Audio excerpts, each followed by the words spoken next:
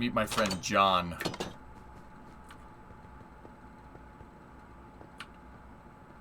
Spoilers, everybody. Can I grab one of these empty suburb lots for your house? Yes, Kinder. Mm-hmm. Those, yeah. Go ahead. Don't build something too crazy. Don't go over like 2 to 3 stories. Make it. You can make whatever kind of house you want. Just don't go too high. You know what I mean?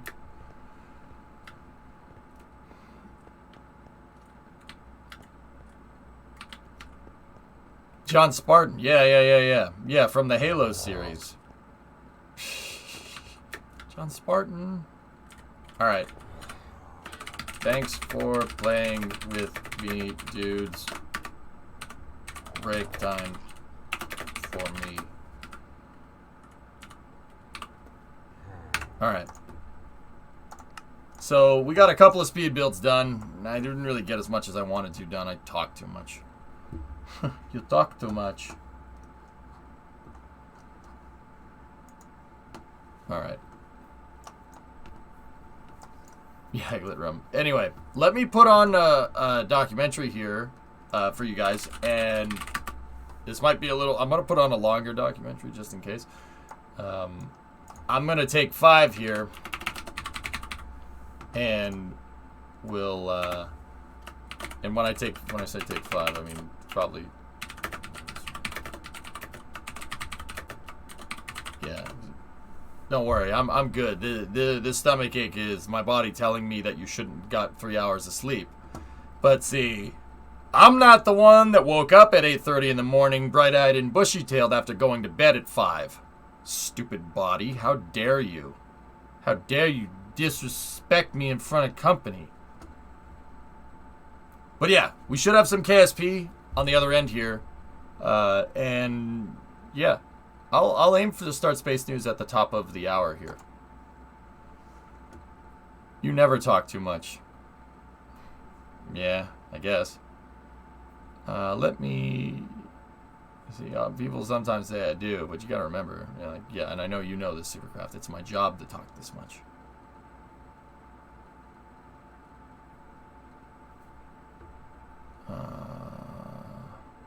No more coffee. No, Alex, I'm going to put another pod on. I'm not going to lie to you. I'm going to put another pod on. I'm looking around. I'm trying to find something here. And then actually, you know, I'm going to come back for Space News, and then I want to play some KSP. I want to keep working on the MLV. Let's keep fleshing out more stuff. I like where that project was going yesterday, just on a side note.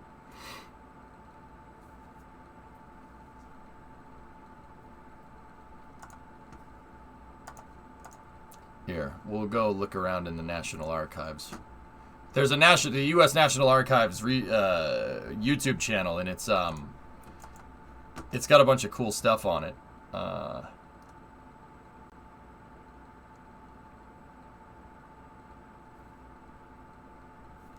Let me find something here.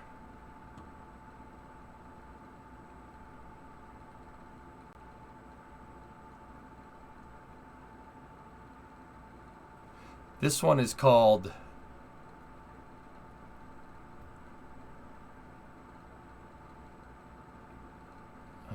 let's see.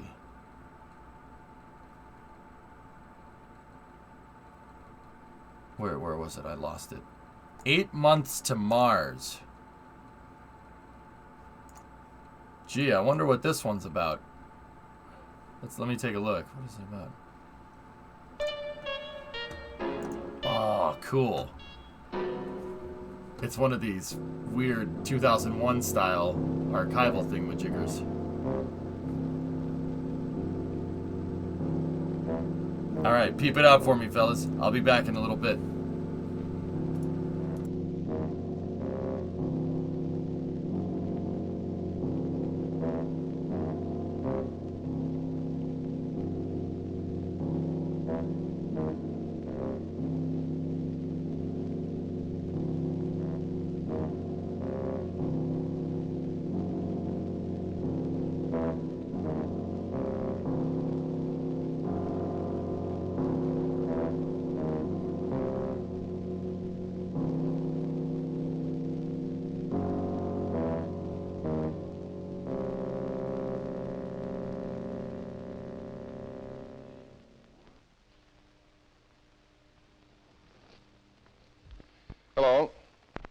I'm John Fitch. Man, since the beginning of time, has wondered about the stars and the planets. Our neighbor planet Mars has intrigued the imagination of artists and writers. Some people think there is life on Mars. Some people think there are strange creatures on Mars.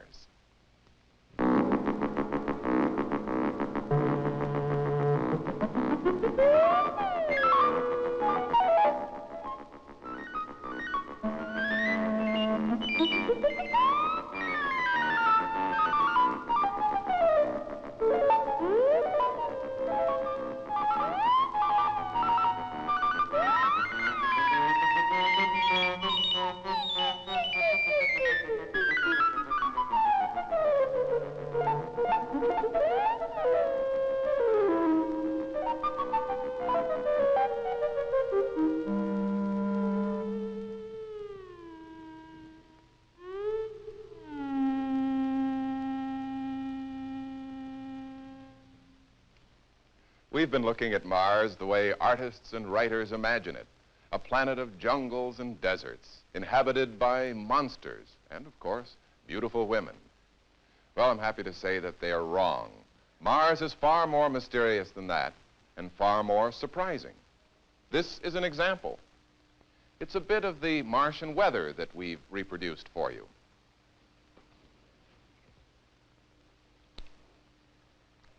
No, it isn't snow. It's a different kind of weather that scientists have predicted that we may find on Mars. This is the theory. If the Martian atmosphere contains carbon dioxide and methane, and they are exposed to the ultraviolet radiation of the sun, they may produce sugar. In other words, there may be a constant sugar fall on Mars.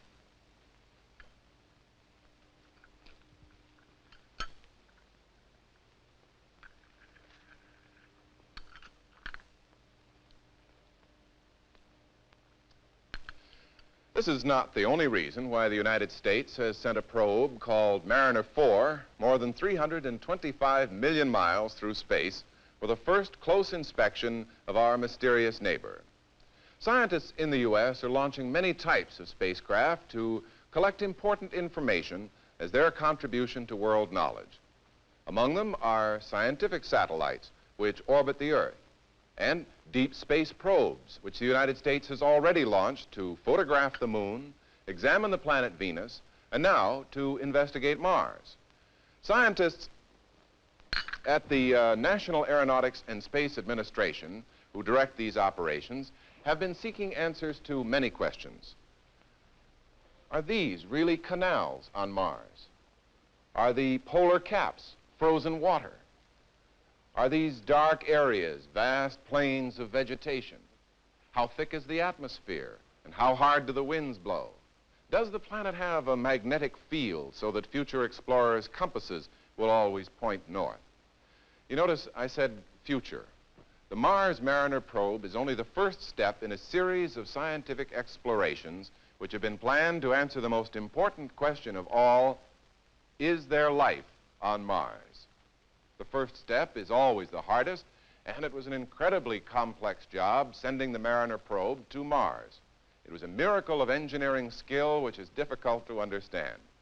I think I can describe it if you'll think of the Mars probe in terms of something most of us have done: taking an automobile trip. The first thing you do when you plan your trip is look at a road map. Say you want to drive from Columbus to Indianapolis. You have a choice of many routes, some good, some bad. American scientists did the same thing when they planned the trip of the Mariner probe to Mars.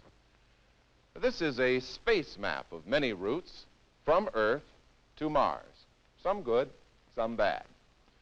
Now, this one is bad because it would take too long. A spacecraft is like a car. It can't go on forever without repairs, and a probe can't live forever in space. Mariner's maximum life is estimated at 6,000 hours, or 250 days in space. This route is the shortest and the quickest. It's a direct shot at Mars, but it can't be used because it demands too much power. Anyone who's ever tried to ride a bicycle up a steep hill knows what that means. When the hill gets too steep, you just run out of power. and this trajectory is too steep. So we pick a compromise route, one that is not too long and doesn't require more power than is available. The next problem is, what do we take the trip in?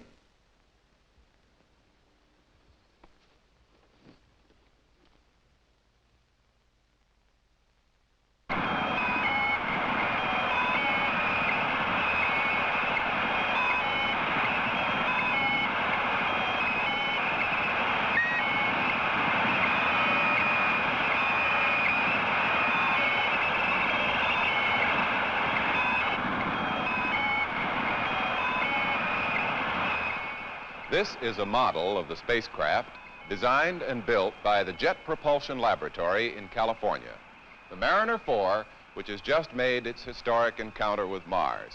Or, translating it into automobile language, it's the equivalent of the latest sports touring car, light, compact, and powerful. And it has parallel equipment. For instance, the radio on the Mariner Mars probe.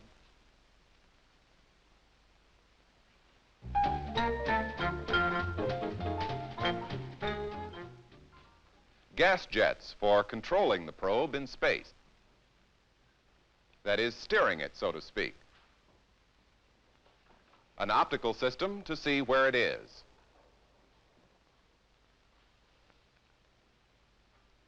Solar panels, which collect energy from the sun and store it as electric power in batteries, much like the generator and battery in a car. Storage space to carry the scientific experiments which are the luggage of a space probe. In other words, Mariner isn't just going to be first to Mars. It wants to do useful work on the way and when it gets there. And everything, spacecraft and experiments, controlled by a central electronic system like the dashboard of this car.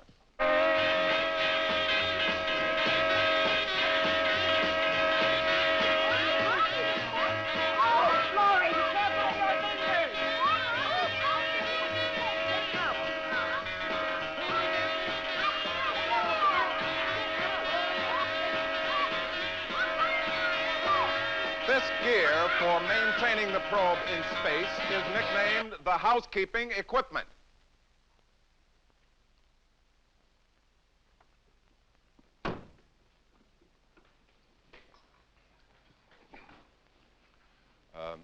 This gear for maintaining the probe in space is nicknamed the housekeeping equipment. It must operate automatically because we can't get an immediate response when we send it orders from Earth. The Mariner is so far away that when it reaches Mars, it will take a radio command 12 minutes to reach it. And then we must wait another 12 minutes for its acknowledgement of that command to reach us. That's like a traffic policeman being forced to wait a half hour for his signals to be obeyed. In the space left over from the housekeeping equipment, the scientists packed many experiments. Thank you. One is the equivalent of a net to catch and count cosmic dust. This will be important information for engineers around the world who are planning on sending men to Mars. They must know if the craft will run the risk of being punctured in space. This is what the device on Mariner actually looks like. What's this, lunch? Oh. Now, magnetic fields are of vital importance to everyday life. Can you imagine a ship or airplane trying to operate with a compass that doesn't work? Well, there's a magnetometer on the Mariner probe to check Mars for magnetic fields. This magnetometer is an electronic compass and is even smaller and lighter than this ship's compass. Now, space is not empty. It's filled with burning particles traveling almost at the speed of light. On the Mariner, this is an ionization chamber to measure high-energy particles in space. Now, let me demonstrate with this child's toy. When a particle passes through the ionization chamber, it is multiplied, like this. And a Geiger counter also counts the particles. Now, this is extremely important because scientists must know how much deadly radiation men will be exposed to when they make their trip to Mars sometime in the future. One of the most interesting experiments is the plasma probe, which is the electronic version of this radiometer. Did you know that there's such a thing as a solar wind? Well, when your radio, television, and telephone communications break down, it's usually the result of solar wind activity. The sun boils off huge amounts of radiation that blow out through the solar system like a hurricane. I'll show you. David, do you think you could switch on those lights without turning on anything else this time? Well, now, the radiometer on Mariner responds to the light pressure which presses against the vanes and makes them spin. Now, watch what happens when I expose them to strong light.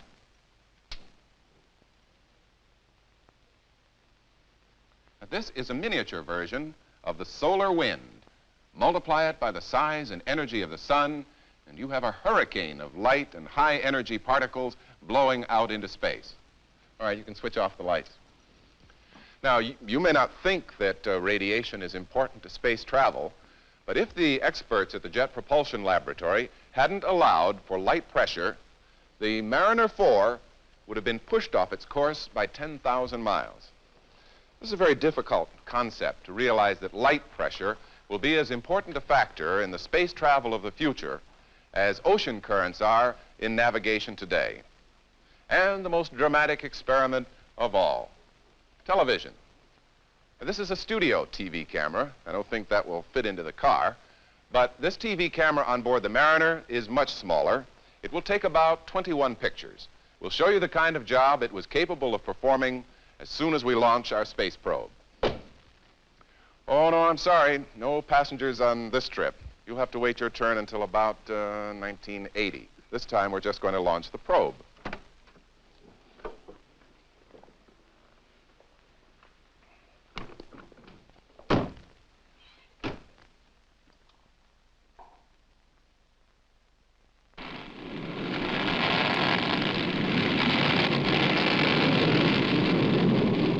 This is the actual launch of the Mariner Mars probe from Cape Kennedy in November 1964. The craft was boosted up into a parking orbit by the Atlas Agena rocket. At precisely the right moment, the probe was inserted into trajectory and its 8-month voyage began. It was tracked by an international network with stations in South Africa, Australia,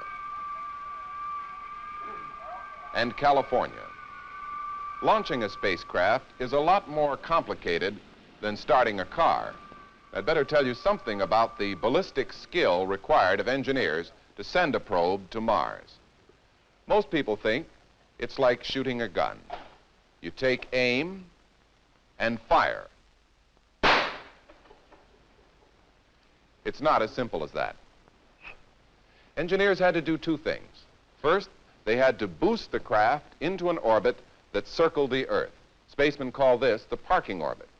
Then at precisely the right moment, the second stage rocket was ignited to insert the Mariner into its trajectory for Mars. It was very much like a tennis service. Watch. First, you loft the ball into the air. That's the boost. Then, oops, well, try it again. The boost with the Atlas rocket once more.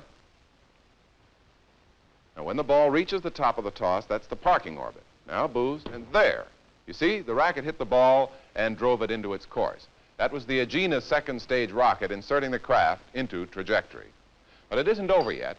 Now the tension and the suspense set in. We still don't know whether the probe is exactly on course. If it's off course by as little as 1 inch in a mile, it will miss its target by 6,000 miles. Engineers and scientists must wait while stations around the world track the probe. They wait at Cape Kennedy, at control centers in the Jet Propulsion Laboratory in California, and at the Goddard Space Flight Center in Maryland. They wait hour after hour, day after day, while the radar trackers and computers report on the course of the spacecraft and analyze it, until they know precisely how the course must be altered to put the probe squarely on target. And now the delicate mid-course maneuver must be performed. The gas jets and the rocket engine on board the Mariner must be activated by a radio command so that they may steer the probe. They may thrust at just the right angle for just so many split seconds, or the entire mission will fail. Engineers and scientists compute angles and thrust. The data is punched into a command. The command is sent 1,000,000 miles through space to the probe. And then they wait again, 5.5 seconds for the radio signal to reach the Mariner.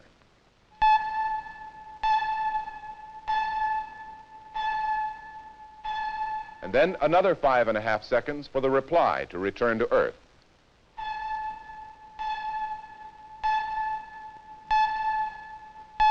This is the mid-course maneuver, one of the biggest challenges of space travel. Listen, did you hear that? Well, that's the voice of the Mariner speaking to us from deep space, telling us that the mid-course maneuver was successful. Engineers had prepared for a second maneuver if the first failed, but the first was so accurate that a second will never be needed. Meanwhile, the Mariner has been sending back vital data on cosmic rays, magnetic fields, solar plasma, that's the solar wind, radiation, and cosmic dust. The data goes into the computer and comes out on this printer. This information is made available to scientists all over the world, and they can read it, whether they're English, Spanish, French, or any other nationality, because the U.S. shares an international language with them, mathematics.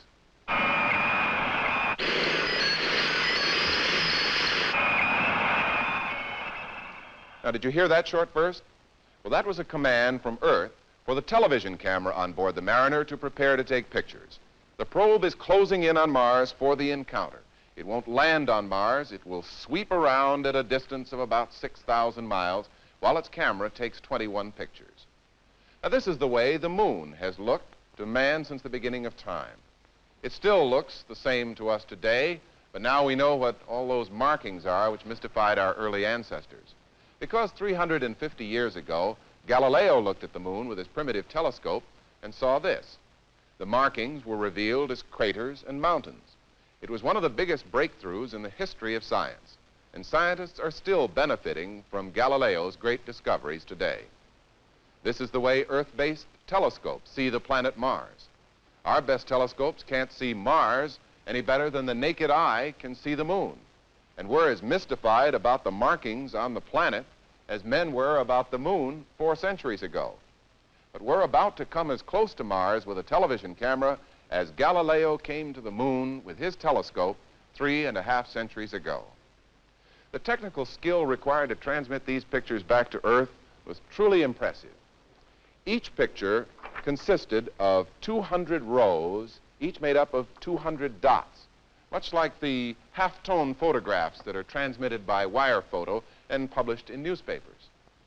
Each dot is radioed back as a number.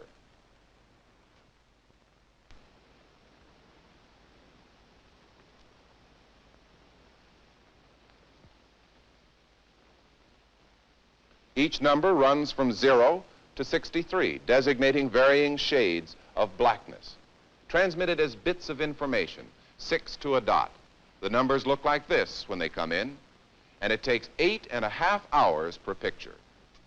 At the Jet Propulsion Laboratory, a computer takes this information and, working with sheets such as this, reconstructs the picture dot by dot.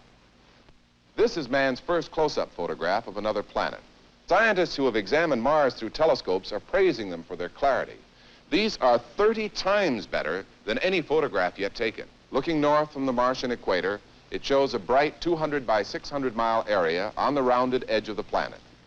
The lofty clouds at the upper right are believed to be dust, whipped up to extraordinary heights by the violent Martian winds. This picture on the western edge of the Amazonas desert is still clearer and shows physical features down to 2 miles in length. The crater-like object at the center is about 12 miles wide. When picture number 7 came in, it was a dramatic moment for the Mariner scientist. For the first time, craters, as well as other variations on the surface, were legible on Mars. The discovery of craters on Mars was the big surprise of the picture. The scientist confessed to being shocked beyond belief. Picture number 11 has been called one of the most remarkable scientific photographs of this age and was the pinnacle of the picture experiment. It resembles the moon's surface so much that the scientists now believe Mars, in its evolution, is more like the moon than the Earth. The largest crater you see is 75 miles across, and like other Martian surface features, is now estimated to be very ancient, up to 5 billion years old. All the evidence indicates that the craters were created by impact rather than by volcanic action, and there are an estimated 10,000 craters on Mars, compared to a handful on Earth. The long rim-like feature you see in picture number 13 could be the edge of the largest crater revealed by Mariner. It is thought to be 13,000 feet high, and its eroded, rounded shape is comparable to the moon craters. Because these features of the Martian surface are thought to be largely unchanged since Mars was formed, scientists have come to another conclusion. They believe there hasn't been enough free water on Mars since the planet was born to have rivers and oceans. For if there were that much water, Mars would be more heavily eroded, just as the Earth is. Note the white rings around the craters, probably frost. The surface of Mars is very cold. The same white rings which appear on picture 14 of the sequence may be more frost, and the white patches could be small peaks covered with frost. The frost, incidentally, would be of no help to plant life. For plants to grow need free water, and there seems to be none on Mars. The absence of mountains and continents on Mars, say the scientists, shows the interior of Mars has long been inactive. Earth, having a dynamic interior, produces the same features by stress and deformation from within. But Mariner 4 would have made history even had it sent no pictures. From its experiments, scientists are able to leave speculation behind and to construct on the basis of hard information what they know about Mars. They know now that the planet is even more inhospitable, more desolate compared to Earth than it was thought to be. As Mariner flew by, radio signals passing through the Martian atmosphere established that the air pressure on its surface is about 2% that of Earth. So thin is this atmosphere that braking rockets, very large parachutes, or both, will have to be used in a Mars landing. At the same time, this highly thin air must blow with terrifying force to cause the dust storms that periodically seem to cover much of Mars. And because of the thin atmosphere, astronauts on Mars will have to wear spacesuits just as they will on the moon. The scientists know now that Mars has no significant radiation band around it like the Earth's Van Allen belt, that it is ringed by no belt of cosmic dust, nor by a shock wave caused by solar wind. The upper layer of electrons that make possible shortwave radio communication on Earth is twice as low on Mars. Man on Mars will not be able to navigate with a magnetic compass. The lack of a magnetic field suggests that Mars, unlike Earth, does not contain a molten core. The thinness of the air and the absence of a magnetic umbrella above the planet means that Mars is bombarded with more radiation than Earth, about 50 times more, but not so much that an astronaut couldn't explore it for brief periods. The scientists who have examined Mariner's pictures are not yet willing to identify any of the controversial canals. These and other conclusions about the planet's surface will have to come later. Is there life on Mars? If there is, it will have to be the kind that could survive on a platform 20 miles up from Earth, where the atmosphere resembles that of Mars. A final answer will have to wait on instrumented landings by Voyager spacecraft in the 1970s.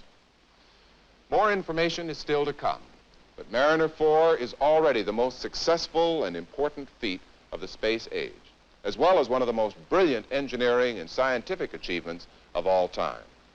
This is not the end of Mariner. From Mars, it will head into permanent orbit around the Sun. 3 years from launch date, November 1964, Mariner will again come close to Earth. American scientists will then attempt to contact Mariner once more. As for Mars, one of the Mariner 4 scientists observed, Mars was so distant, but now that we have reached the planet, it seems to be part of us. This is only the first look at one of our sister planets.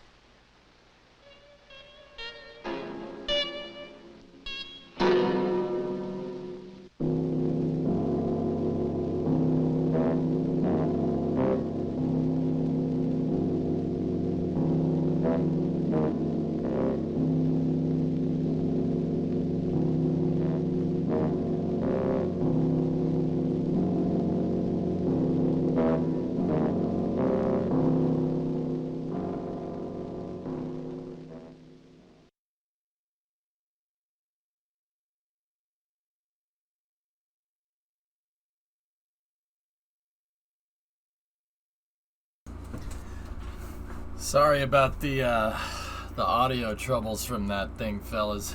Yeah, I can never tell if it's going to do something like that. Okay. Space news time. Yeah, those old films are pretty good. You know that they got a lot of that stuff right, which is pretty good considering they were printing binary out on pieces of paper to try and figure out the images. It's pretty good. That's pretty good. That's pretty neat.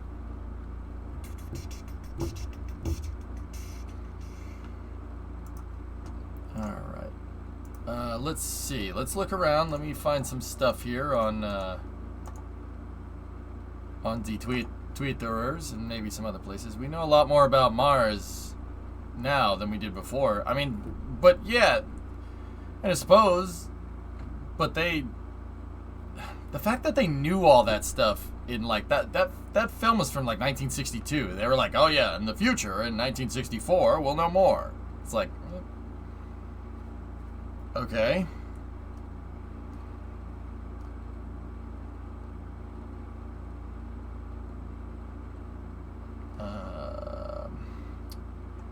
Looking around, cycle's kind of slow today.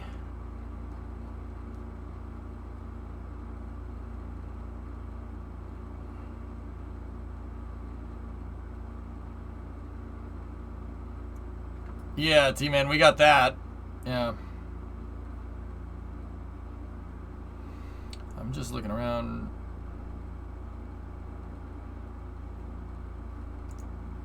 There's this meme.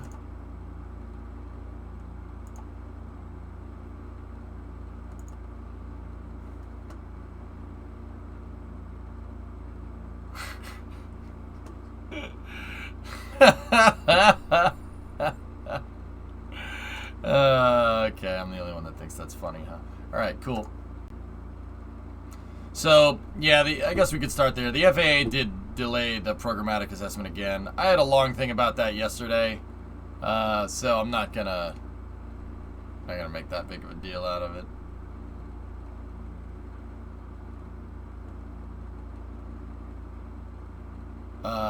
Let's see. What else is around? What else is around?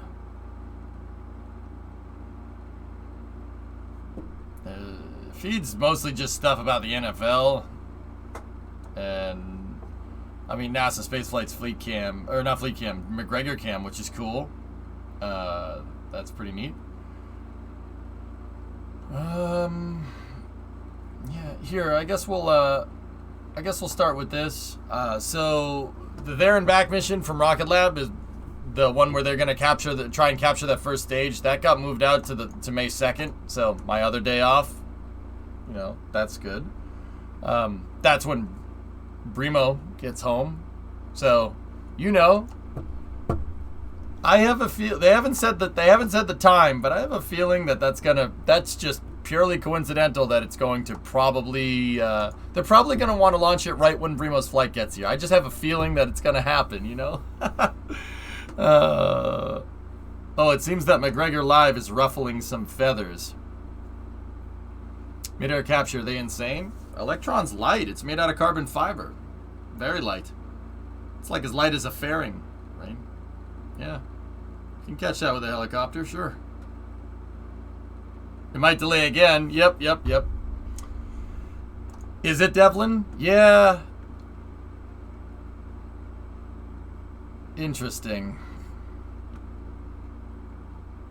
So NASA Spaceflight did set up another NSF live camera at McGregor, Texas. Well, okay, but I've just seen helicopters decide to fall out of the sky for no reason. There was a reason, obviously, but still. Yeah.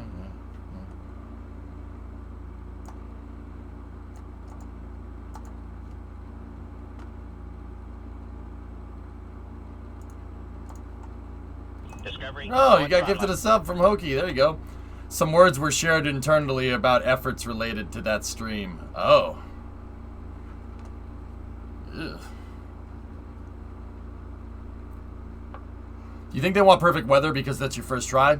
Absolutely, Mars. That's absolutely the reason. You know, could the helicopter catch it in the wind? Probably. Sure. Would it be a big deal? No. Probably not. They got a Sikorsky S-92. That's not exactly a small helicopter, so it'll be able to carry the stage. I'm not worried about that. But you know, for your first time, you want to get a good first time trying to catch this thing. You want to get a good baseline. If you wait like a day to where it's not windy, you get good baseline data. That's like, I mean, I was about to say that's kind of the norm for recovering things, but my only really measure of data there is SpaceX with Falcon 9. I know that SpaceX back in the day, I say back in the day like 5-6 years ago when they really started reusing rockets a lot, they waited for favorable recovery missions for some of the time. Like, they still do to an extent, like, but Falcon can clearly land in a lot windier, and it can launch in a lot windier weather, so it's not that big of a deal. You trust my gyroplane to catch it? Gyroplanes. I'm new to this one. Why attempt a mid-air capture a vehicle or a part? So, okay. Rocket Lab Electron. So, Electron is a 2-stage small sat launcher that can bring... Oh, I actually have to look up. It's a small sat launcher that can bring satellites up to sun-synchronous orbit. That's what it was designed to do. It is all carbon fiber. What's its payload capacity? I gotta check. It's all carbon fiber. The whole thing is... The tanks are made out of carbon fiber, like Venture Star. Yeah, 300 kilograms with the uprated versions to low Earth orbit, 200 kilos or 440 pounds to sun synchronous. Yeah, it's a cool little rocket. And its namesake is actually the coolest part. Electron. Actually, that's the company's founder, Peter Beck. He's a Kiwi. He's from New Zealand. Really cool dude, actually. Electron, kind of its secret sauce is because the booster is so dang light, because it's carbon fiber, they were able to do a couple of things here. If you look, you know, oh, it's got 9 engines. Those are kerosene engines. They're film cooled kerosene, because you can see the manifolds coming out there. So it uses RP1 and liquid oxygen. Pretty straightforward stuff. Here's the crazy thing. Electron has electronic fuel injection. That's why it has that name. These engines down here are called Rutherford engines. They're named after Ernst Rutherford. And the fuel pumps on these small engines are electric motors. Yeah, electronic fuel injection. Yep. You got an electric motor attached to a fluid impeller that's feeding an injector. It's EFI for a rocket. It's first of its kind. No one's ever done that before. These Rutherford engines are maybe this big. They're not very big. Electron is it's a very small rocket. But these engines, you know, they got to carry the batteries on board to be able to power these engines for a long period of time. Not for a long period of time, like 2 minutes here total. So they made it out of carbon fiber to make it lighter, because to make up for the fact that the engines have batteries on them. The lighter engines with just an electric motor instead of a turbo pump, right? Have batteries next to them inside of these compartments here. And that's why they made it out of carbon fiber, because they wanted to balance it out. The thing is that Electron still ends up being lighter. Now, it still ends up being lighter than most rockets. Now, I know what people are going to say. Well, oh, wow, if that thing's using an electric motor and it has batteries on board instead of a turbo pump, why don't more people do this? Well, batteries don't scale very well right now. There is one guy somewhere that's trying to work on that. I think he makes rockets. He also makes rockets. I forget the dude's name. I think he owns like a social media company or something. I forget the guy's name. Yeah, see, there's Peter Beck with the Rutherford engine. See, it's just an electric motor attached to the pump. That's it. And the batteries. So, Rain, the idea is that Electron rockets were supposed to be able to launch very quickly, because they're very simple to put together. Oh, I'm sorry. I was talking about Mark Zuckerberg. But okay. Wait, no, never mind. It's a joke. Relax. It's just a joke. It's just a joke. Kidding. Kidding.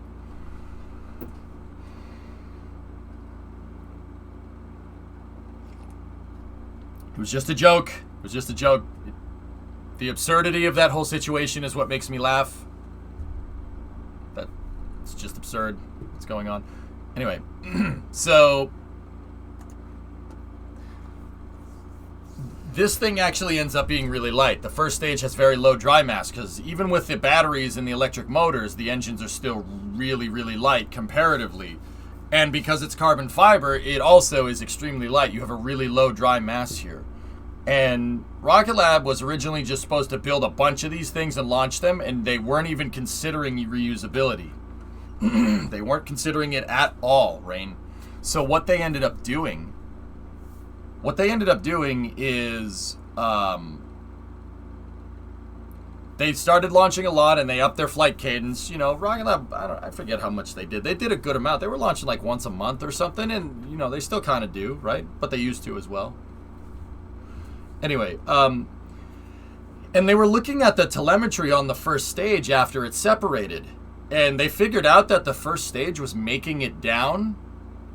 It was making it down to the water intact. I mean, obviously not when it hit the water, but it was making it to water impact in one piece. It wasn't breaking up in the atmosphere because it was so ridiculously light. That stage weighs nothing. Like, Rain, you and I can move that stage around easily. We could push it around, no problem. It's very, very light. Like, once again, look at it with Peter Beck standing next to it. This is not a big rocket. It's a small sat launcher. So they figured out that because this thing is so small and because it's so ridiculously light, it actually makes it through re-entry. True story. If you have what's called a low enough ballistic coefficient, right, and a high coefficient of drag, it's basically big volume, low mass. Right? That's the plain English way of saying that. So something that's very, very, very, very big voluminous and that doesn't weigh a lot, like, you're going to slow down and you'll make it through reentry. You won't encounter as much reentry heating because the thing is so light, it doesn't plow through the air. So think about it like if you took a piece of paper and you took a rock and you dropped both of them off the top of the Empire State Building. The rock would go... The rock is how capsules come back down, right? The piece of paper would just...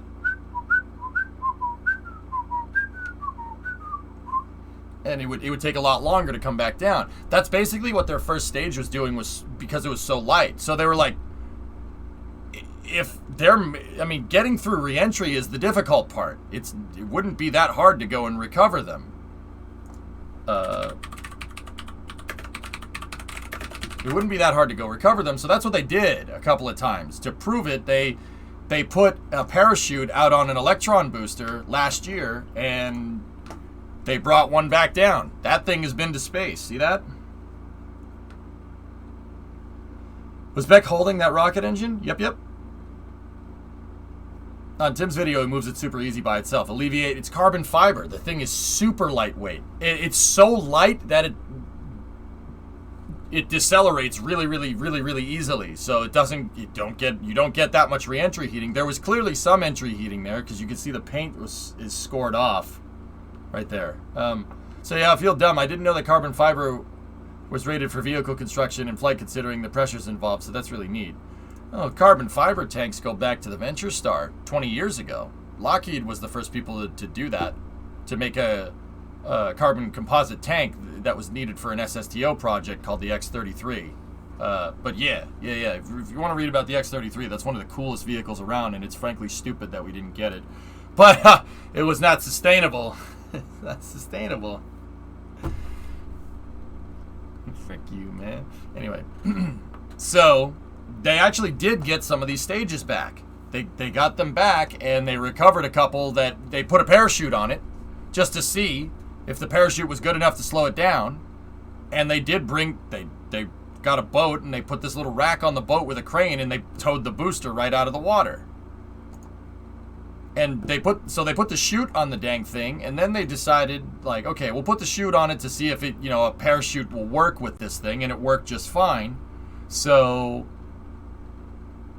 like, they put just a regular kind of drogue and straight parachute on there, and it made it down to the water intact and survived the impact.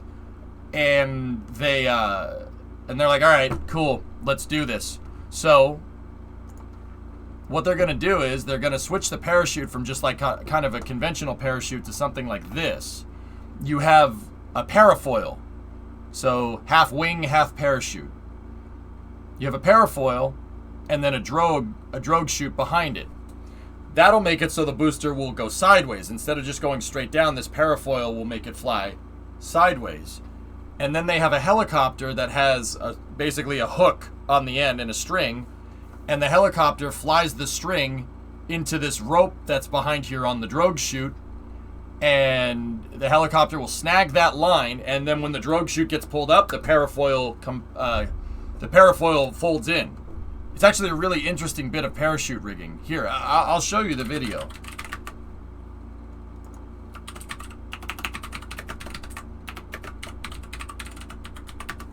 Like, the crazy part about this, dudes, is that this isn't like KSP. This is not KSP. This is actually something that is happening on Monday. I'm trying to find. It's funny. I type Rocket Lab helicopter and everything but Rocket Lab's videos pop up. Oh, there it is. Here we go. Let's try this. They were testing around with a mass simulator a little while back, and that's all. See, that one's computer graphics. I want the one where they actually catch the mass simulator. So you tell me they will do helicopter with rocket? They will do helicopter with rocket. Yeah. Yeah.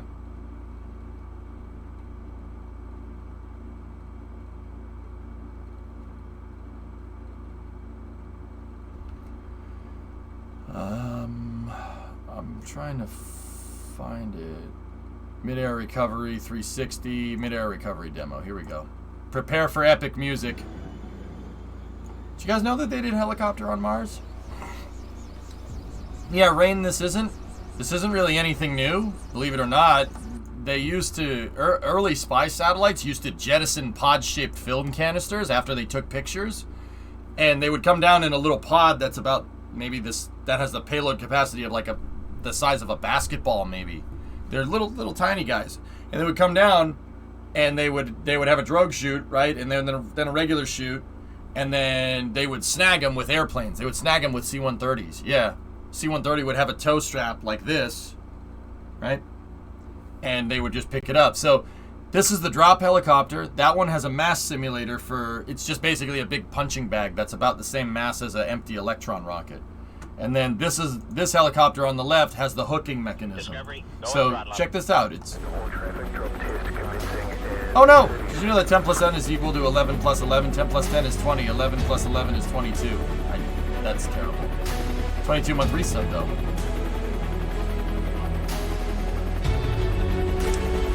Helicopter with rockets, so an auto gyro. That's been thought of, Hellfish. It's called the Rotodyne. Delta releasing in 5, 4, 3, 2, 1. Release. Watch this. Like, once again, this is not KSP. I don't think you could do this in KSP, but this isn't KSP. This isn't some crazy... It's not some crazy, ridiculous idea. This is absolutely doable. They've already tested this. Like, this was a mass simulator, and they used it to test the rigging. So, you see this tow line behind it with the drogue on it? Or actually, that looks like a balut. It has the balut behind it. When that... If that thing pulls taut, the parachute collapses. Watch. And then the helicopter will just pick the rocket up. This is simple rockets, yeah, right?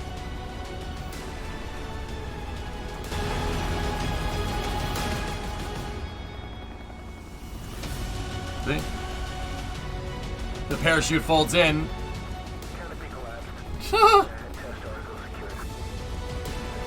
Yeah.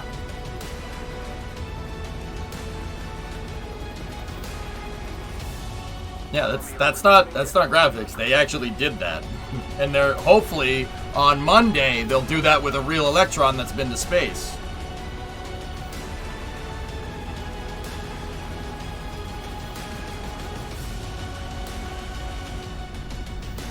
The rough aquarium master plan.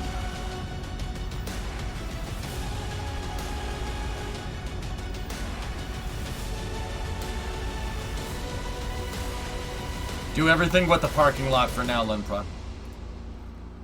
Yeah, see? And then they're gonna drop it like that onto a ship.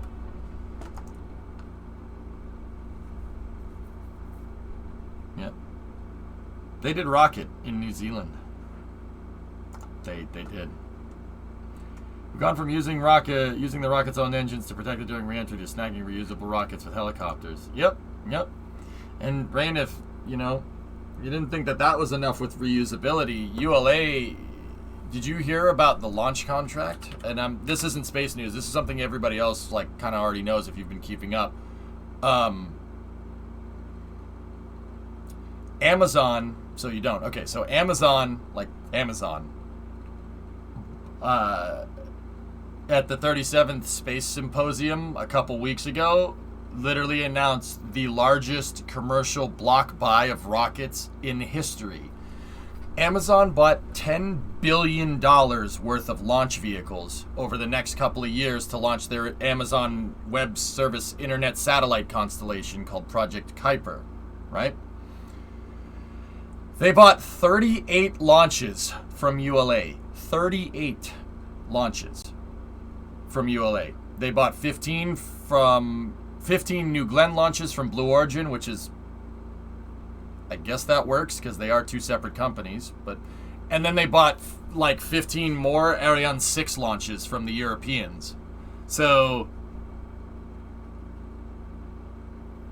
guys, I don't mean to be a dick about this, but you can say whatever you want about Jeff Bezos, but he just literally changed the launch industry single-handedly, or at least Amazon did. Yeah.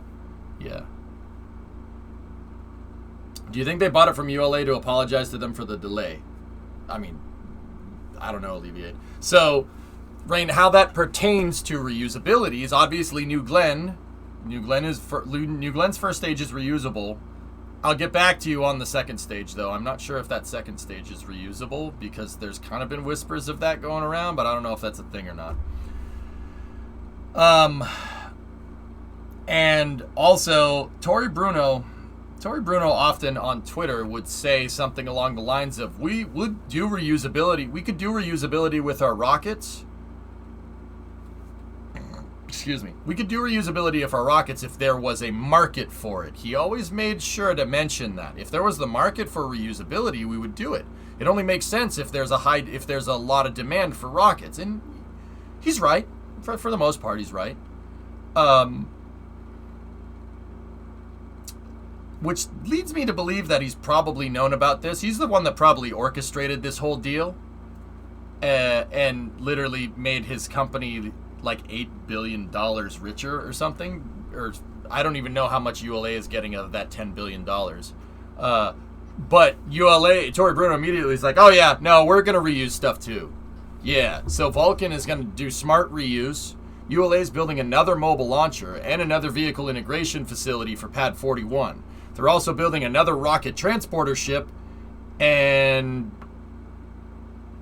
I can't prove it, but I have a feeling they're gonna use the dev money for Aces as well, but I can't prove that. That wasn't official. So, yeah, the launch industry, once again, it doesn't seem like that big of a deal, and I don't think people realize how big of a deal this is. This point in history, at the 37th Space Symposium, where Amazon bought launch vehicles, that single-handedly changed the U.S. commercial launch vehicle market overnight. Because, okay, so think about it.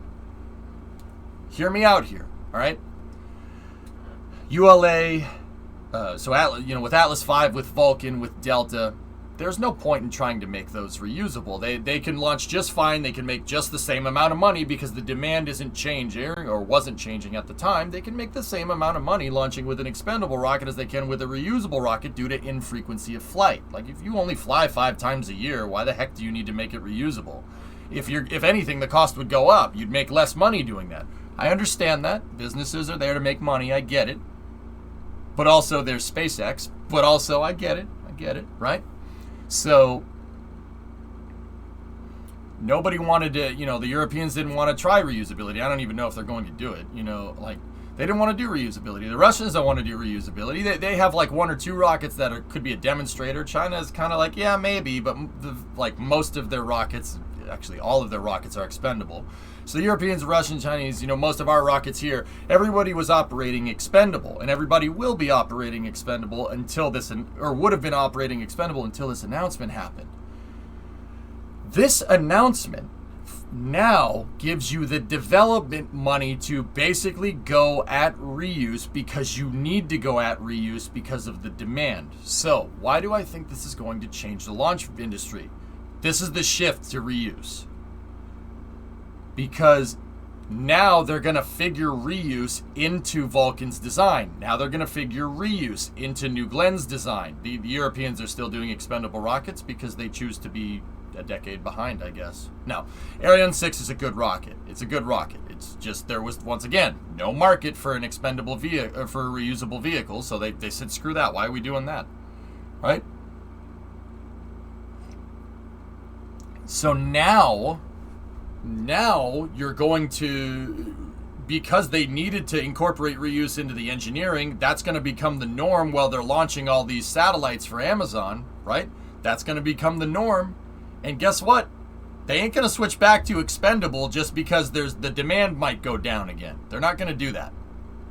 Because you incorporated your reuse into the engineering of the rocket from the start. Like I said, Tory Bruno's probably known about this for a long time. He just probably couldn't have said anything because conflict of interest, etc., etc. Tory Bruno doesn't seem like the kind of guy that would brag about something like that, to be honest. He ain't that type of dude. At least that's the vibe I get from him. I don't know the man, to be honest. So I honestly think that reuse is going to stick. This is the thing that's going to make reuse kind of the norm. Because even if demand goes back down again, they're not going to expend rockets. They already paid for a rocket where you can get your engines back with smart reuse. Like, Vulcan is going to jettison its first stage engines, and then they're going to do the thing will use an inflatable heat shield and come back down, and they'll snag the thing out of the water with a helicopter, kind of like Rocket Lab.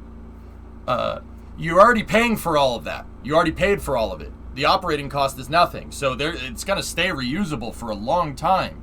And when they're finally done launching all these satellites, they're not just going to be like, yep, okay, back to expendable. I really don't think that's going to happen. And New Glenn is going to be flying by then, and Starship will be flying by then. The vast majority of the launch vehicles will be reusable, well, at least in this country. So I really don't think, I think this is the kick in the pants that the industry needed to make that shift over to reuse, and I think it's going to stay that way. How will ULA do reusable rockets? The first stage jettisons the engines. It's called smart reuse. It jettisons the engines, and the engines have an inflatable heat shield on them. They punch through with the inflatable heat shield. No SSRP, unfortunately. And the inflatable heat shield acts as a float where, parachutes, and it acts as a float, and the engines go down into the water. And they don't hit the water because the inflatable heat shield, like I said, can be used as a flotation device. And then a helicopter will go fish it out. Now, I'll show you what that looks like. Tory Bruno, about a week before this deal came out, guys, teased give me one second. He teased something which nobody, I kind of had a thought, okay. So check this out. He just kind of randomly, back on March 3rd, do you ever plan on building reusable rockets? Found an interesting video clip lying around on my phone. Any guesses? That's definitely an engine section from Vulcan. Definitely with parachute rigging. Definitely with a flotation device on it. You can see the nozzles from the motors.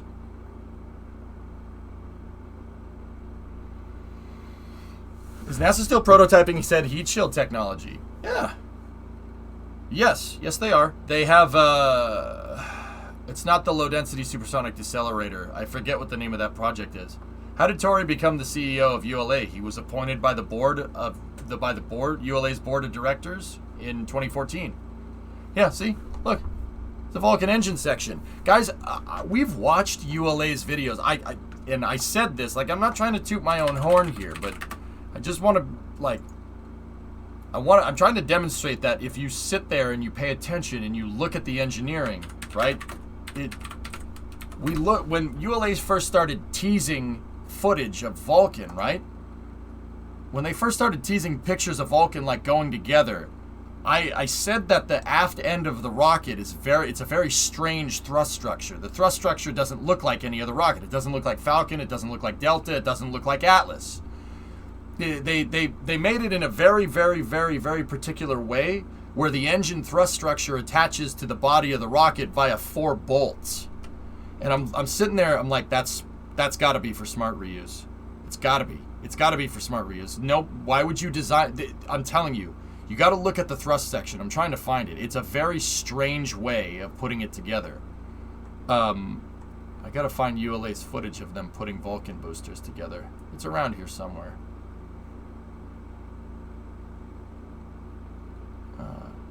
My point was, isn't it still experimental, not demonstrated yet? Then again, I presume the entry profile for Vulcan's engines and the NASA inflatable heat shield are entirely different. Yeah, that might be 2 different projects. I'm trying to find that Vulcan footage. It's Delta 2, Delta 4. OFT2 mission profile. That's cool. Well, that's neat.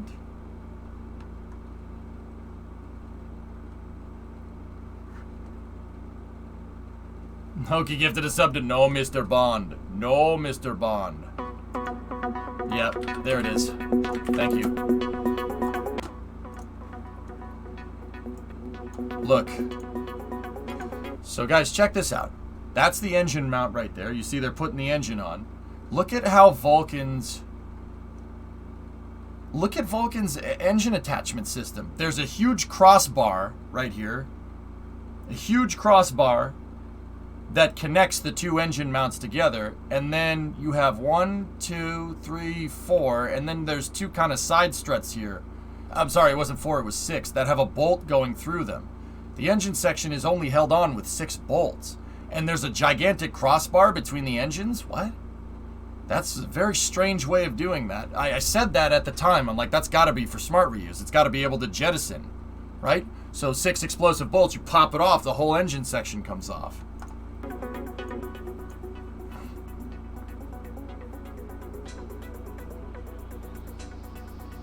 It makes sense as the thrust is pushing against the rocket tanks, crossbars holding it in place.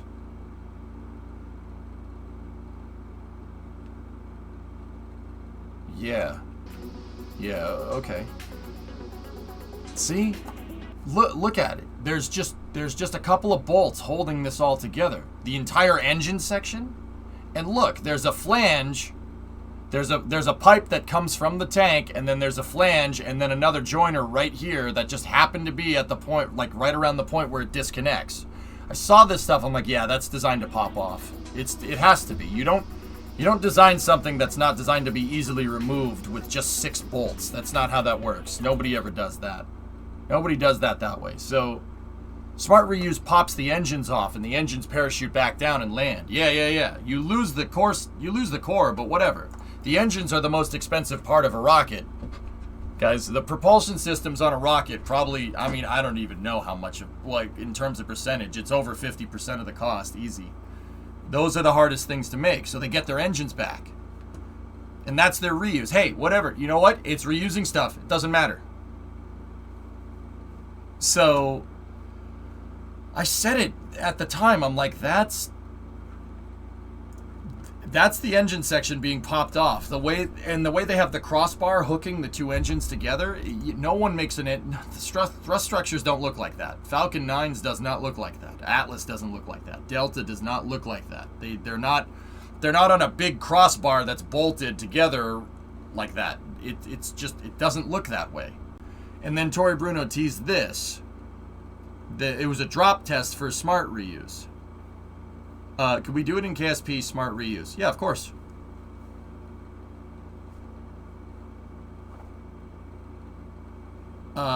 So that contract represents a huge shift. It's a huge shift, and now pretty much everybody, every launch provider in the States, with the exception of like small sat launchers, is doing reuse, which is crazy to me. That's nuts. And then, so Vulcan uses the same engines as New Glenn. They're both using BE4s from Blue Origin. And Vulcan is going to launch first, and then New Glenn is going to launch second. I have a feeling, to keep costs down and to get maximum data, obviously all the information from all the Vulcan launches and all the performance from the BE4 engines is going to get offloaded to Blue. And Blue is going to use that and might quite possibly even reuse engines that flew on Vulcan, right? And then reuse them on New Glenn. That makes the most sense to me. Because there's an option in that clause to buy more New Glenn launches after you've exercised the initial base block buy, which is unbelievable. It's nuts. The latter part of this decade is going to be insane. It's going to be ridiculous. That was definitely a smart move on Blue Origin's part. Test it out on Vulcan first.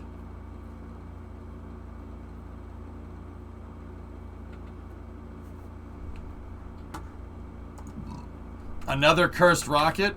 All right, so yeah, Rain, that's what's going on with reusability. Everyone's doing reusability now. I saw Cursed Ares 1 and I don't like it. Reuse is an interim before mass production via 3D printing on scale that will make Henry Ford blush. Yeah, Sky Captain, I've said that. Look, the way to beat this problem, reusable or expendable, is scale. Whoever can produce the most rockets, provided there is demand, or does the demand come from producing? I don't know. Whoever can make the lowest cost way to get to orbit, and right now reuse is favoring that right now. Is going to make the most money, but also at the same time,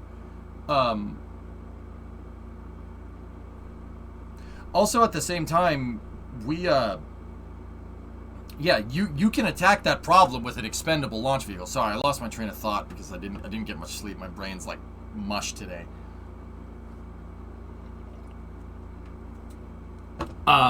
You can beat that affordability problem with an expendable rocket. That's why I like Omega and Ares 1 so much. Because people say, well, solid rocket booster. No, solid rocket booster first stages are a really good idea. You know why? Because your first stage has one moving part. Actually, two. The two gimbal actuators on the nozzle, if we're talking about Ares 1 or Omega. You literally have two moving parts. The gimbal actuators, and that's it. And then a spark plug at the top. It's a little more complicated than that, but that's the idea. It's just a big Estes rocket engine. If someone, Sky Captain, I agree with you. If someone was able to 3D print like solid rocket boosters and use them as a first stage, 3D print like segmented rocket boosters, use them as a first stage, dude, it doesn't matter if Falcon 9 is reusable. If you can 3D print first stage the size of Falcon 9, that's an SRB, right? That's like, I don't know, like the size of a Falcon 9 first stage. Yeah, frick partial reuse. We don't need that. Expend the first stage, reuse the second stage on orbit. Or put something like Starship on top of a gigantic 3D printed SRB. There are ways to go about solving this problem. The one unifying thing, though, Sky Captain, regardless of reuse or expendability, and once again, dude, I've been saying this for years, scale. It does not matter. It does not matter if you choose expendable with a reusable upper stage, or an expendable upper stage with a reusable first stage, or a fully reusable first and second stage, or an expendable first and second stage. Any one of those solutions will work as long as you do it in scale, if you find a way to do it cheaper than anybody else. And before you say like, EJ, come on, We want reuse. Well, yeah, duh, of course we want reuse. I think reuse is way cooler. Reuse is awesome. Whoever can do it for the lowest cost, once again, if you can turn that booster around real quick, it does not matter how much money you expended into it, you put into it, it's going to make money, right?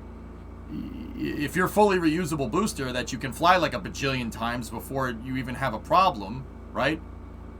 If that has a higher flight frequency than an expendable SRB lifter, then screw the SRB lifter.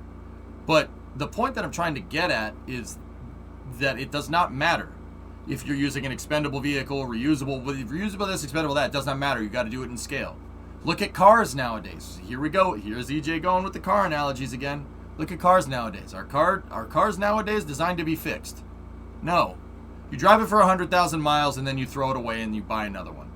It's part of the reason why I don't like new cars, but that's a whole nother tangent for another day. What is going to drive this market? Maintaining internet satellite constellations, Rubber Hot Dog, will do it. And from there, asteroid mining, maybe. The problem with asteroid mining, it's not really economically feasible right now. You'd need to throw trillions of dollars at figuring out how to make a vehicle that gets people and mining equipment out to the asteroid belt and back, right? But if you've built a fully reusable rocket that's designed to maintain satellites all day, and then you develop on-orbit refueling for said rocket, where it can basically go anywhere in the solar system, and it's big enough to house life support systems for like 5 to 10 people for like a year trip, then going to the asteroids is pretty economically feasible. Or going to the moon, or having NASA pay you to put astronauts on the moon, or making a lunar base, or mining on the moon, or mining on Mars, or doing science in either one of those places. Or Earth-to-Earth hops, all that becomes very feasible, if you have a vehicle that needs to maintain a satellite constellation in low Earth orbit, doing all that other stuff. I'm not going to say it's easy, but you're already halfway there, and you've already basically gotten halfway there with profits, because Starship is going to maintain Starlink. That's what it's going to do. That's what it's going to do. Some of these first Starship orbital test flights are going to be Starlink launches. I'm pretty damn sure. And SpaceX is going to launch Starlink satellites into space with Starship, and they're going to use that as an excuse to rapidly prototype reusability with Starship.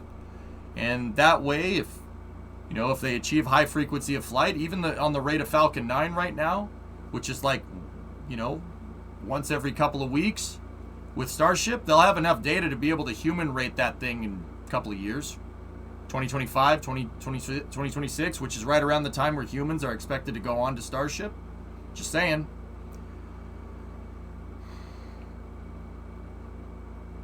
How realistic is Elon's goal of Starship flying as frequently as a commercial jet?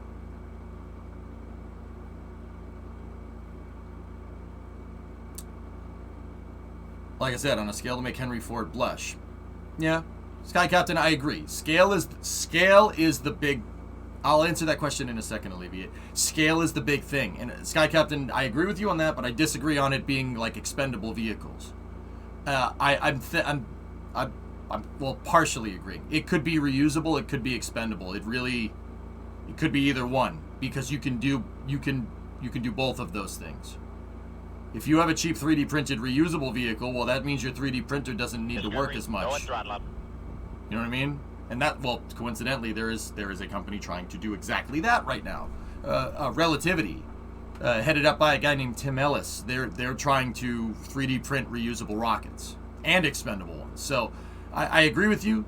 Scale is going to beat the problem, but it could be reusable. It could be scaled reusable. It could be scaled expendable. It doesn't matter. Scale is the way to beat it. But yeah, anyway, alleviate. How realistic is Elon's goal? And then if you have the ability to dig big holes, move it. Well, Starship can move literally like a Mack truck onto the surface of the moon. Well, it hasn't been done yet, but I think they would. I think they will. Hey, Hypersonic Man, how you holding up? Starship has a whole lot of scale. Yep. Do you think the first flight from 39A will happen in 2023? I think that pad will be ready by the end of this year, Kev, for a flight test. And I think they're going to manufacture the Starship for it at Boca Chica, because it's going to take a second to build up that factory on the Cape.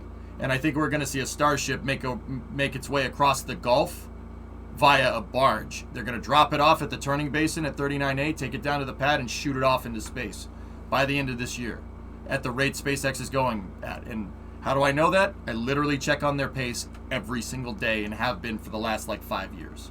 Yeah. I've watched a lot of NSF videos. Now, with that being said, alleviate or hypersonic with C. I'm good. What about you? I'm not super present these days. I have renos to do around the house. Yep, adulting again. Yeah, don't worry about it, dude. It's all good. Yeah, just wondering, man. Just wondering. You're all right. So, how realistic is Elon's goal of Starship flying as frequently as a commercial jet? Alleviate?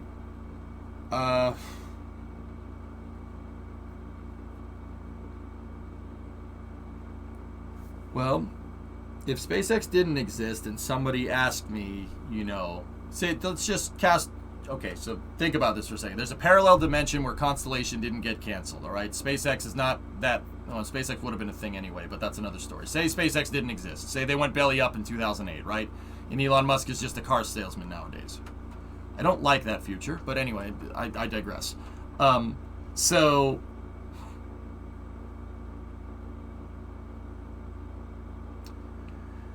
If you asked me, in this universe where reusable rockets don't exist, if you asked me,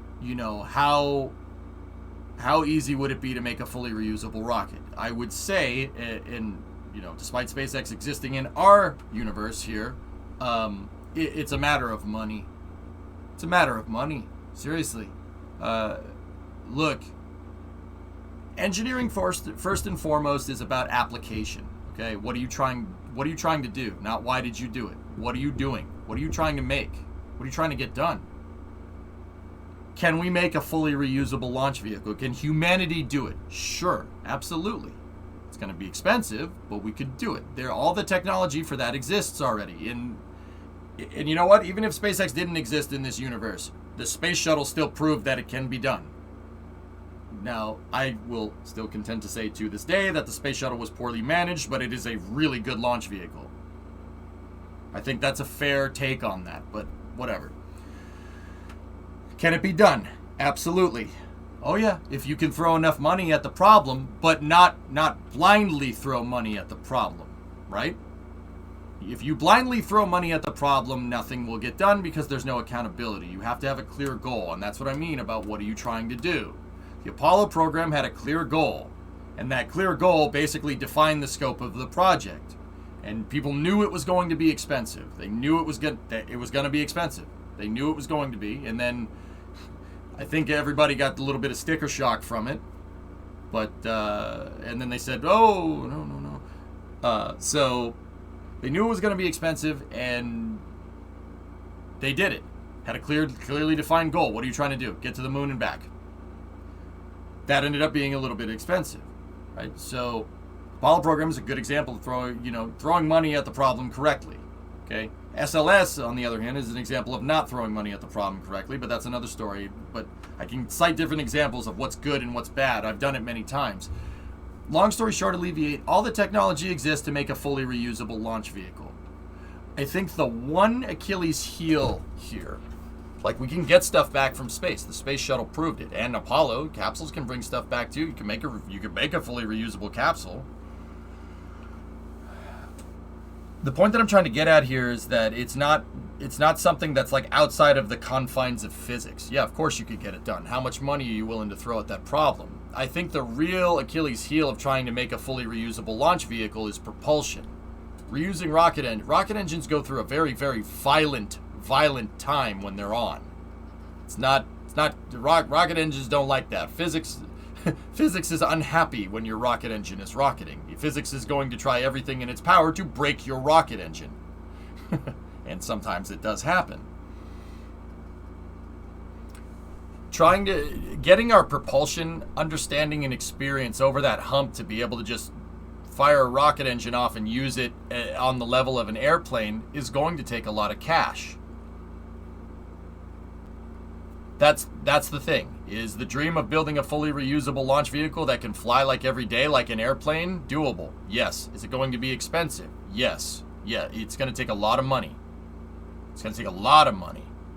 But if you do it right and you employ it in scale, like what Sky Captain and I were talking about, then yeah, sure. There's no practical law of physics that's saying that can't happen. Of course we could do that. You're gonna need to figure out a lot of material science. You're gonna need to figure out a lot of material science and finite element analysis, because you need to make a rocket engine that can withstand being fired all the freaking time and not have to worry about blowing up. Now, I mean, you guys got to understand, a jet engine, like a turbofan, like on a 737 or a 747 or an A320 or whatever, right? Those things, they bring in air as a gas, and nitrogen and oxygen as a gas from the intake, and then they spray kerosene into it, or jet fuel, right? I think, yeah, Jet A. They spray Jet A into it, which is basically kerosene, and then they combust it and they shoot it out the back. You gotta understand, rockets that are using liquid oxygen, okay? This is part of the reason that what makes reuse hard with rocket motors. Rockets that are using liquid oxygen is literally shooting commodity. Commodities are being pumped through the rocket engine that is corrosive to the rocket engine itself. Liquid oxygen makes things rust. It oxidizes things. It makes things rust really good. It's part of the reason why reuse is a pain in the butt. Because even if you do get the rocket engine back, if you didn't purge it correctly, it's going to be rusty. Ever notice that there's stuff that's sprayed on the inside of the Merlin 1D engines on reused Falcon 9s? It looks like some white, like fluid or whatever. It's a rust inhibitor, because liquid oxygen ruins rocket engines. But it just so happens that the rocket engine needs liquid oxygen to work right. See what I mean? That's one of like 1,000 different reasons why propulsion is such a pain in the butt and why it's expensive. So, to sum it up real quick, you need to be smart, but you're going to have to throw a lot of money at that problem.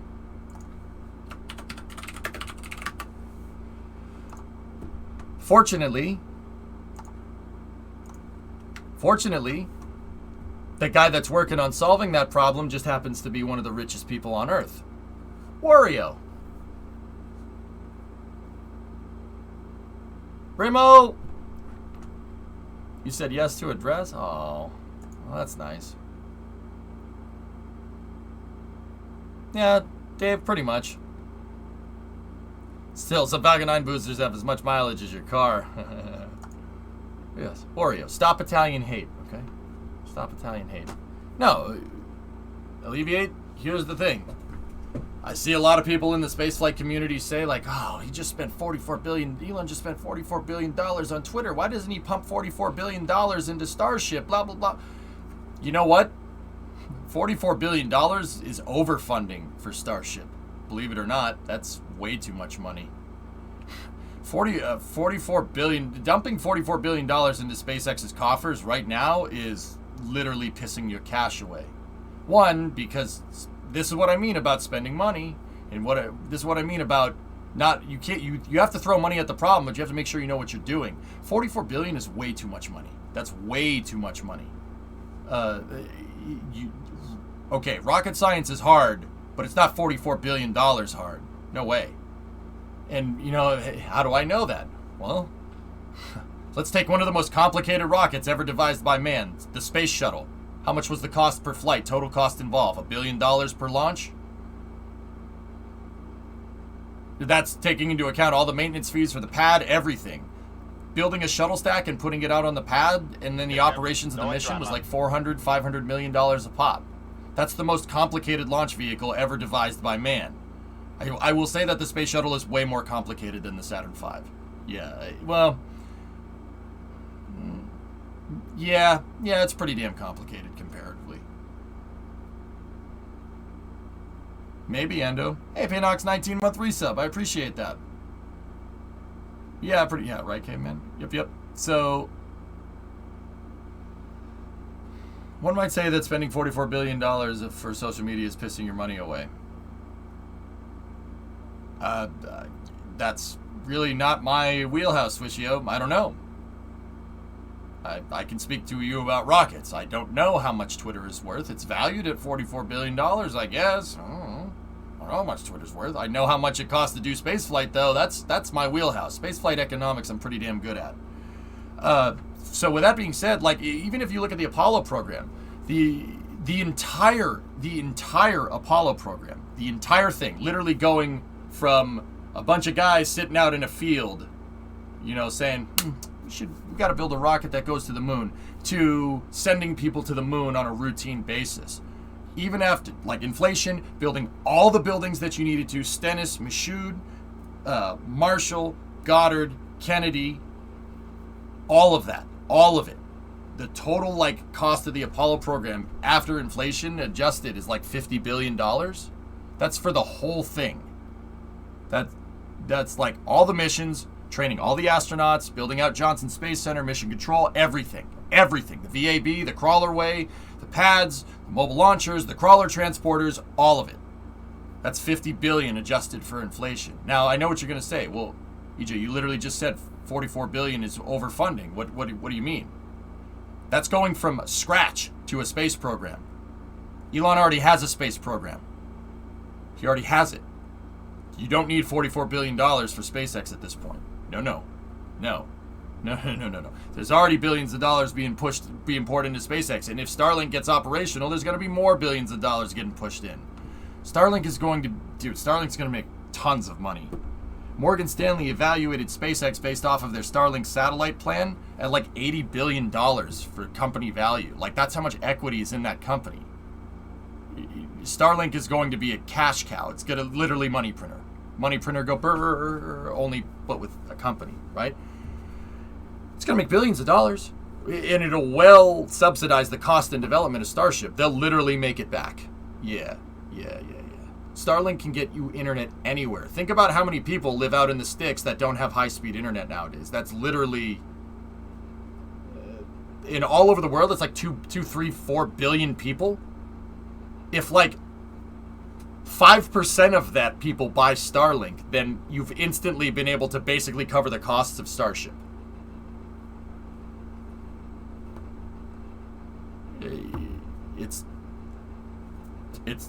I'm not going to say that it's foolproof, because nothing is foolproof, and I don't have a crystal ball. I can't predict the future, but that's a pretty damn solid plan, if you ask me.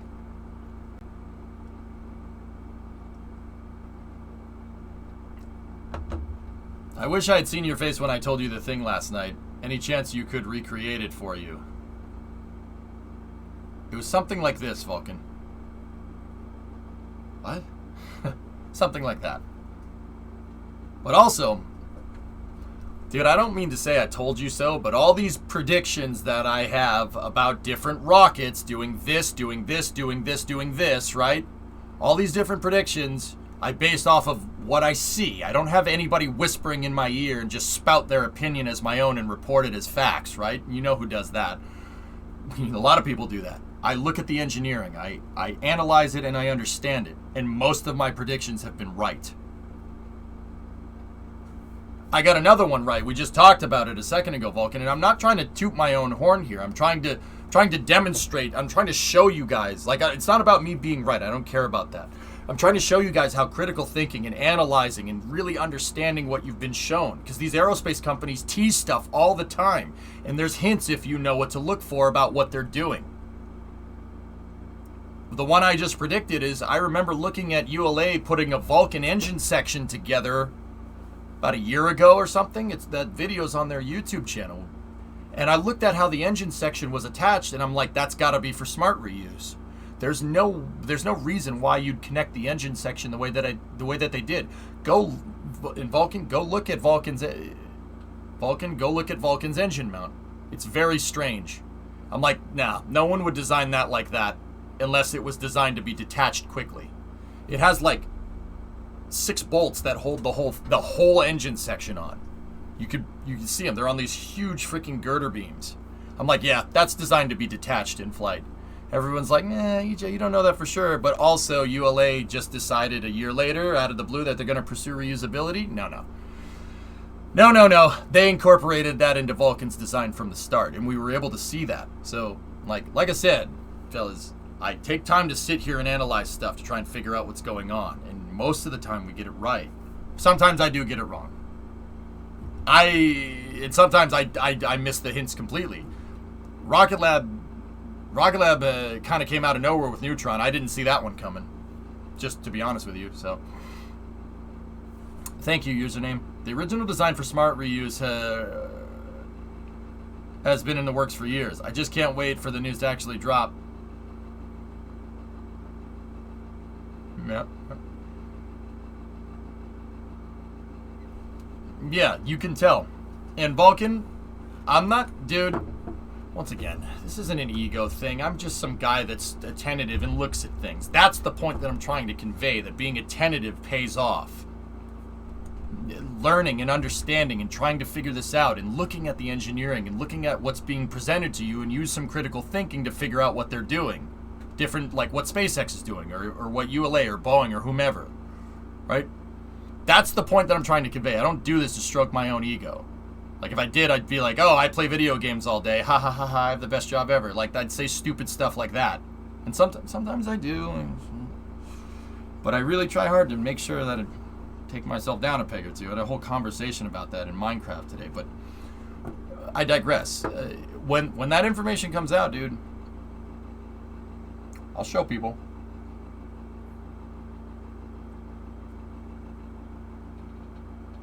There you go, Vulcan. Thinking for yourself is really cool. It's a really good thing to do. Yeah. Last, Beck himself didn't see Neutron coming. That's why he had to eat his hat. Yeah, you're not wrong. I still think it's funny that he ate his hat. Yeah, me too. I'd also love my opinion on this. I'll check it in a second. Okay. Do you think Elon or Jeff would ever pull the trigger and say, let's play Rocket together? If so, who do you think would do it first? No and no. No, I don't think so. The only way that's ever going to happen is if NASA makes them do it. Yeah, that's the only way that's ever going to happen.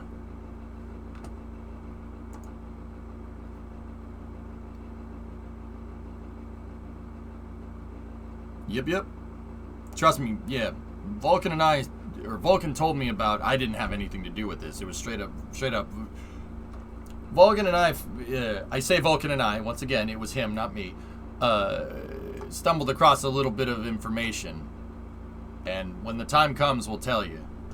Like, this isn't sources say nonsense, it's just that information will come out soon. And when it does, remember this, I'll tell you. I'm not going to say what it's about, I'm not going to say what rocket it's for, it has nothing to do with that. Here, look at Dream Chaser.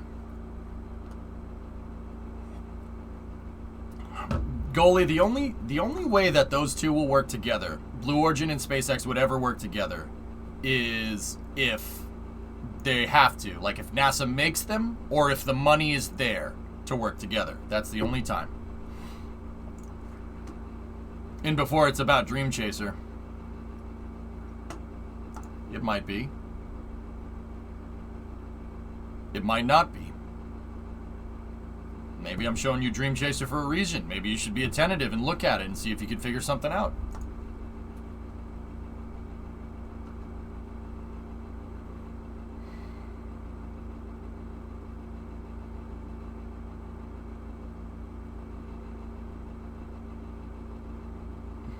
So, one of the guys that, T0 Systems, one of the guys that works on Dream Chaser, it's a Twitter account for somebody that works for Sierra Space, tweeted this out. Dream Chaser is basically finishing up final assembly here. One of the reasons why I said they're finishing up assembly, and I mean the thing doesn't look very complete right now, but I'll tell you this. I said this during Minecraft, and I'll say it again. They wouldn't be putting tiles on if it wasn't near completion. One of the last things that they did with the space shuttle was put the dang tiles on. That was the last thing to get done. So we're already seeing some tiles getting placed on here, on the dorsal side of Dream Chaser.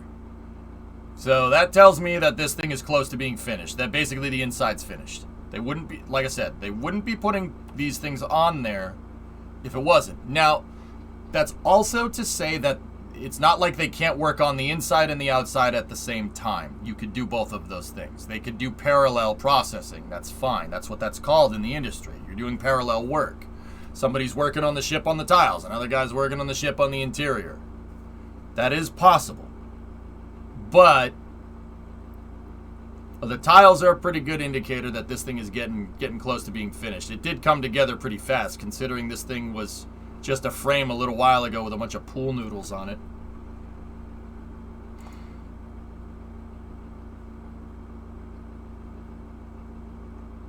You should sue for copyright infringement. They ripped off Dart's design. Oh, jeez. Is this a flight dream chaser? Yes.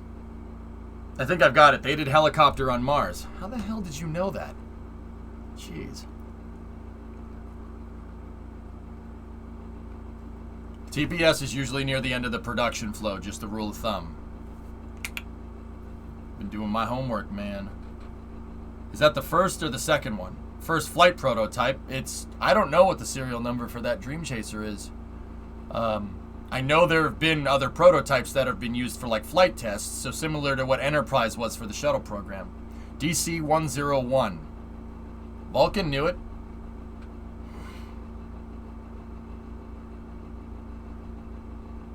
But yeah, fellas, when the time comes for that info, trust me, you'll like it. The form factor of Dream Chaser is perfect for frequent and safe LEO travels. I agree.com. If you want my honest opinion, I think Dream Chaser should launch on Falcon 9, but it's launching on Vulcan, which I don't mean to do Tory like that, because once again, they're doing reuse too now, so it doesn't matter. Okay. I know all the people that don't like ULA are gonna freaking move the goalposts. Because before the 37th Space Symposium a couple weeks ago, it was like, oh, ULA isn't doing reusability. I don't like that.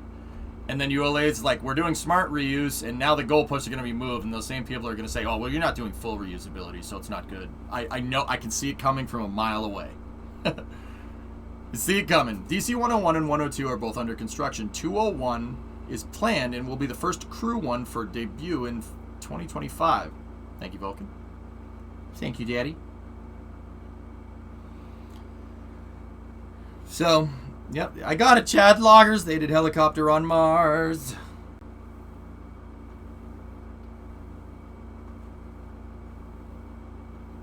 Yeah, Vulcan. I talked about that a second ago, right before you came in. That deal has been brewing for at least a couple of years, at the very least. Tory Bruno and Jeff Bezos knew about that deal a long time ago. You don't just make a contract up in a year that's for like a couple $1 billion and just be like, yep, all right, sign it, we're good. No, that would have to go through legal teams. You'd have to get it notarized. You'd have to make sure that everything is like spick and span on that entire contract, and who knows how thick that contract actually is. It's probably like 1,000 pages, and that all has to go get notarized and make sure that it's official with both parties. It has to get reviews by each team's legal team. That deal's been in the works for years, and that's what I mean. We could tell that they were up to something from looking at Vulcan's engine section. I knew they were going to do it. It's designed for smart reuse in the future, and that was spot on. And dude, we said that we said it a year ago when they showed Vulcan. Yeah, that was I got that right about a year ago. Yeah. We need another contract for block buys for SLS. Yeah, Novus. Yeah, we do. We do need that. Imagine if Omega was still alive and it was also signed for Project Kuiper. Blinga, I'll say it once, I'll say it again. This is what I said at the time. This bottom dollar, old corporate 80s man mentality, Wolf of Wall Street crap, where you nickel and dime your own projects, that won't last in this market. It won't. Tory Bruno knew that, and that's why he did what he did with ULA. He understands that you cannot run a spaceflight business. You can't run a spaceflight company like that nowadays. And so, what is the context for that? And I'm not trying to dump on Northrop Grumman either, but I honestly think that them sacking the Omega program in favor of Antares was a very bad idea. I don't think that was right. NASA literally paid them. Or the Air Force paid them to develop Omega, so they literally developed a launch vehicle for nothing. Not for nothing. They gave them like $500 million to develop Omega, and they were already building flight components for it, and then they sacked the program. Personally, I said at the time that was a notoriously short-sighted thing to do. Why? Because if you're already halfway into development of a launch vehicle that you were paid to develop, you should see it through. Because in the future, you'll end up having more capability and you're able to bid on more contracts. Northrop Grumman at the time said that, we're going to use Omega's spaceflight technology to make Block 2 SLS boosters, which is a good idea. They did do that. But they also said that, we're not gonna use Omega. We're going to use Antares instead. Yeah, we're just gonna keep using Antares and Cygnus. That's a flight proven system. We're getting our money's worth.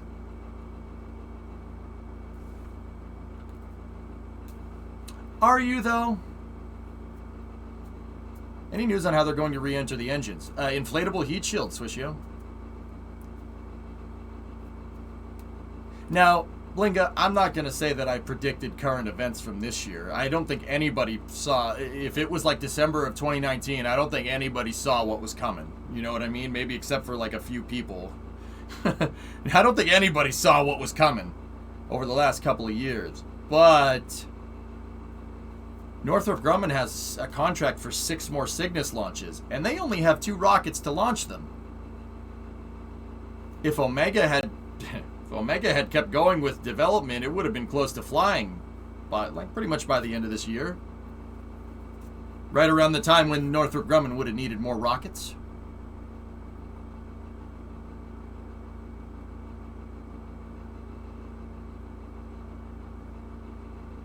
Just saying.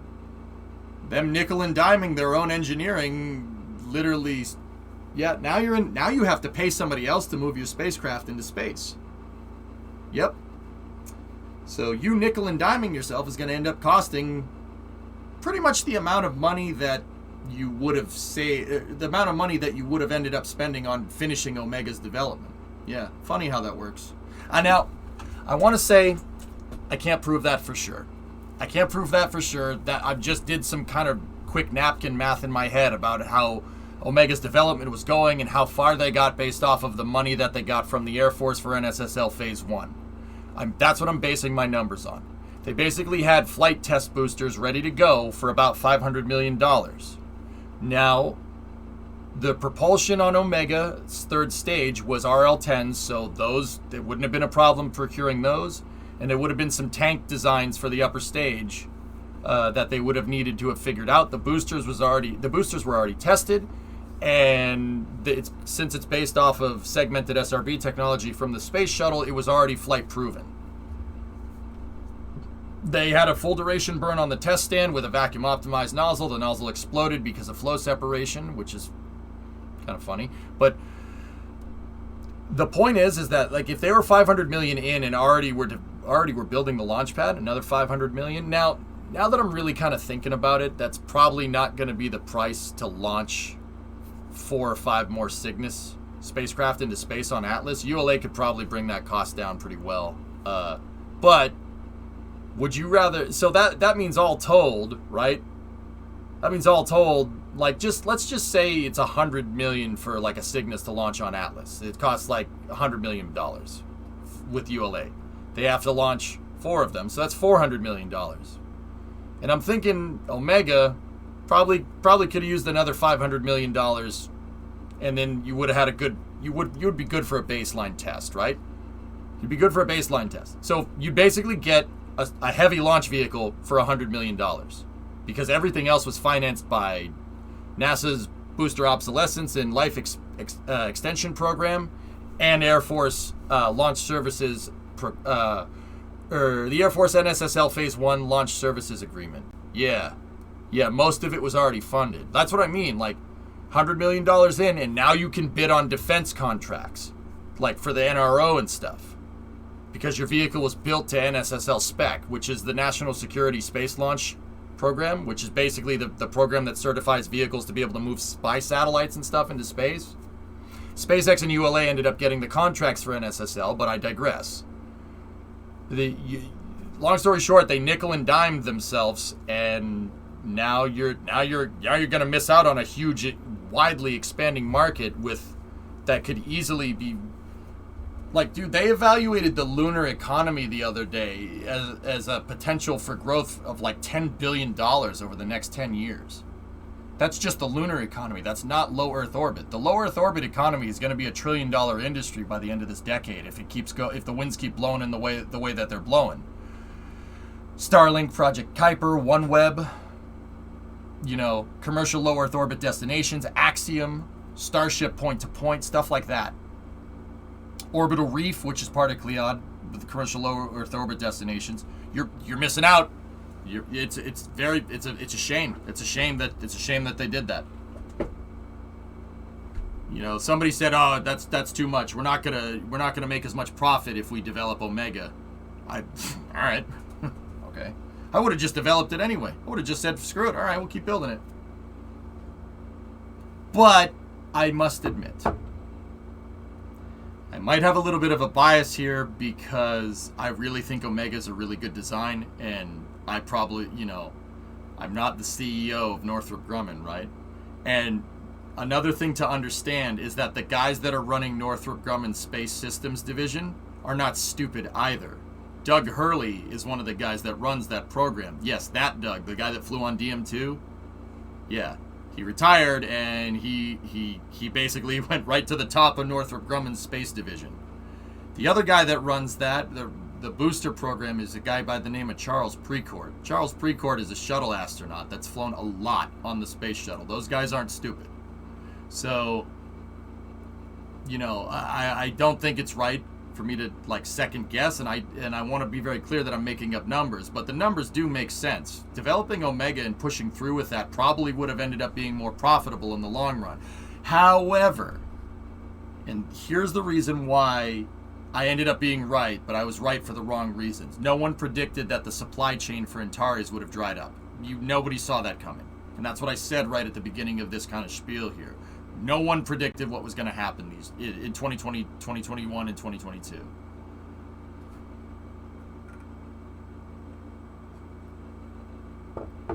So, honestly, if you're looking at making this decision in 2019, developing Omega makes no sense.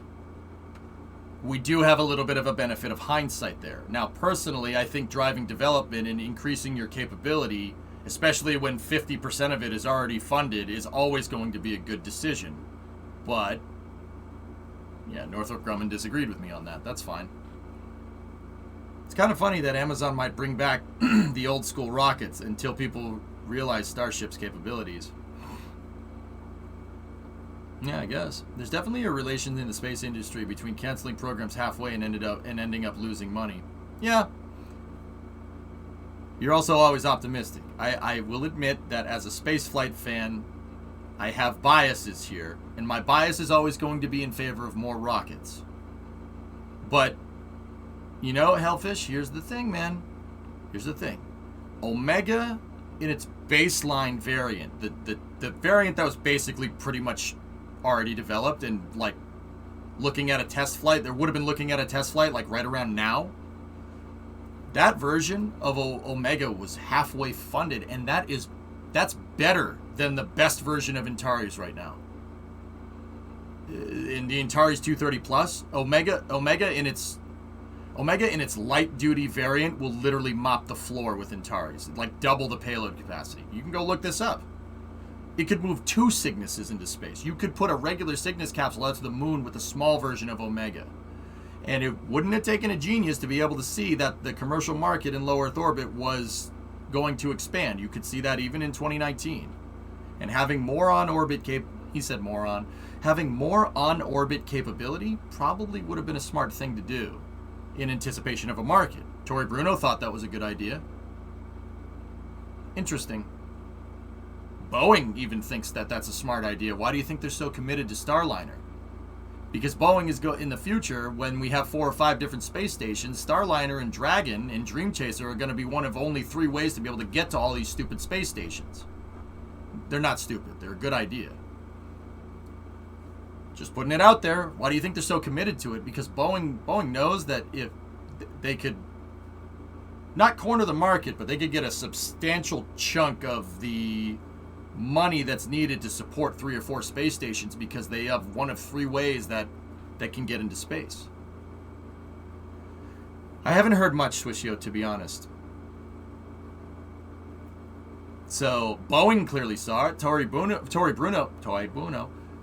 be very, very quiet. I'm riding horses. Tory Bruno saw it.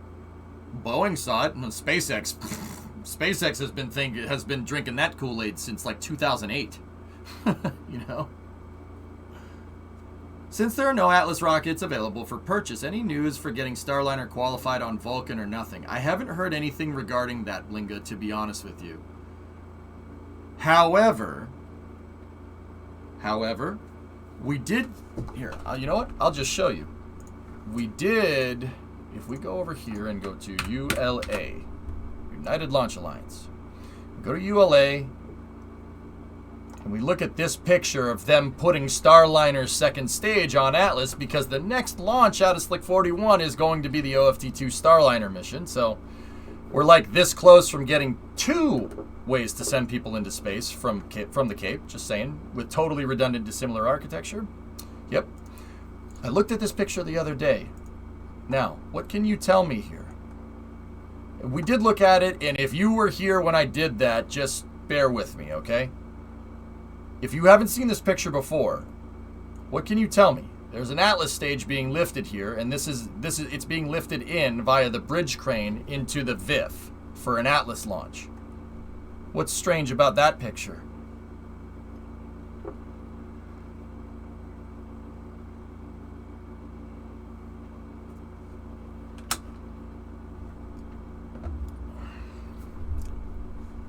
Well, Pad 41 is a clean pad design. It's a clean pad design. That's Vulcan's mobile launcher, sitting on the pad, doing something. Now, with that being said, what else can you tell me about that picture? What did I tell you about paying attention? You guys got it. The crew access arm. Crew access arm is in the out position on Vulcan's launcher. Why do you think that is? Why do you think that is?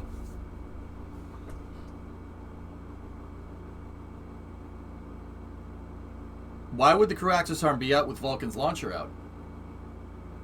Anyone? Think about it. I'm curious to see who's paying attention. Vulcan for Starliner? Perhaps. Man rating Vulcan? Vulcan is human rated from the start. Crew Vulcan? Dream Chaser. Dream Chaser. We know that Dream Chaser is launching on Vulcan. I just showed you the Dream Chaser that is going to launch on Vulcan. But they're clearly designing Vulcan with crew rating capability if they're going to launch a Dream Chaser on it. Now, Dream Chaser is going to launch on Vulcan in the uncrewed capacity version, at least initially. But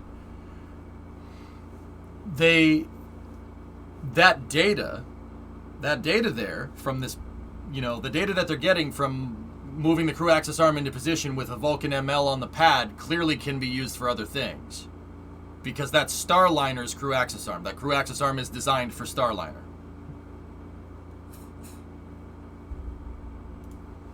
So, okay, so let's create another critical thinking exercise. So, do I think Starliner is going to fly on Vulcan? Yeah, probably in the future. I do. I do think that. The commercial crew program, all right, a little bit of a history lesson here. This is why I think this. The commercial crew program came in 2014. Do you know what else came in 2014? Sanctions against Russia for invading the Crimean Peninsula. That's when Congress said no more Russian engines. So, Tory Bruno, what would you do if you were Tory Bruno? You have a contract to launch stuff to the space station at the time. This is 2014. You have a contract to launch stuff to the space station till 2024, and you only have enough Atlas rockets until basically 2022. So what do you do? What do? You only have enough RD-180s to get out to maybe the early 2020s. Maybe. Try to negotiate what deals you can, and then figure out where you're going to go from there. Now, Starliner is a payload on Vulcan, just like anything else is. But the smart way to run a spaceflight program isn't to end one rocket and start another. You have to have overlap. So Tory Bruno would have known, or at least his engineers would have known, to basically human rate Vulcan from the start. Human rate it. And use the data that you learned from flying people on Atlas to crew rate, to basically allow people to fly on Vulcan. I think that would be a smart thing to do, just to hedge your bets, just in case the rules change again, right? So that pretty much makes sense in my head. That's pretty, the fact that ULA is very careful, and they're very, very careful about this kind of stuff, and make sure to not get caught with their pants down like what just happened to Northrop Grumman with Antares, right? They were very careful about this, and they knew that they would eventually, Starliner's missions go further than the amount of Atlases that you have. So Tory Bruno probably, they knew this in 2014 because of the sanctions, right? So crew rating Vulcan is kind of a no-brainer at this point, because you're going to design a new launch vehicle anyway. Congress said you had to, or else you're not going to be able to launch Department of Defense missions. You might as well crew rate it, because ULA they knew Boeing got a contract for commercial crew, and Boeing wasn't going to launch their capsule on Falcon 9, that's for sure. It makes sense. Now, once again, the reason why I showed this particular picture is just to kind of make you think. Kind of make you think about how far back these guys are going to think about what they need to do. You know, I would guess that ULA probably had plans to put Starliner on Vulcan just in case. They probably did a study for it somewhere to put Starliner on there, probably as early as like 2017, 2018, somewhere around there. I'm going to go ahead and guess that Starliner will eventually end up on Vulcan. But every time you ask Tory Bruno about this, he says it's up to their customer. Now, does that necessarily mean that, he says it's up to the customer. He says it's up to Boeing. So, okay. So let's put yourself in Boeing's shoes. You've launched it's 2024. You've launched Starliner, the ISS, a couple of times on Atlas rockets, and now there's no more Atlas rockets. What do? What's the easiest way to make sure that you keep flying? Because Starliner has to fly to the space station on rotation missions for NASA until 2030. So what do? Okay, let's entertain this idea. You're Boeing. You have Starliner. There's no more Atlas launches. What do you put this thing on? You can't put it on Antares. There's no Antares rockets that exist. Elon ain't going to fly it into space because NASA wants redundant dissimilar architecture. So it needs to be a different launch vehicle. Can't be Falcon 9 or Falcon Heavy. I don't think they're going to put a Starliner capsule inside of a Starship and crew rate it. Don't think that's going to happen. What's on the table still? SLS? You're going to use SLS to launch people to the space station, Devious? What other rockets on the table, guys? Think. Vulcan, obviously, that's the easy answer.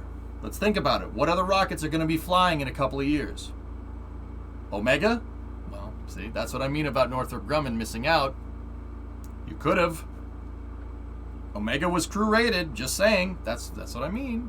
It's not going to fly on Omega. That rocket doesn't exist. What else? New Glenn. Do you think Boeing would fly on New Glenn? New Glenn is too much rocket for a Starliner capsule.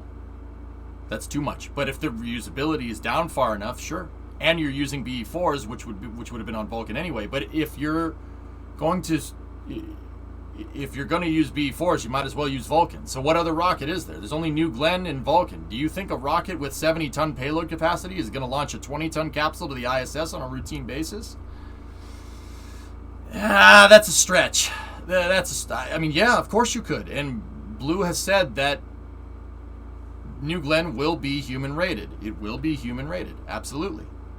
Which means BE-4s are human rated. Which means if you're Boeing, why would you waste money on a New Glenn when you could buy a Vulcan? See what I mean? These are the logic games that I play in my head.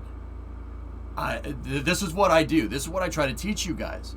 You can kind of accurately predict where the industry is going. One, because it's not that big of an industry. You can kind of see where it's ending up, right? But I think I can say with reasonable conviction that Starliner will wind up on Vulcan. It's going to be Vulcan or New Glenn. It's going to be one or the other. I think personally that Blue is going to launch their own stuff. I think Blue is going to make their own crew capsule and launch that into space. I think Blue will buy tickets on Starliner to get to their space station first, and then they'll make their own crew pod. Because does Jeff Bezos seem like the kind of guy that wants to be dependent on a supplier to do business? Does that sound like him? No, that doesn't sound like him at all. And that's not a bad or a good take on him. No, you want to control the whole supply line, right? That doesn't sound like you think he'd be dependent on Starliner to launch people to his space station, to Blue Origin? Well, not his, Blue Origin space station. That doesn't sound right. Blue wants to do everything themselves. I'm pretty dang sure. But then again, there was the national team landers, so Blue does work with other people from time to time. Northrop Grumman, Lockheed Martin, and Draper for the national team. I don't know what's going on with that thing. I'm pretty sure that thing is null. See what I'm talking about? I think Blue is going to make their own crew capsule, and Slick 36 does have a fixed service structure that's designed to have a crew access arm to be put on a rocket, and we know that New Glenn is human rated, which, if the winds of the commercial space industry change, we could end up seeing one on a Starliner on New Glenn. But using some pretty good trains of logic here, I think that Starliner will end up on Vulcan. Why? Because Atlas V will stop flying sometime in the next couple of years.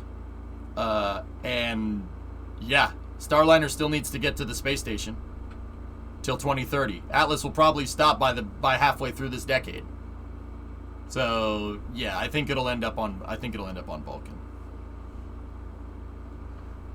Wouldn't Vulcan flying both Dream Chaser and Starliner do away with the dissimilar architecture?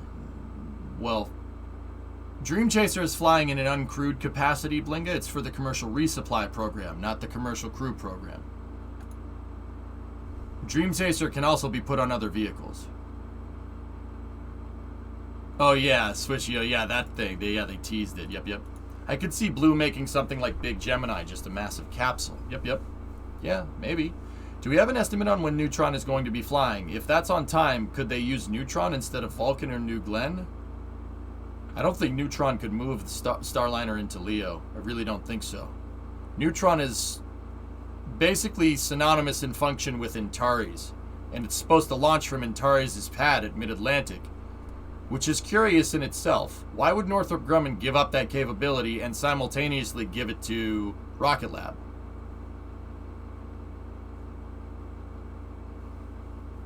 You know what, guys? Maybe Northrop Grumman is quietly continuing with Omega. It's possible. I doubt it, but it's possible. I don't think Neutron can move a Starliner into space. Starliner is a big capsule. It's about the size of the Apollo capsule, to be honest with you, minus the big service module. So, Tori Bruno said this. You guys linked this up. So, both Atlas and Vulcan could lift more mass than the Starliner, but the limiting considerations would be actually around crew safety and ISS operations, okay?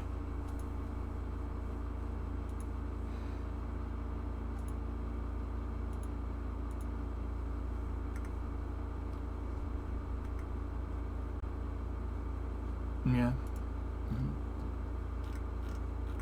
Interesting, T-Man. What is the process to crew rate a rocket? Man rating a rocket, Swishio, really has to do a lot with, like, certain... Think about it like airbags on a car. Airbags, crumple zones on a car. It's stuff that... And don't get me wrong, rockets don't have crumple zones and airbags. I mean, Starliner does. It has airbags that it lands on. But it's not...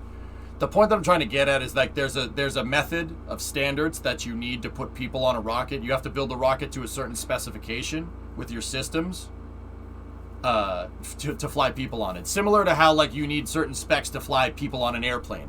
To be able to manufacture commercial airliners, you need to build it to a certain standard, or else you're not flying people on it. You ever mess around with ham radio? No, Nick, I never have. And that's... Ham radios are one of those things that I know that if I started messing with it, I would really enjoy it, but I just never It's too much stuff. Too much stuff. Falcon 9 does have crush cores, though. Yep, that's right. Swishio, amongst other things, I can give you a couple of variables off the top of my head. Commodities, stuff like that. So, like, if you're using hydrogen, you need to make sure that your engines are engineered to very stringent standards to make sure they don't leak hydrogen into the capsule, for instance, right? There's also G-load. Human-rated flights, or flights with people on them, fly in a very different ascent profile than, like, a flight that's carrying a satellite. Well, why is this? Well, a rocket at like 4 or 5 Gs sustained won't crush a satellite, because a satellite's made out of metal. Mental? Yeah, that's me. I'm mental. But anyway, long story short, satellites can take more G-loads. Humans are jello. We're big bags of water and meat. Can't take the G-forces. G-forces in flying an ascent profile that makes it so you don't liquefy the people inside on ascent is, yeah, probably something you should take into consideration. No, not right now, W. No plans.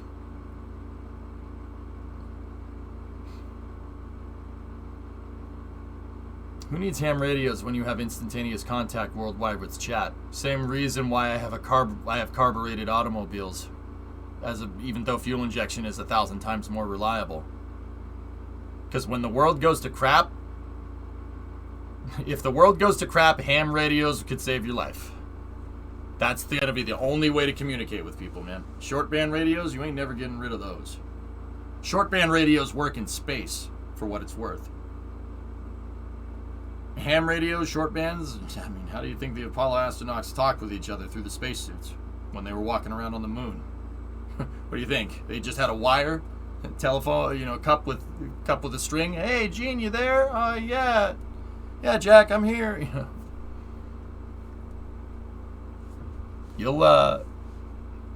Ham radios are going to be with us for a long time.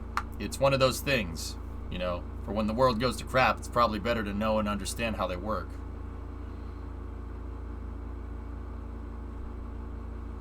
You can get a ham radio and talk with the ISS if you want. Oh yeah, if you have a big enough antenna, you can do that. It's only 200 miles away.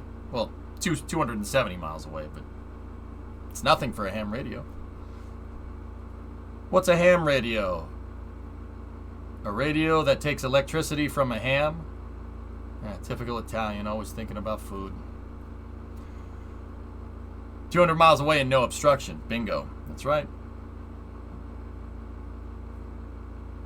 You've talked with folks in Germany from the West Coast. That's cool.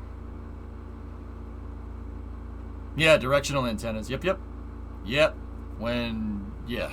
Like I said, if the poop hits the fan, ham radios will be one of those things that's going to last through a nuclear fire, like cockroaches.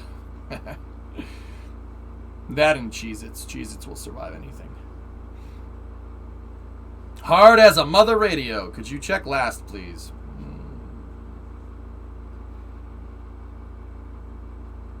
Nah, I don't really feel like it. Now, why don't you ask me later, Crabsy? What's up, man? Unless you're the G monster. I don't know what that means, but alright. 6 tons per second, indeed. Do you think Blue will struggle with landing New Glenn? Nah, maybe. They have landing experience with New Shepard. So, I don't think so. Well, I better get learning about ham radios, given the current events, then.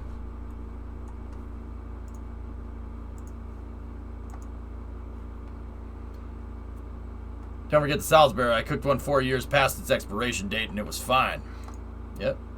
Carbureted, so I know what that has, what does that have to do with a carbureted car? Carbureted cars have no digital processing on them. They're entirely analog with just wires. So if a nuke goes off and, there's an electromagnetic pulse, if you have a modern car, it's going to fry it, and it'll basically be worth its weight in scrap. Carbureted cars? No computer. Yeah, I know. It's some stupid prepper stuff. The other reason why I have carbureted cars is because I like old cars. But also,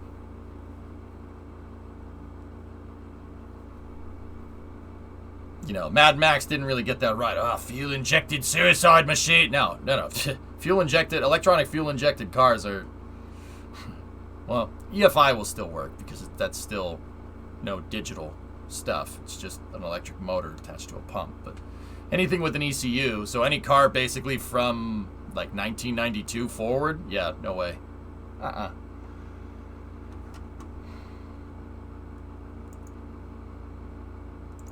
EFI does need transistors. Yeah, you can have, if you have electronic fuel injection. Yeah, that's right. Yeah, DSM. Yeah, so those guys are screwed too. Miami. Mechanical, however, would work. Yeah. Interesting. Good thing I'm literally sitting 8 feet above an 83 Mustang. Yeah, you'll be just fine. Now, don't get me wrong, guys. Don't go out and be like, I need a carbureted car. I have 90% of the reason why I have a carbureted car is because I like old cars. It's not prepper stuff. That is a bonus, though. Hey, Tralisco, what's going on? Your 52 Willys will be just fine. Granted, it doesn't run. Well, I can't really say anything, can I? Just build a Faraday cage around the ECU if you're really planning ahead. This guy engineers. Savvy, you're the one doing all the engineering, am I right?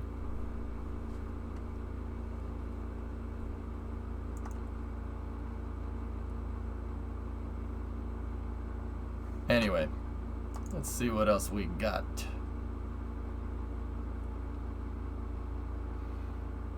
I wonder if there's a Starship video around. Oh yeah, all right. Let's finish up space news with the Starship stuff here. Also, during EMP, your last problem would be your car. Well, Galaxy, that's not entirely true. I've been reading about nuclear doctrine lately, and keep in mind this is Cold War nuclear doctrine. I don't know what the new nuclear doctrine is because if I knew, I'd probably be in jail or working for the or in the service or something. Like old nuclear doctrine that the U.S. had during the Cold War was to use, I talked about this the other day, you use two types of nukes.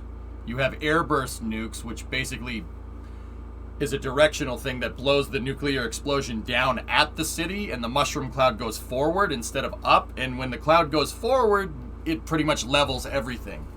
Like a shotgun blast, but the shotgun cone is big enough to eliminate an entire city. There's the airburst one, and then there's the bunker buster nukes. So you want to hit like the other guy's nuclear silos. The bomb, when it hits the ground, explodes.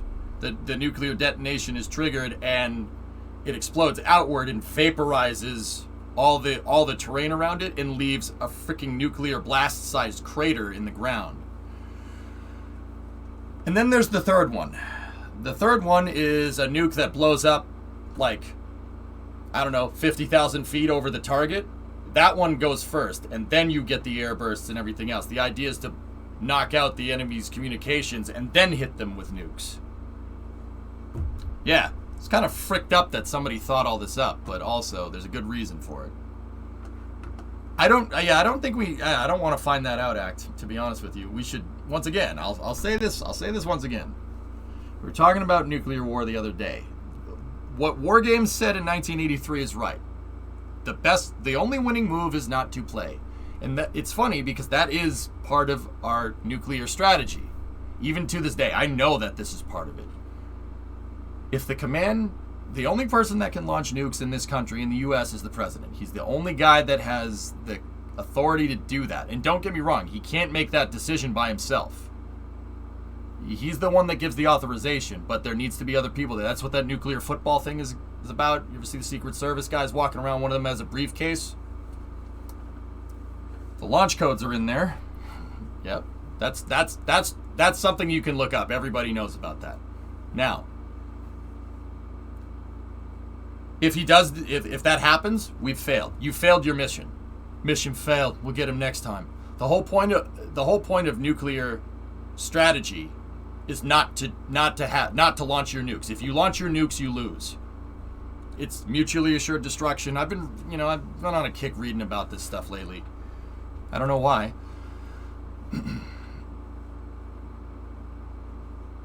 when there was a weird so that's EAS, Vasya, yeah.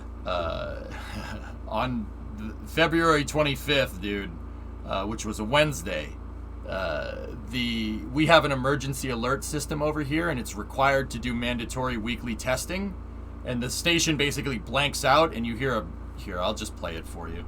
If you're American, you know this. I don't know if like this is in Europe or anything, and I'm sure there's an equivalent. It plays this sound.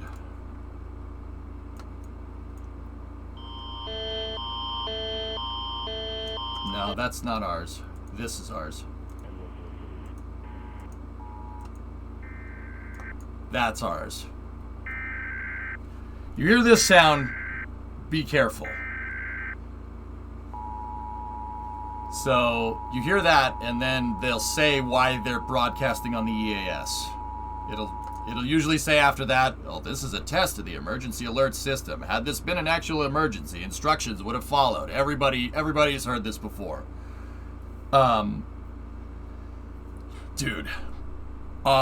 Yeah, and Vasya, I know you know this. I'm just saying, I'll answer your question when I get to the end of the story. I'm saying this for everybody else. On February 25th, after, when conflict in Eastern Europe started happening, right? The EAS went off because they tested every Wednesday. I just had the news on. I think I had Fox on or something. Yeah, don't judge me. I watch all news just to see, just because I like to laugh and point at them and laugh at them, all of them, how wrong they are at things. But that's just something I enjoy in my spare time. So I think I had Fox on, and Fox does EAS Wednesday nights, and it was a Wednesday night, and the thing went off. But it didn't go off with instructions. It just kept doing this. And then the EAS went dead for like 30 seconds. And I'm like, uh-oh. That's terrifying. It's almost like when you're under the threat of nuclear war for 50 years, Swishio, that you need to come up with defense measures. It just... The whole channel went dead for about 30 seconds. And I sat there, and those 30 seconds lasted 3 hours, man. I'm like...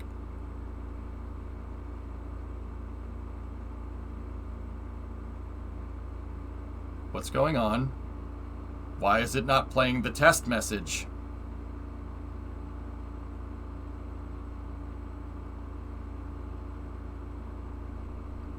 And I remember going, look, if something is inbound right now, I don't have a lot of time.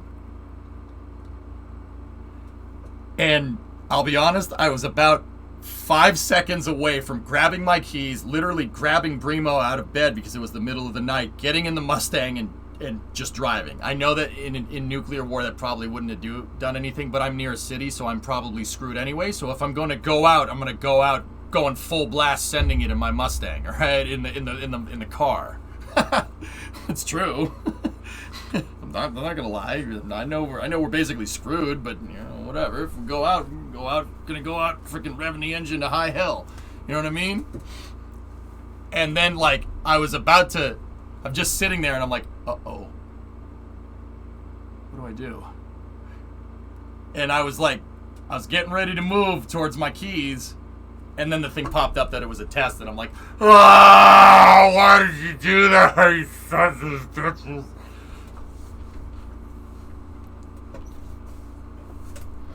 It was, yeah, it scared it straight up, man, scared the piss out of me. I'm like, uh-oh. Because those tests go off all the time, and it's usually the test, they bring the test message up fast to not freak people out. So the tone plays and it says, this is a test. This is a weekly routine test. Had this been an actual emergency. Now, the EAS was made for nuclear war. If that thing goes off and it says take cover, well, you're most likely screwed, but whatever. But it's also for hurricanes and stuff. If a hurricane is coming, they'll broadcast it on the EAS, or a tornado warning, or, blizzards sometimes. Yeah. You're the prey of RU scare tactics, EJ. Relax. This was like one day after they invaded and threatened to use nuclear warfare, Sky Captain. So, yeah, you could say whatever the hell you want. Yeah, but not even you could say what was going to happen for sure. Like, you could sit here and pretend to be stoic in that, but I'm not going to lie, I got scared. Like, I don't understand. I think this is a pretty reasonable thing to kind of have this kind of reaction to. What you hear in the Netherlands. Oh, that's cool. Right on, right on. Yeah, there you go, Billy Cat. There are also EASs for severe weather. Yeah, I was getting to that, Engineer. Yep. At that point, I would have checked the other channels. Well, like, that's the thing, Hokey. It was, like, right after stuff kicked off in the Ukraine, and I'd heard the previous day that they're like, we'll nuke you. I mean, I get it. They're still saying that a month and a half later, but dude, how do you know?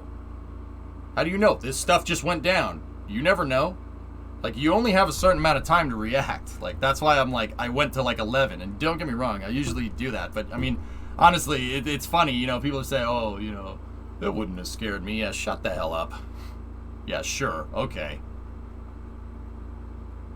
We don't get tornadoes up here, Truid, so no, we just have weekly tests on the EAS. But yeah, Vasia the Mustang. Because if I'm going to go out, I'm going to go out in a blaze of glory, man.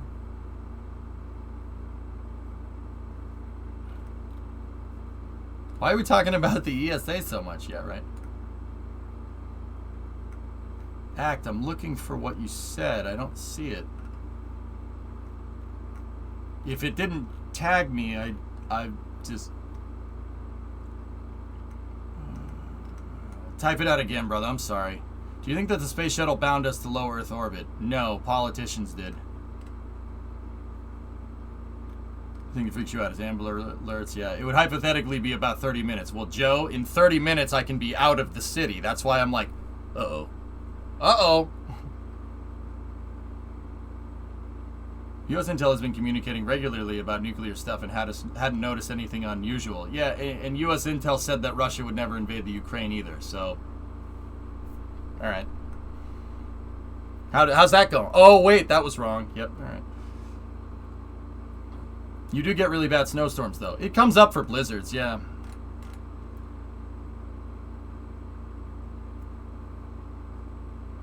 About the idea of the president using a meat cleaver to ensure the loss of life is serious. Yeah, right. Yep. What? Yeah, Vasia the Mustang. Obviously, because the Mustang is here. All my other cars are parked somewhere else. We only have the Mustang and the Brimo's Fusion here.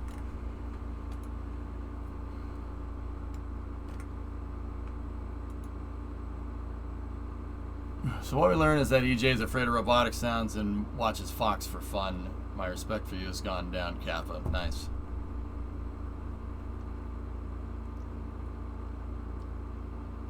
Yes, they did. They had been warning about it for 3 months.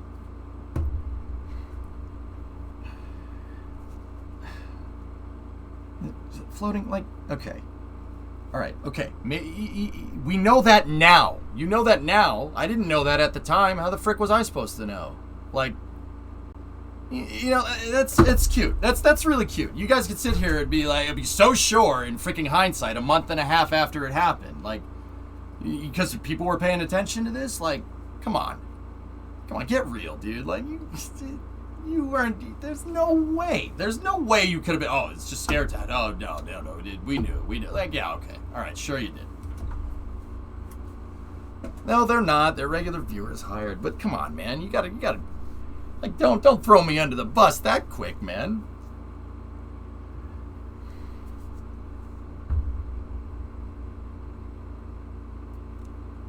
Like, you know, you can sit here and you judge me, I guess. I'm not gonna lie, that scares the crap out of me. You know why it scares the crap out of me? Because I know how that stuff works. I know what it does. It's like, you know, you fear what people, you know, there's a saying that, like, people fear what they don't understand. Well, dude, I figured out, like, I've read about, like, what a nuke does and how it works, and you know what? Nope. Still fear it. Yep. Still fear it. Yeah, I got a little worried for a second. I'm like, uh-oh.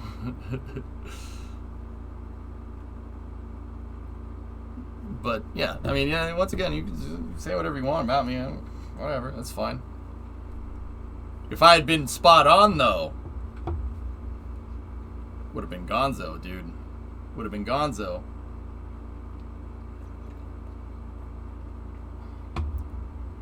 Of course, Kinder. People thinking about survival and their own well-being? Please tell me more.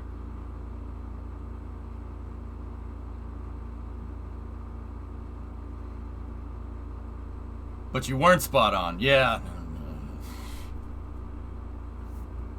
Did I get in my car and drive away, Sky Captain? No.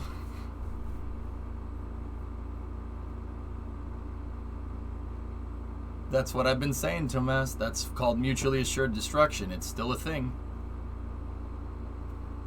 No, Vasia, dude, they were showing like, I forget what they were showing. They were showing Kiev and like air raids were going off.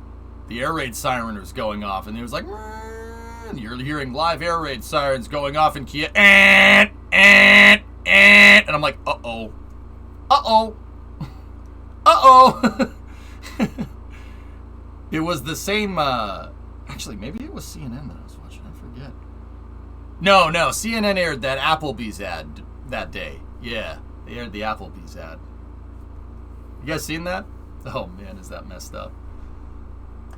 That was the same, it was that same time. So, okay, for people that aren't in the US, CNN they cut to live footage like in late February of Kiev, and they all the air raid sirens are going off and everyone's like, take cover, the Russians are coming, invaded, blah blah blah, and they literally cut to an Applebee's commercial halfway through, like the air raid sirens going off. Yeah, an Applebee's commercial. Not making that up. You can go find. Yeah, no, it was that. I was like, those air raid sirens were going off in the middle of the night because it would have been in the morning in the Ukraine. Here it would have been late at night for me. And that's when they test the EAS. They test it late at night. Get dead on chick right. Get dead on Friday night. I'm like, oh my God, what's wrong? They put you on hold? God damn it, I love this country. Yeah, it's so bad. I'll be honest, guys. I started like watching like network TV stuff after that. And oh God, I watch it for fun, like Mystery Science Theater style. I watch all of it. It's so funny. People have no idea what they're talking about. They no idea, like not even close, dude. I think it was like NBC or something. Literally showed DCS. They showed Digital Combat Simulator. They showed footage of a guy flying a MiG around in DCS, and they showed that on the national goddamn news and reported it as, oh, this is footage from the Ukraine. I'm like, oh my God. Oh my God. This is terrible. Dude, I'm not making that up. You can go look it up right now. First of all, they showed a MiG-21 flying around. Second of all, the MiG-21 is doing this, right? It's just flying in loops. And third of all, neither Russia nor Ukraine used the MiG-21. I'm just sitting there going, oh my God, that's... Dude, yeah, so, like, you can sit here and say, oh, you look at how scared you were. Like, yeah, okay, sure, man.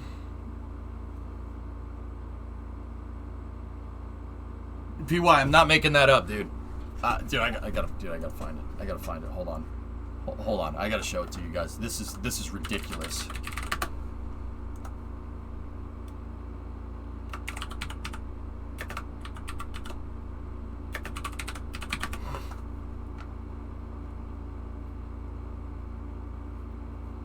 I gotta find it.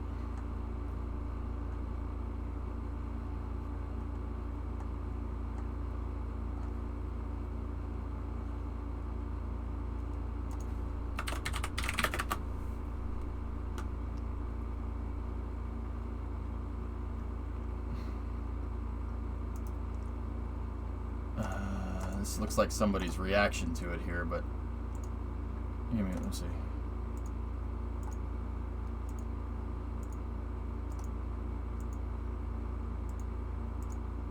Hang on. This is a guy reacting to it. I'm going to see if he actually shows it. No, just shows a lot of footage. Just a lot of that guy talking. All right. Did you hear everything interview? No, Switchio. That's why I like watching the news. Yeah. The best part is the American news hosts that couldn't pronounce any of the names of the cities. Oh, it's great. They were like, Russian forces came from Belgorod. Belgorod? I'm like, okay. They couldn't say Donetsk either. And then, to be fair, I can't. But yeah, no, they were like, oh, yep.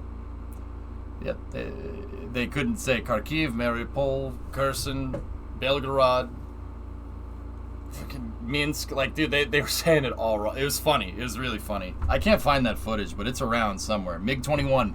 It's a MiG-21 getting shot at by AAA, but it's blatantly DCS. It was reported as the news, which is really funny.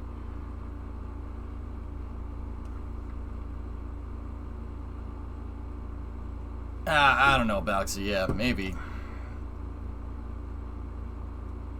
Yeah, dude, it's kind of crazy. Like, that's why I watch it, because it's funny. I put it on at the middle of the night, and I'll be, like, reading about something with spaceflight, and I'll be like, what? Discovery. There is a New York close to Donetsk. Don't be scared. Yeah. Yeah, no, I know. They named it. Yeah, they named it. Oh, man. It's funny, dude. It makes me laugh. Yeah, Hokey, there was press there, and some press got killed. And a cameraman and a news reporter got killed. And a news correspondent from Fox News got his legs blown off. Yeah.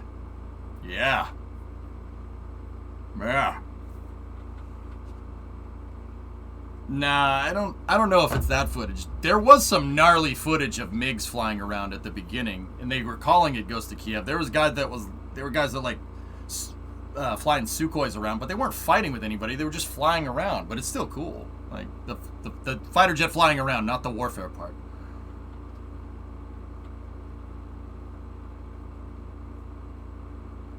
It would be cool to see the attack report that scared you poop. Yeah.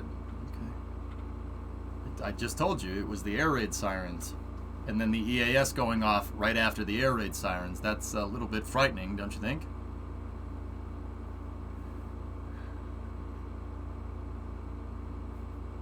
It would be cool to see the attack report that scared you crapless.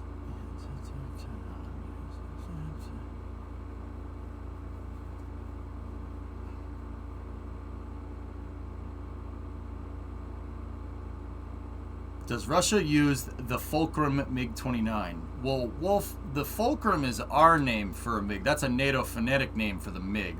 It's just the MiG-29, and yes, they do use it. Absolutely. Ukraine does too.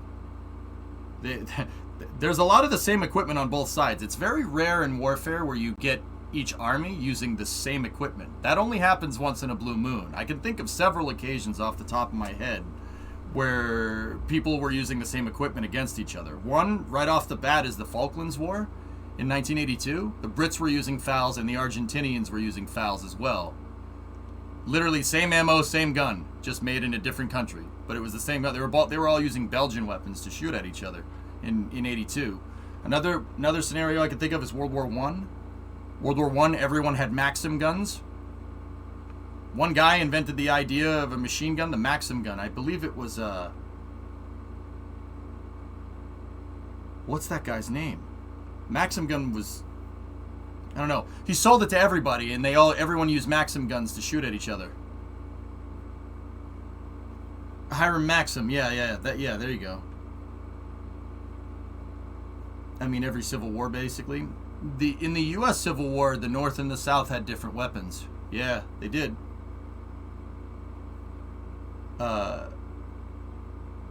SMLEs for all. I mean, Bobby, it really is a great firearm. Just on a side note, I love FALs. It's the right arm of the free world, man. Do Kremlin statements fall under Rule 8? Because I think they're... Casper, I don't... Guys, I say I like watching the news and stuff, and I like making fun of it because it's it's funny, but I don't really want to do that much on stream. If we want to talk about like guns and weapons and the tanks and planes and stuff, like I know that. That's my wheelhouse. I know that, but I try to stay in my lane with this stuff. He maximized profit, didn't he? Yup. You could say that. Sebsky, yeah. Yeah. Considering that the French, the Germans, the British, and the Americans all adopted the Maxim gun's design, yeah, I'd say he made a lot of money. Like one of the best scenarios of war profiteering in the last 150 years, man. If you start doing reaction videos, we're hosting an intervention. The only videos I react to on here, Bobby, is rocket-related stuff. That's it. Both sides would be using Ks. I mean, everyone over there is using a 74, an AK-74 or some derivative of it. I saw one guy walking around with a Mosin the other day. I mean, he's probably a logistics guy, so he probably wasn't on the front line. But I saw some dude run around with a Mosin, like the same loadout that I run out with in Tarkov, not Kharkov. Kharkiv's a real place. Sorry.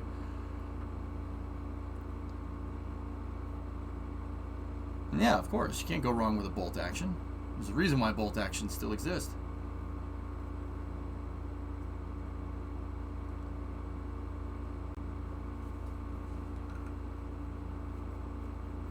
But yeah, anyway, Vasi, to answer your question, Mustang. I mean, what would you choose? It's a Ford Fusion. I don't know if you guys have the Fusion over there.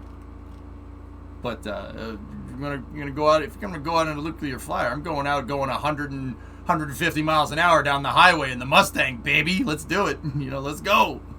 Because if that actually did happen, I'd be pretty screwed. That's pretty much, yeah. I'm in a city. There's no freaking way.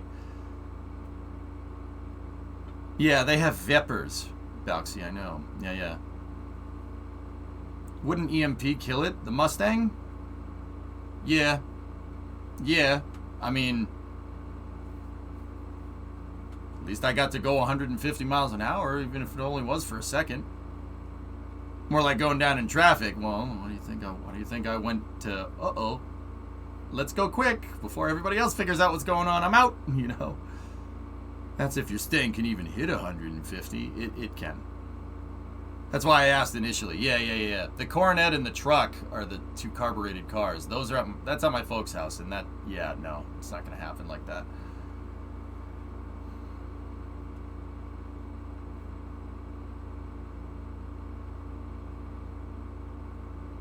Do I know this for a fact? Do I know what for a fact, Katra?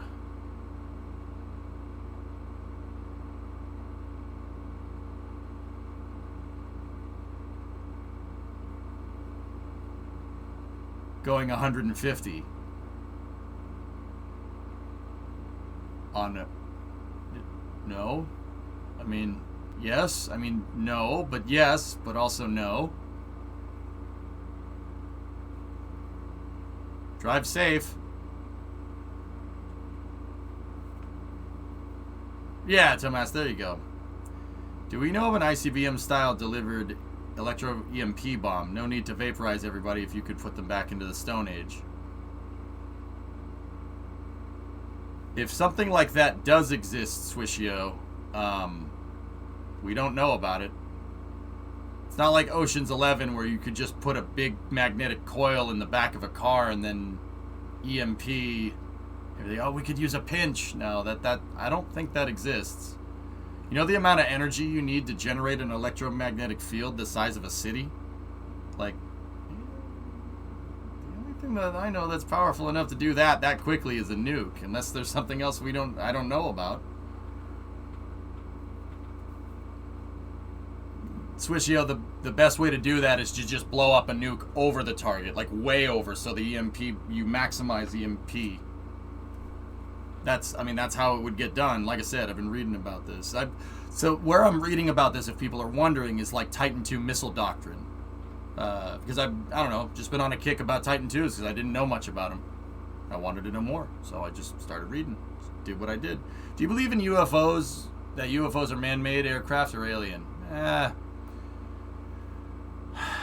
Coop, I want to believe, but I don't know. That's the answer. I don't know.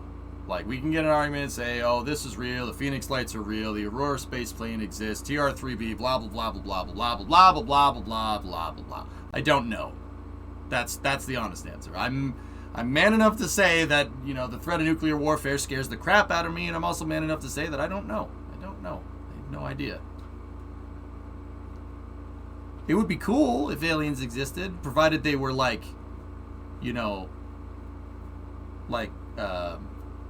Vulcans from Star Trek. That would be cool. Those aliens would be nice. I don't want aliens like Independence Day. And I will say this, Coop. If we do discover aliens, I think it would be probably better if we were the ones discovering aliens and not aliens discovering us. I want to be the one doing the searching, not the one that gets sought out. So, I guess Starship Troopers instead of Independence Day. You know what I'm saying? Spoiler, not aliens.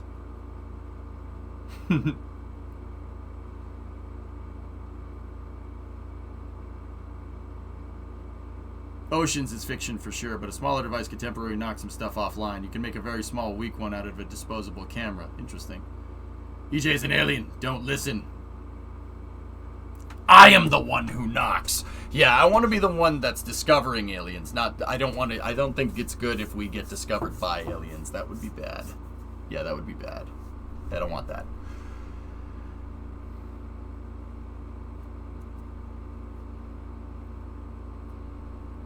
Chances are we've been found first. Yeah, VB, like I said, I like to nip this conversation in the butt because the truth of the matter is that I don't know.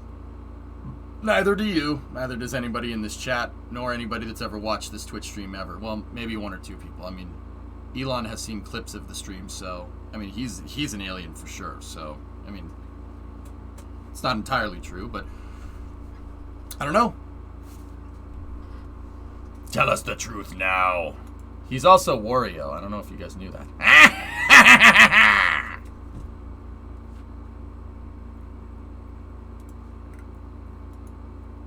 How do you know I'm not an alien?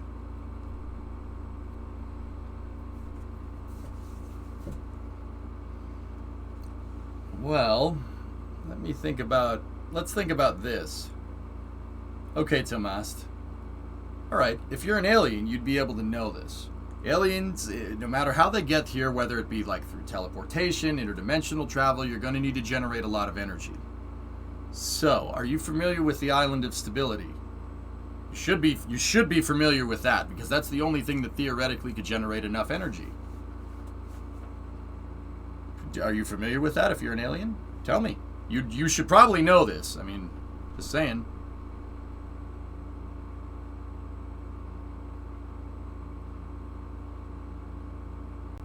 Yeah, Axiom, for sure. And if you're Googling Island of Stability, that's not going to give you an answer right now.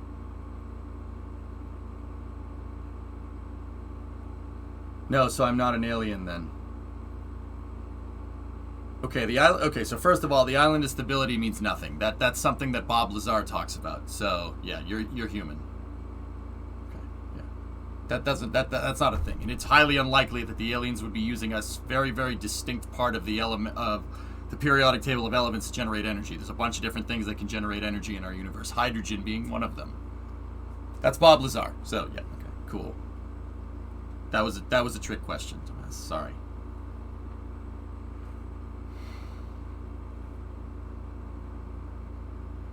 LM, nice.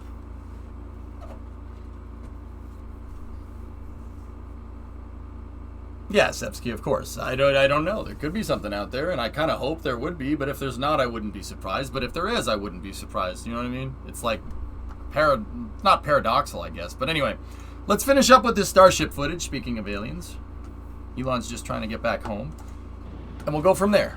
This footage is coming from our buddies over at NASA Spaceflight. Mary took this footage, Boca Chica Gal, and Nick, and the NASA Spaceflight Live rockets. Have you read High Republic Into the Dark? I haven't, and I don't have an opinion on it, Sawyer, because I haven't read it. Speaking of Wario, what happened to everybody in your mission control? Starting in 2022, Blinga, I just kind of emptied house. Just change it up.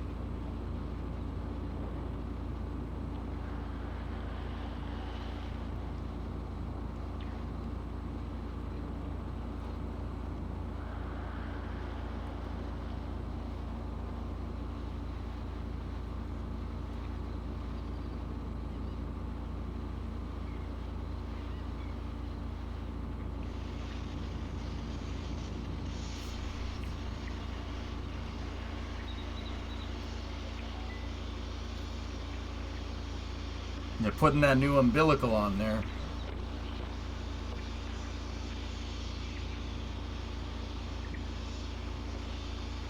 Looks like a face grabber, looks like a CPU backing plate. Yeah. Yeah, something like that, Swishio. I mean, that... I want to watch Starship stuff, guys, but something to think about, I suppose. What's an alien? Is an alien life that grew up on another planet, or is an alien... What about something that's interdimensional? What if somebody out there has Rick's portal gun? You know what I mean? Or portal technology, and they're coming from another dimension. What if, like, one of the many popular world religions got it right, and it's not aliens, it's God talking to us? Like, you don't know. Like, oh, God. That might make some people freaked out. Don't worry, it's just something, just thought exercises. This is what I do. Like, I just play mind games with myself. It's how I go to sleep at night. What do you think about the Great Filter? I think we should try to pass it. Yeah. Your mom's an alien. Damn, man. She's a nice lady.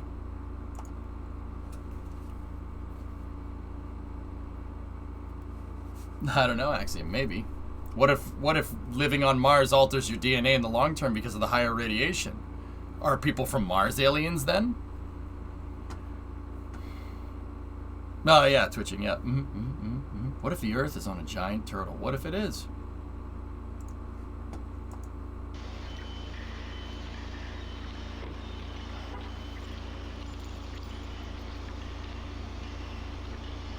Alright, so they're hooking up a new umbilical here. So that thing that looks like a face hugger up there, that's what would connect to Starship and fill it up with fuel when it's sitting on the pad.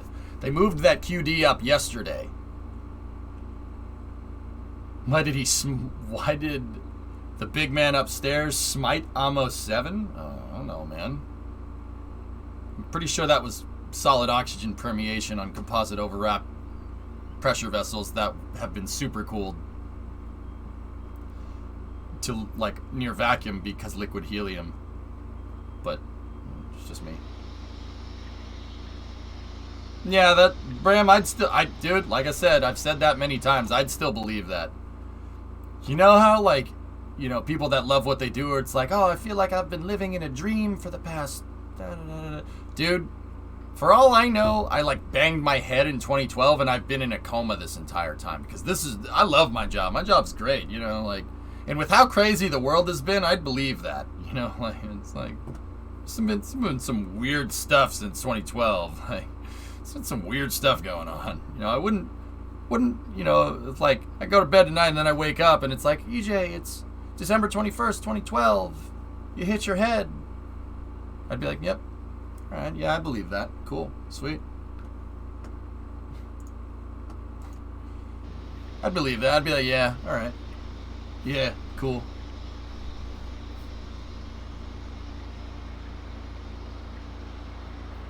Yeah, Blingo, that's how you... Yeah, right. If Ferrari wins a championship, I'll know that that's probably what's going on.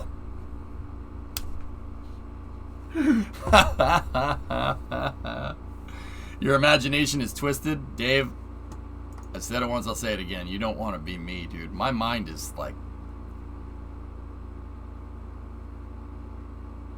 Man, like, I don't want to sound like a complete nutter. I mean, people, you already know I'm nuts to do what I do here. But, dude, this is like a never-ending firing cylinder of information. Like, it comes at you fast, and you have to be careful. Like dude, the synapses are, and this is probably not the right terminology, but this is always going off. Always just ding, ding, ding, ding, ding, ding, ding, ding, ding, all the time. All the time. Like, all the time. Like, it's ridiculous. It's annoying at times. And I learned that, you know, tiring myself out by doing these mind exercises, thinking about space, thinking about this, thinking about aliens, thinking about that, is the way to tire this thing out enough to go to sleep. It's just a big pinball machine of information. That's a good way to put it. You imagine me, how bad is it? I would, though. That's something I would do. That makes sense, you know? Go on. Whether it's... I mean, and once again, like... Okay, last thing, and I want to watch Starship. I want to watch the Starship stuff, guys. Last thing on this. Like... Dude, I can sit here and say that, oh, my mind's firing off faster than everybody else's mind. Like I have insight into how everybody else's mind works. Like I can hear your thoughts right now. Wow, that's weird. Why would you say that? Okay. Jeez. What a kiss I would have called your mother. Anyway. So I don't know. Like, all I know is I know how this works because I've been around this for a long time. I can't speak really for anybody else, but my mind's constantly going off. Like, ding, ding, ding, ding. What if this happened? What if this happened? What if this happened? What if we did this? What if we did this? How would you make the stream better? How do you do this? How do you do this? Hey, you've got chores to do. La, la, la. Dude, it never stops. Like, I don't know if everybody else is like that. You tell me if that's normal or not. I don't know. Get out of my head! Get out of my head! Have you seen the mirror image from James Webb? No, we can look at that after this, though. Cool. What do you think they're going to do with Booster 4? Lawn art, probably. You could also watch a Marvel movie to turn off your brain. Hey, I said I wanted to turn off my brain, McNubby, not lose brain cells. Okay? Could it be an ADHD thing? I don't know, Hip. If it is, I made it through the entirety of high school in the 2000s without being diagnosed with that. So, yeah, I don't know. I think they would have caught it, don't you think? I think I just have a lot of energy, dudes. Guys have lots of energy. That's just how we roll. Why do you think people build stuff like this? You know what I mean? You have a lot of energy. Use it. Ever heard of analysis paralysis? Yes.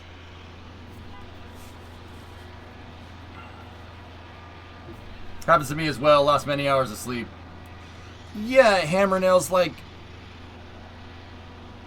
the nose cone is getting worked on there. I'm going to pause this because I want to look at this. Dude, like, don't get me wrong. It can't be anything else that doesn't happen to anyone else. You know, just think about stuff. Like, it used to be dread. You know, when I was younger, it used to be focusing on the bad. Now I just use that same kind of process. If it's going to happen, I might as well use it to my advantage. So I use it to think critically. I don't know if that's just my way of doing it, or if my mom dropped me as a kid. That's probably what happened. Like, let's be real. That's probably what went on. Mom, sorry if you're watching. I don't know if you did you? Please don't say yes. Probably get a text in a couple minutes. You're an idiot. Okay. Yeah. So, I don't know. I used to focus on stuff that, you know, would worry me. And don't get me wrong, like, you gotta pay bills and stuff too. But yeah, I use that for like thinking, for like critical thinking. I use it to I play mind exercises with myself. Yeah.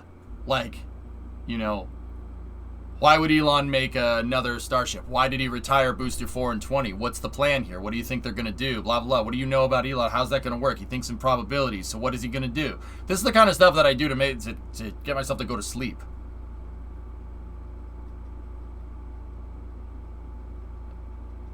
Test this. Sit down somewhere comfy. Get your mind. Get a cold beverage and watch something nice, and just let your mind go adrift. That works for you, Louisa. You know what shuts my brain off? Driving a car around. Yeah, driving. I sometimes after the stream, guys, I just get in the car and I drive around. I'll just drive around Boston and then drive home.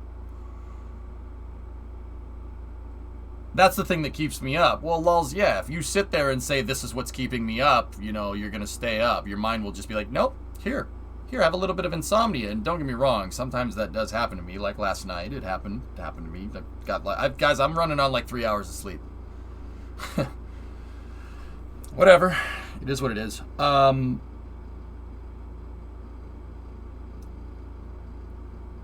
Yeah, see how I just lost my train of thought after thinking about sleep?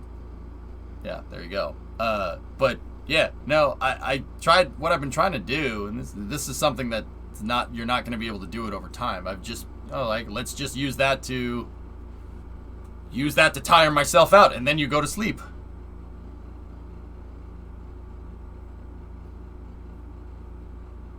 Yeah, tech god. Yeah, maybe. I guess I don't know. If it, like I said, if it is undiagnosed, and you know what, I don't want to know. I'll be honest. Even if it was that way, I don't want to know. I don't want to know at all. Like, I don't want to know. I don't need that. I don't need that clouding my judgment on things. You know what I mean? I don't need that. I found ways. If I do have it, I found ways to deal with it, and those ways don't involve getting diagnosed with it. So you know what? Just leave it. I can pay my bills. I can sit here and work for 10 hours a day. I can do whatever. Like, it's fine. It's fine. Like, I'm not. I don't want to know, even if that's the case. I don't want to know because if I did, I would have. I know me. If I did, I would fixate on it instead of finding a way to fix that problem. I would get like, oh, well, the reason why I didn't feel like doing the dishes tonight is because I have ADHD. No, I know my brain. I know that's how my brain would work. Oh, well, you're just being lazy. You didn't want to do the dishes today, or you didn't want to pay your bill today. You'll just pay it tomorrow. No. I know my brain. That's how that would happen, and I don't want to know. I don't want to know. Maybe I just didn't feel like doing the freaking dishes because I just worked 12 hours. Like, I prefer to think that, even if the opposite is the case. Like, dude, I don't want to know. Dude, I don't want to know.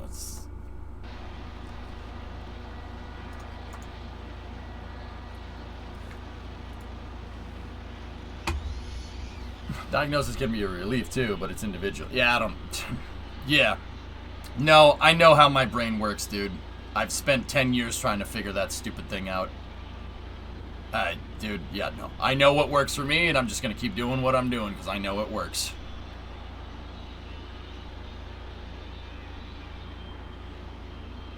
Fine, it's 6:30, but I'll make my bed now. Yeah, right. Last for Psyche. I've recently been dealing with the same thing at 30 years old. It's weird trying to justify some things to myself. Just in, Psyche has arrived at the Cape. Oh, excellent. Cool. Thanks, T-Man. Like I said, Tipsy, there's the mystery box. I don't want to know. I don't want to know. I'm not going to go to a shrink. I don't want to know. Nope. Because the other thing is that... no, you know what? I'm not going to say that. Let's just say I don't want to know, and we'll leave it at that. Yeah, exactly, James. I don't want to change anything. Whatever I'm doing, whatever I'm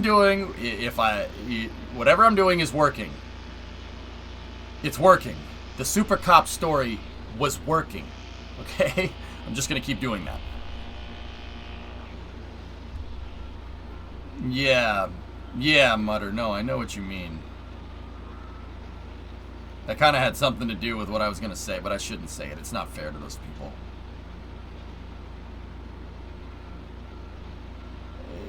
When I was younger, if you had a lot of energy, that was just normal. Guys have a lot of energy. That's what we do. That's why guys go to the gym and work out for like 4 hours every day. You got to find a way to deal with all that extra energy that you have. And I know I have that. I've been like that for forever, It's getting out of hand. Now there are 3 of them. No, Hammernails, no. No, not at all. Yeah, Hip, I think it has something to do with it. We're, especially if you're on, like, YouTube or something, or, dude, even here on Twitch, the ads come at you hot and heavy, especially on YouTube. The subject matter is being changed in your brain every second. You're bombarded by stimuli, the television, your phone, TikTok, YouTube, Twitter, Instagram, Facebook. There are people going at you hot and heavy. Like, what is that going to do to a kid? Like, what is that going to do to somebody that's 8, 9, 10 years old? Or like a teenager, 13, 14, 15. Dude, like, how are you... Oh, man, that would be so bad. Dude, if I was 15, yeah, no. That's not good.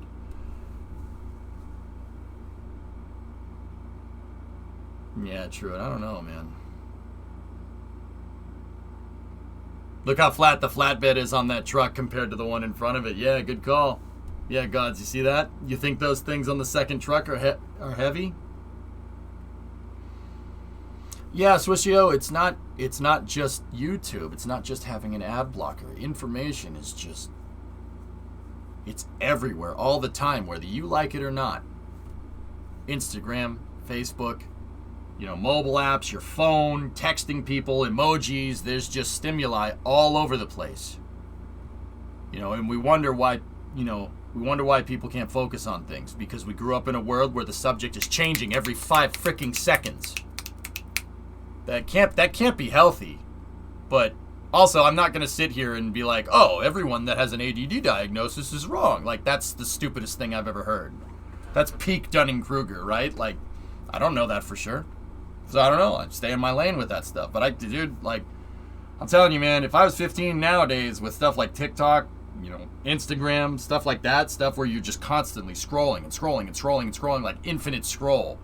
Like that, dude, that would screw it. Like Reddit too. Oh man, how can kids even focus on freaking schoolwork with all that stuff? Knowing all that stuff is like in the palm of your hand. Is anybody here in like high school? How hard is it to focus? Genuine question. Pray, I have ADHD. Sometimes I can sit on my phone or PC to do stuff, but really do nothing for a few hours if I check out. Interesting. Took over. Yeah. It cost me a letter grade here and there. Just the world we live in. Interesting. It's pretty easy for you, but difficult. God is already told the time. Yeah. I don't use any of that kind of stuff. Well, yeah, there you go, K3. Yep. It was tough. Not in high school anymore, but I knew. Yeah, exactly. Yeah.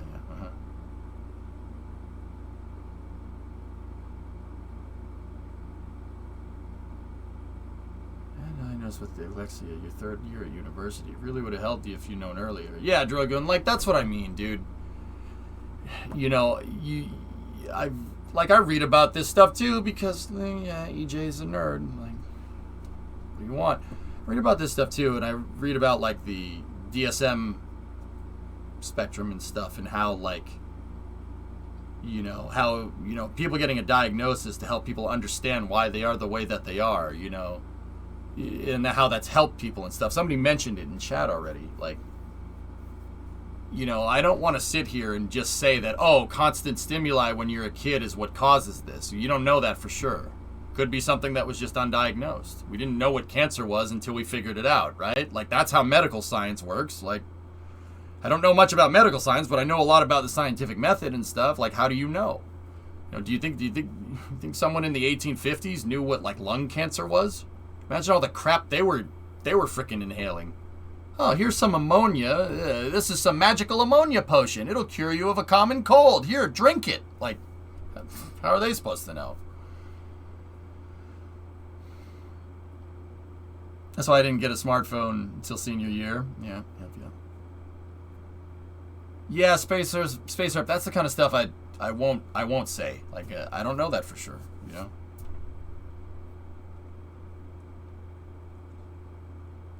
Don't forget that they thought heroin was good for you. Yeah, right. Second to last year of high school, I could barely focus more than an hour with all this flashy, attractive stuff ready available in my pocket. Sometimes it's frustrating, and I just putting it in another room doesn't work either. I'll just find something else to focus on. Yeah, Swishio, like, okay, that's what I'm getting at, dude. Can you imagine, like, okay, so fellas like me that grew up before smartphones. Smartphones came out for me when I was well out of college, right? Can you imagine having something like that in school? And can you imagine kids nowadays? Like, can you imagine a kid that's on the honor roll in school? Like, that gets straight A's and also has that distraction in their pocket? Dude, these kids are going to be some of the most mentally disciplined kids we've ever, like, the U.S. has ever produced, or, like, society has ever produced. Like, can you imagine growing up with that? Oh my goodness. I can't even think of it. Like, Swishio, that's why I asked the question, because, you know, if you're 16, 17 years old and you have that in your pocket, dude. If you can even get by with, like, good grades, let alone pass a freaking course in high school, man, you have my respect. That must be difficult as hell.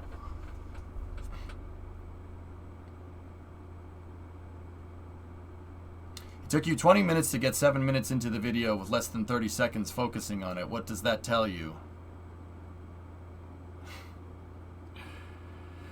You know what that tells me, Malachi? That a 7-minute diagnosis of a person based off of the current topic that they're talking about is not good enough for any psychologist to be able to say determinately whether someone does or doesn't have anything, especially some person on the internet that doesn't know me personally. That's what I think. Also, Malachi, if you really want to know, I'm going along with it.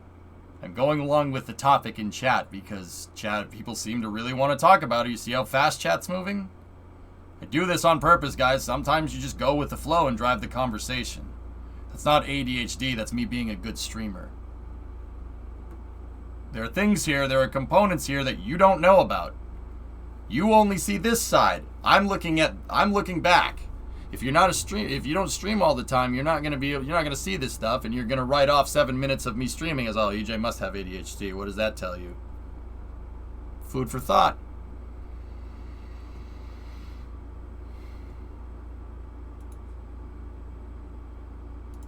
Yeah, Phone Sister, we saw it already.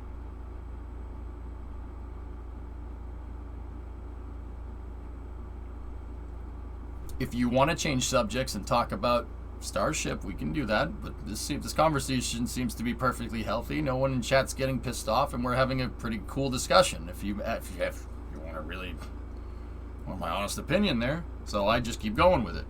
Sometimes that happens. You know, sometimes I say that I'm going to play this game today, and an update releases for another game, and we just switch and play that update, and everybody has a good time. I go with the flow. It's not that I can't stay focused on something. I literally played Kerbal for 10 years straight with, like, minimal distractions. Interesting, Prey.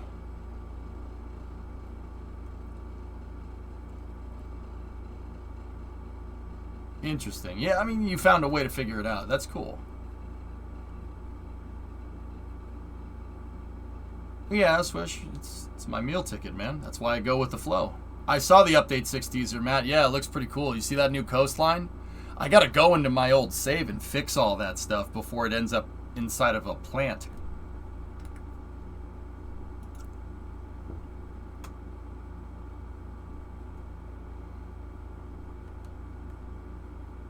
Interesting, Honey Piston. Yeah, no, I'm genuinely interested in people's stories about this, because it's always something good to learn. It's always something new to learn.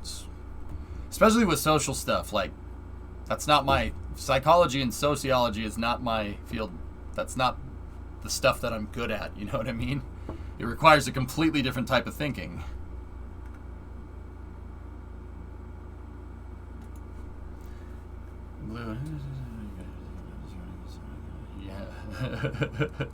Yeah, I hear you, Blue, which is why one of the first things that I said when this conversation started is that you could say it's stimuli at a young age, and you could say that's the reason for it. You could say it's a conspiracy by the pharmaceutical companies. I mean, I guess. What I started this conversation with is that ain't my wheelhouse, man. I have no idea. I have no freaking clue, dude. I don't know. Couldn't tell you. I can tell you about spaceflight. You want to know how the shuttle engines work? I can tell that. I can tell you that. No problem.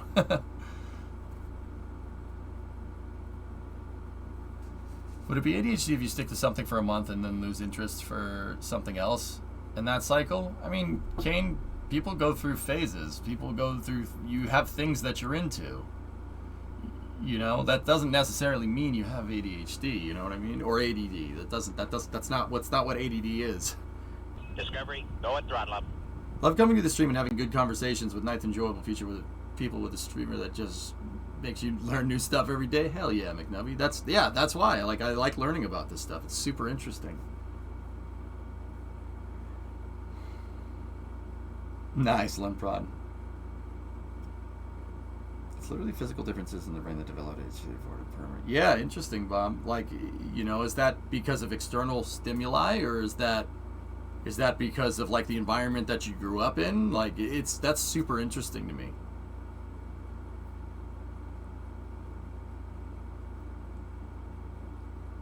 If you missed it, this is why they make Vyvanse for us.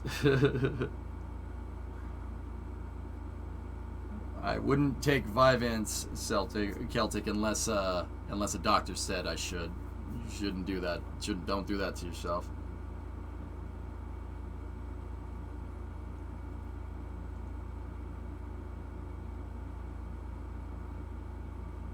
Yeah, Hydroline. Yeah, see, like, I that's a genuine question I have out of curiosity, like, I don't know why it happens. Funny, I never asked. Well, Bobby, that's what I mean. That's where my mind goes. Why does that happen? Has that happened before? Has that been happening to humans for thousands of years? Like, is this something that we just missed? Are we trying to quantify, like, how people's brains are wired? Everybody's brain is going to be a little bit different. So how can you quantify that by, like, are some people's brains more developed than others? Are some people big brain? Some people smooth brain? Like, I don't know. Like, what are we doing here? Like, that's where my mind goes. And I'm sure someone has wrote many a medical papers on the subject matter. And that'd be cool to go and learn it. Like, there's got to be some kind of categorization going on. But it seems like the DSM, so DSM 2.0 is a spectrum of information that quantifies different forms of high functioning autism. So like that could be like ADD, ADHD, Asperger's is on there. There's a bunch of things on there. I'd be curious to see, like, at like a material. I say material, that's not the right word. Like, does that mean, like, there's somebody in California and there's somebody in Massachusetts and their brains could literally develop in the exact same way? If so, that's super freaking interesting.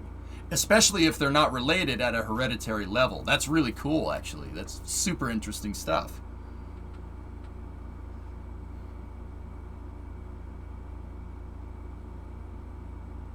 Like, that's fascinating to me. Like, that, the synchronicity that's going on there is really super interesting. Like, that's why I like learning about this stuff. It's really cool, actually.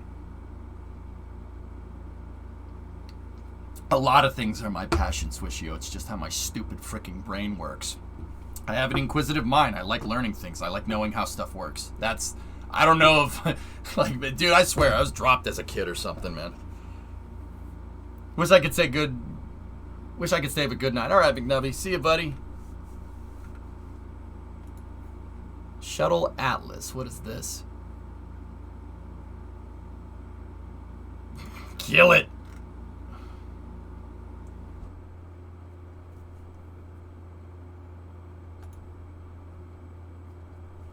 Taking about 2 years. Very low dose, 40 milligrams a day. Yes, it does help. I took 2 foot of them back in grade school. Swore I'd never touched them again. Going down a hard antidepressant. Interesting, Celtic. Yeah, interesting. As far as I know, there's no obvious genetic link. Yeah, so Bobby, like, what would cause those factors to develop in that way? Because, dude, I had to take a basic psychology course to get a degree. I know that your neuroplasticity is a lot higher when you're 2, 3, 4, 5, 6, 7, 8, 9, 10. Like, as you develop in that phase, you have very high neuroplasticity. So people hear that we're bilingual from a young age. Anybody here learned 2 languages as a child? Do you remember being taught those languages? Nope. Your neuroplasticity is a lot higher when you're a kid. So, like, what type of stuff happens when you're a kid to cause this kind of behavior? I suppose being exposed to a television at a young age could do that. But then again, there's also arguments that say that it could be hereditary as well. And if it is, then it's a combination of factors, which still begs the question, like, there's clearly a spectrum there's clearly the DSM 2.0 is a spectrum for analyzing different forms of high functioning autism. And there's clearly kids in California that have ADD, and there's clearly kids in London that have ADD. Those are 6,000 miles apart. And no hereditary relation, and like that, the fact that that can happen, that's like super interesting. That's really freaking cool. How two people can develop in the exact same way. That would suggest that there is a hereditary thing going on, right? Isn't that? Oh, that's really cool. I'd want to go like read about that now. You know what I'm saying? I think that's really neat.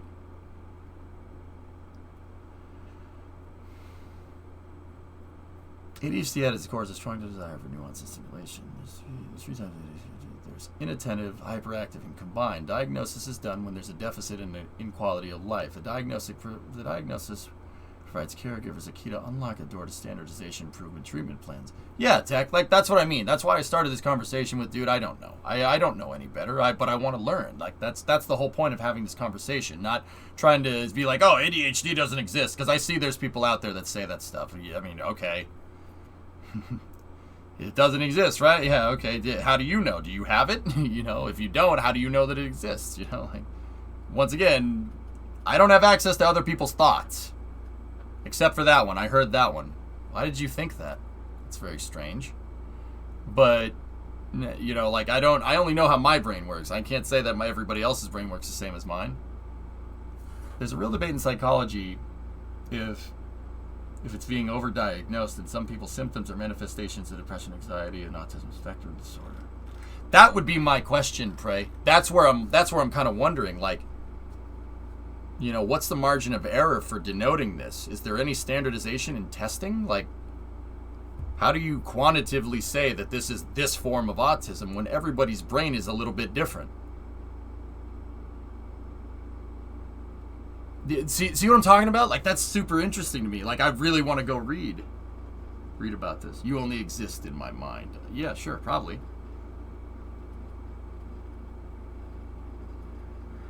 All genetics have variations. There's only so many variations that can happen before the genetics can operate. I believe ADHD is one of those variations, yes, but it's not like genetics is changeable yet.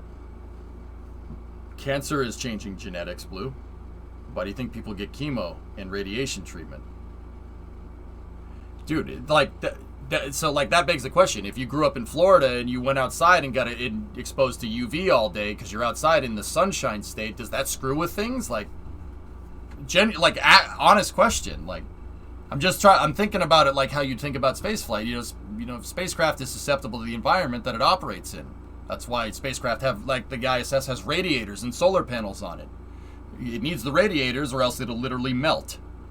Like, you know, I'm like, it's interesting. It's interesting to turn this stuff in my head.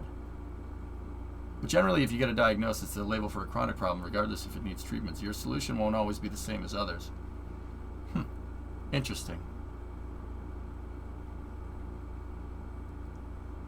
Yeah, Space Herb, for sure. I got you. And that's all you can do in this day and age, speak to your own experience. I found especially in this day and age that it's really dangerous to speak for other people. Don't speak for other people if you can help it. That's a good rule to live by, especially with me. Because what I used to do, what 2014, 2013 EJ would have used to do is say, like, oh, I never said this, but, oh, I believe that ADD doesn't exist. I would have said that, and that's wrong. You're literally just spouting off stuff, shooting from the hip, and you know how I feel about that. The reality, the right way to say that would be like, I don't know if ADD or ADHD exists because I don't have it and I can't say. That's the right way to say that. There's a very big difference. Someone with anxiety who goes to therapy is really sad on mental health problems are still being brushed off. Therapy is stigmatized, but thankfully the stigma has been dying down over the past few years. I mean, Ian, yeah, that's something that I've noticed no matter what you have. This thing can work for you or it can work against you, and it takes time. You've got to learn what makes this thing work. Know thyself. That's very important. It's important to be introspective like that, and then you can find a way to get around it. You know, like, Ian, they didn't when they were figuring out how to send rockets into space, you know, they didn't say, oh, we have to accelerate something to 17,000 miles an hour. Nothing like that exists. Well, I guess I'll go die then.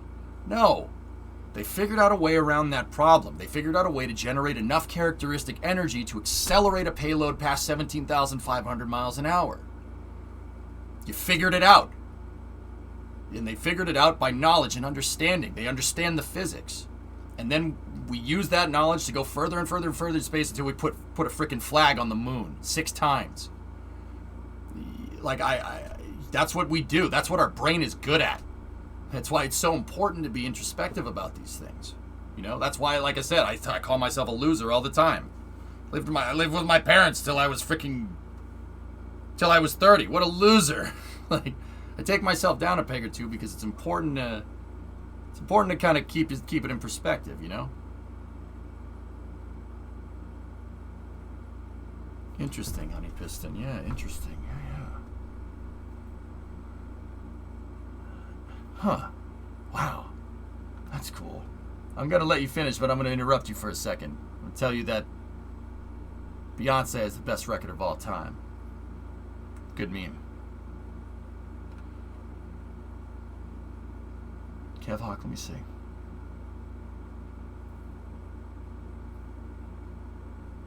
Oh, jeez, Kev. Man. Oh, that sucks.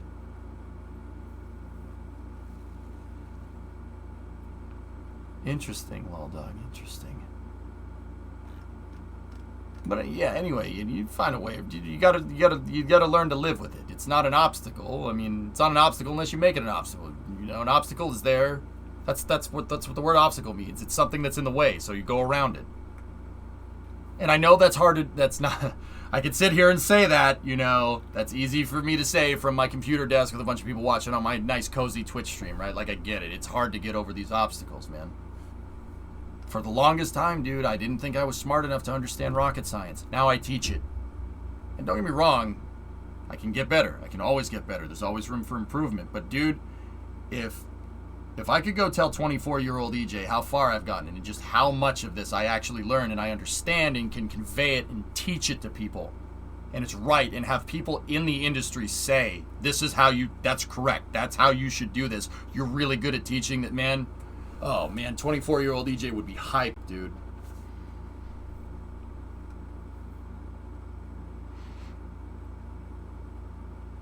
Yeah, Sebby, yeah, neurodivergency. That's interesting stuff.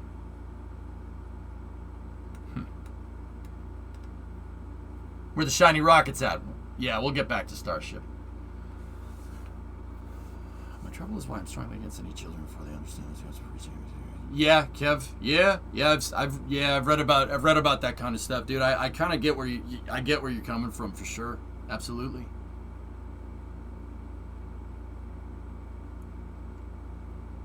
Good conversation, guys. Really, really good stuff. I hope you guys are enjoying this. I'm enjoying it. Sorry, like I said, it's a little bit of a tangent, but I let it ride on purpose. I know we have Starship stuff to look at, but yeah, it's a very interesting conversation. I like doing this every once in a while. I try to keep with space news most of the time, though. My experience with ADHD is it's a problem that pushes back. ADHD is you pushing against yourself. Yep. Enjoying it too? Yeah, it's super interesting, man. Super interesting. So cool. Thank you for all your insight, fellas. I'm learning a lot here.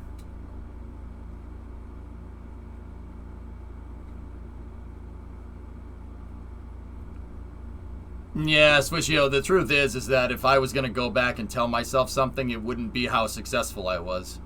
You know, if I could go back and talk to 24-year-old me, I'd say 2 things. Invest in Tesla and work hard.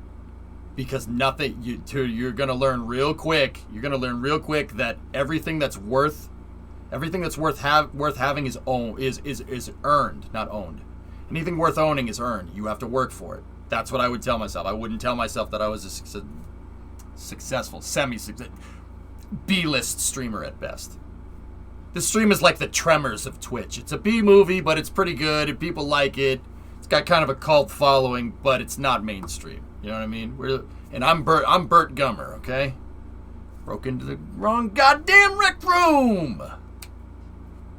No, not B movie. Oh God, no. No, not that movie. Not that movie.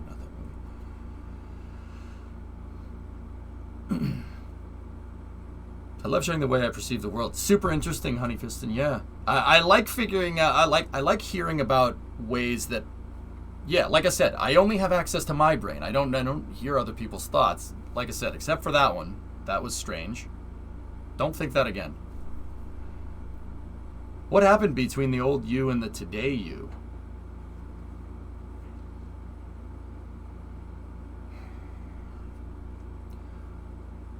I think the biggest thing that I've learned in my streaming career, so I've been doing it for a better part of a decade. I've been doing this since December of 2012, so it'll be 10 years this December. I'm at nine and a quarter years right now. The biggest thing that I've learned, Shizrek, it comes from running your own business. Dude, I'm accountable to nobody. If I want to put food on the table, I have to work. And it's interesting when you're presented with that pass or fail kind of, what's the word, dichotomy, I guess. You don't put food on the table. You don't pay your bills. You don't pay your student loans. I've talked about that before. It's very interesting, you know. I knew that I liked streaming, you know. Even before it started making money, I enjoyed it. It was a good time. But, you know, I think the big one was doing this professionally, switching to it professionally full time and not just a side hustle. That really teaches you accountability. It really teaches you to know and understand yourself. So some of the big things that I've learned is, you know, if somebody asks you, hey, are you going to do this? And you'd be like, oh yeah, I'll do that later. Are you really going to do it later? Are you really going to do it? You're not going to do it later. Don't lie. Don't do stuff like that. And that's what I mean about being introspective and knowing yourself. Take yourself down a peg or two. Are you that good? No. No way. Are you really going to do it later? You ain't going to do it later. Shut up. Who are you trying to fool? Because, you know, like, okay, you ever have perceptions of something going on? Like you have a conversation with somebody, and in the moment it seems like a great conversation, and then you think about it 30 minutes later and you're like, wow, I just said some really stupid stuff. This other person probably thinks I'm an idiot, and they probably do. I mean, don't get me wrong, you probably shouldn't think about it like that. That's being way too self-conscious. But, you know, you ever realize it and you go talk to that person back, did I say this to you? Yeah, you did. Oh my God. I'm an idiot. I mean, don't get me wrong, that happens to me sometimes too. But you always could say later to your earlier later. Yeah, right? Yeah, exactly. Yeah, Kim, you're not wrong. You know, and you're like, or anybody that's socially awkward, you say something like, hey, you know, you go to the store and you get a coffee, right? And they're like, here, enjoy the coffee. And they're like, yeah, you too. Aw, damn it, what do I do? like that. There are perceptions that you know, your brain's like, yep, this is cool. This is an acceptable thing to say. Say it, and then you say it, and you're like, wow, I'm an idiot. Oh my God. I mean, you see people post about that on the internet all the time. Enjoy your flight. Yeah, you too. You say that to the gate attendant. I've done that. I'm not even kidding. I've done that. I can never come back to this establishment. Yeah. I can never come back. Nope. They're going to remember that. No, chances are they don't give a frick. They just want to give you your coffee so they can get to the end of their shift or something, you know, like, why did I just say that? Oh my gosh. Why did I think that was an alright thing to say?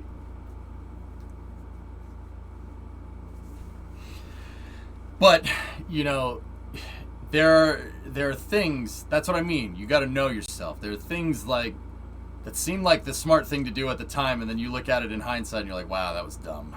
Wow, that was dumb. That's what I mean. Take yourself down a peg or two, you know? Listen, be attentive.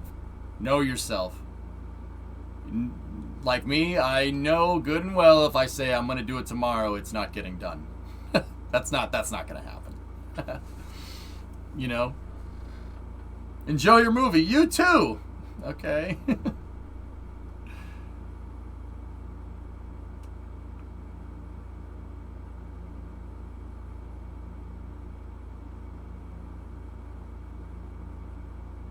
Yeah, see, yeah, XPZ, that's what I mean. Saying, yeah, you too, is your brain kind of being on autopilot. You're not really thinking about the conversation. You're just trying to go through the motions so you can get your coffee and get the frick out of there. You know?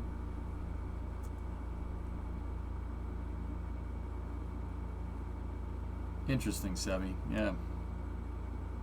I'm going to procrastinate tomorrow. I know that'll happen. So what are you going to do about it, Joe? Are you just going to keep procrastinating? All right, have fun not getting anything done. Right? Like, but once again, that's more anecdotal on my part, you know, like I know me, I know how this works, you know.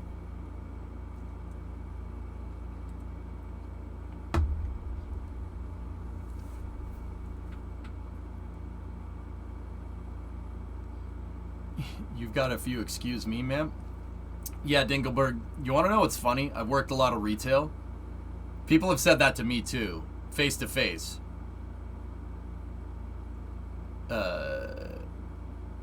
Like one time I was working at the grocery store and I had a great conversation with this person and they did an awkward. Like I was talking about like what I want to do. They're like, "Oh, so you in school?" I'm like, "Yeah, you know, I graduated. I want to look to do this, and this." And they were like, "You're going to grow up to be such a good woman." And I'm like, all right. I know what you meant, but now this is weird. Okay. Have a good day. You know? I'm like, oh, all right. Yep. Oh, yeah, that's happened. Yeah, many times. I don't know why. Like, very weird. Well, they weren't wrong. What? wait. What?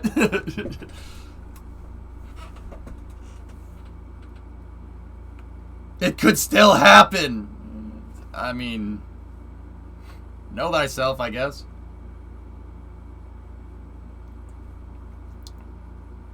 Yeah, Wiser, there you go. Mm-hmm.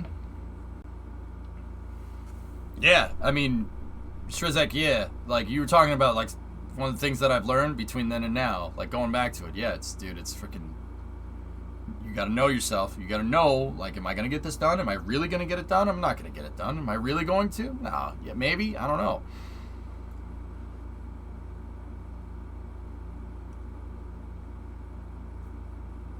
Yeah, Honey Piston, you work with it. You don't work against it. That's what I mean.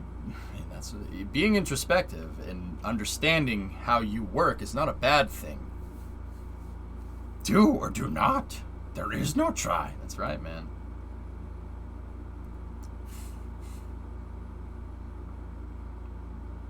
For me, it's less procrastination and more I actually forgot I had to do the thing. Yeah.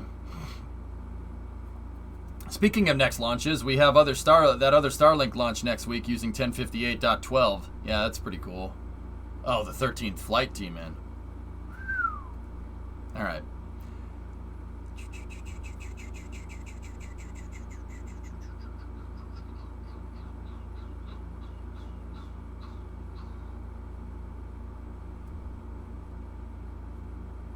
Anyway, good conversation, dudes. I'm glad you guys enjoyed it. Shall we finish up the Boca Chica footage? A little tech post from Holly. Oh, what's that about? Do you reckon we'll see a booster fly its 20th flight this year? We're gonna come close, Blinga. It really depends on how far SpaceX wants to push the envelope with those boosters.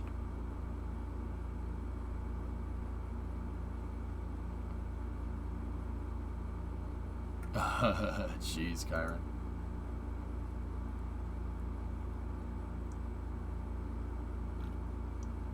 Came to life with Holly and some EFI.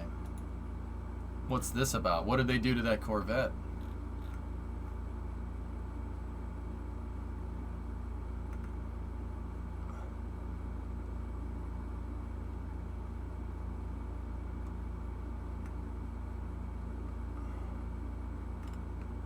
Okay. They put a Holly EFI on it, or a Dominator, and 150 shot of nitrous. And they think it's the ECU. That's making the horsepower difference? Is that what I'm getting from this?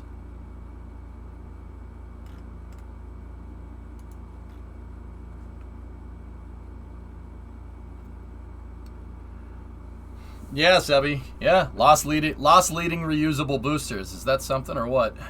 Or life leader. It's not loss leader. Loss leader is something from the car industry.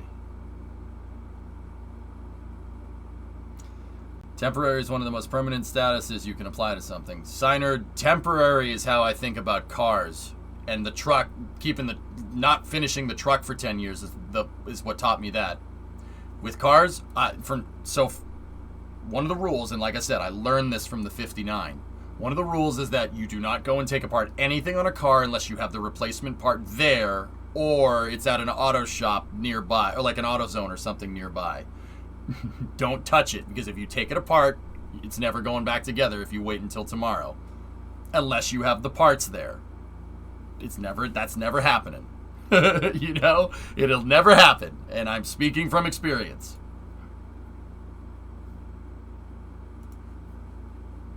That is it. Okay. Yep. Hellfish, that's something. You think given Starlink's payloads, they will end up just pushing a booster to failure?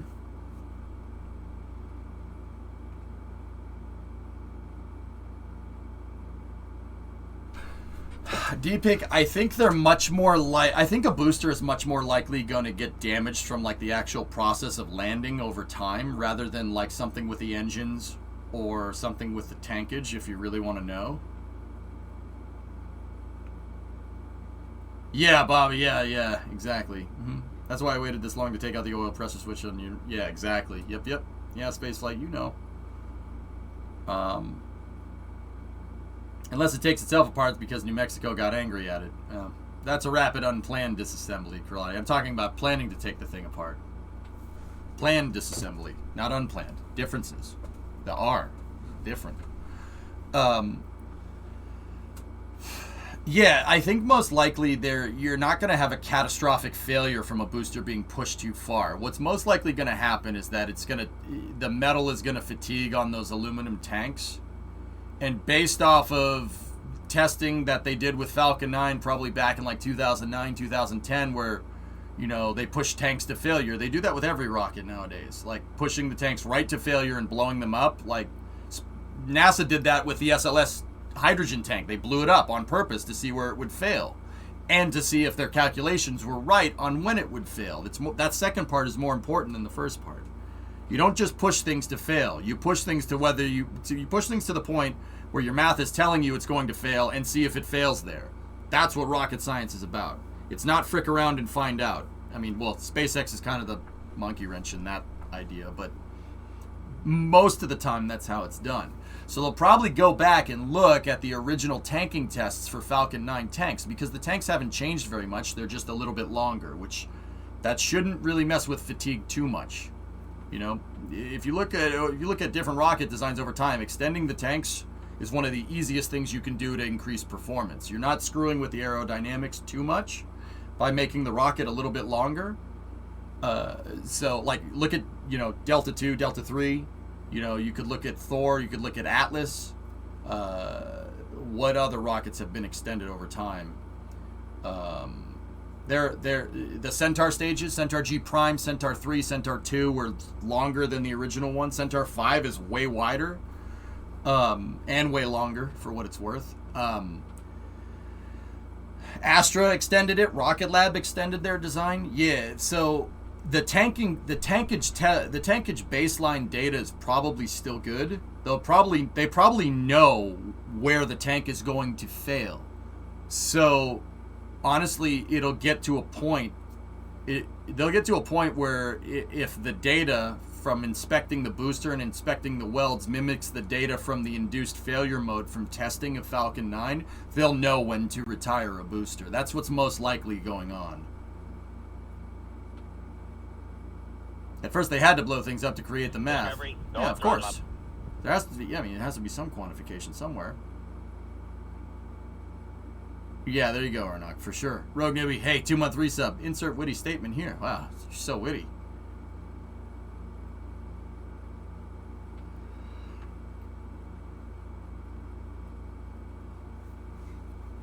Yep, Swishio, that's right.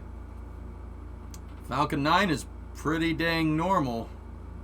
I remember, 2016, 2017, when we'd watch a Falcon 9 launch, I'd do a marathon stream, 20-hour stream, and then end it with the launch, because Falcon 9 launches were once in a blue moon. And I remember viewers asking me, there were viewers telling me, they want to launch Falcon, they want to end up launching Falcon like once a week, right? Are you going to do marathon streams every week?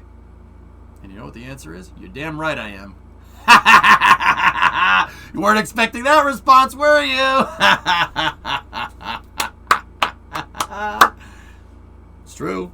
Every Saturday, that stream is 15-hour minimum, usually, unless other reasons. Falcon 9 launches are so normal now that I no longer feel the need to watch every single one of them. Yeah. It's not rocket surgery, creepy guy. That's right. Okay. All right. I'm calling that a cap on that conversation. That was a good conversation, dudes. Sorry, we got a little off track from the space news. I get it. Don't worry. Next year we'll hit 150 launches at this rate. Yeah, Rock Guy, believe it. Commercial Leo is exploding. Like, it's disgusting in an awesome way, but it's like disgusting. Like, there's just rockets everywhere. Discovery, go at throttle. You're a good conversation. I know. Subscribe to Tier 1. Afraid this will be the last month for a bit. I lost my card and will procrastinate registering the new one. It's alright, Bobby. Don't worry. It's okay. Don't worry about it. Rocket Lab boat is underway.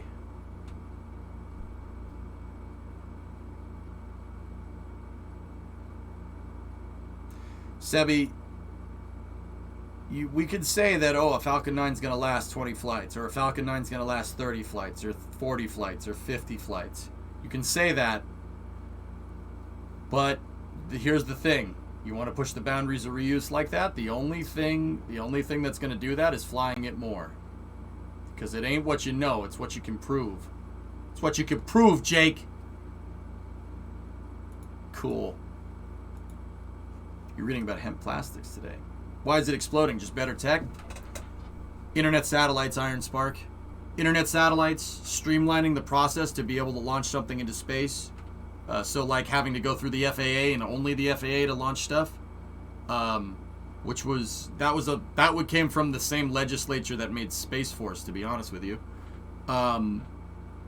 Yeah, Amazon, like I said, Amazon just invested $10 billion into the spaceflight sector. That's $10 billion. That's a $10 billion boost to the industry. Oh yeah, it's exploding. It's ridiculous. Not literally. Economically, in a good way. And I mean, Rocket Guy, how much revenue did commercial low Earth orbit generate last year? Do you know off the top of your head? .com bubble arriving 20 years late. This is what they anticipated 20 years ago, Bram. Yeah. Tech miniaturization, computer simulation analysis has a lot to do with it. I just started playing MSC. Can I start selling Kill You immediately? You got to go to the island in the middle of the lake and get the Kill You bucket. The juice bottles don't spawn at the landfill. You have to buy them from Tiemo. The only time they go to the landfill name is when you sell them to the bum. He dumps them in the landfill the next day.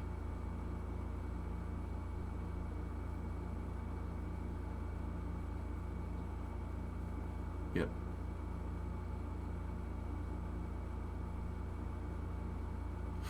Bobby. All right, guys. Let's finish up this Starship footage, okay?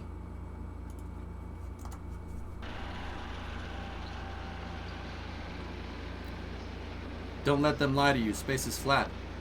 Yeah, of course space and time is flat. What are you talking about? They don't... That's what they say. Space-time, it's in 3 dimensions, don't get me wrong, because gravity proves it's in 3 dimensions, but space-time is flat. Yeah, you're right. They don't lie to you about that. That's what they tell you.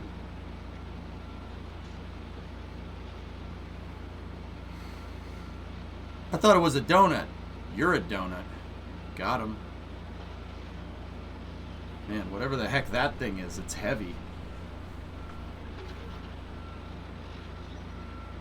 I am a donut. Oh, so we lie to each other now, creepy? Donuts are not capable of typing on a computer. Liar.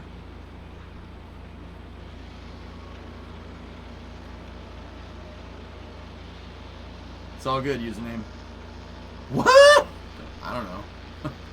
I just want to watch. I want to watch construction equipment, dude. I'm not gonna lie to you.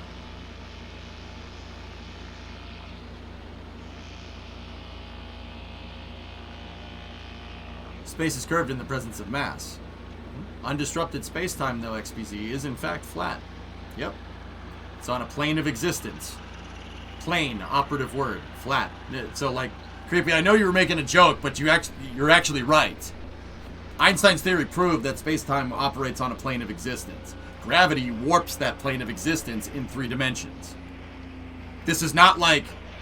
This is stuff that has been proven. With math and by just looking at how light bends in the sky. That's the theory of relativity.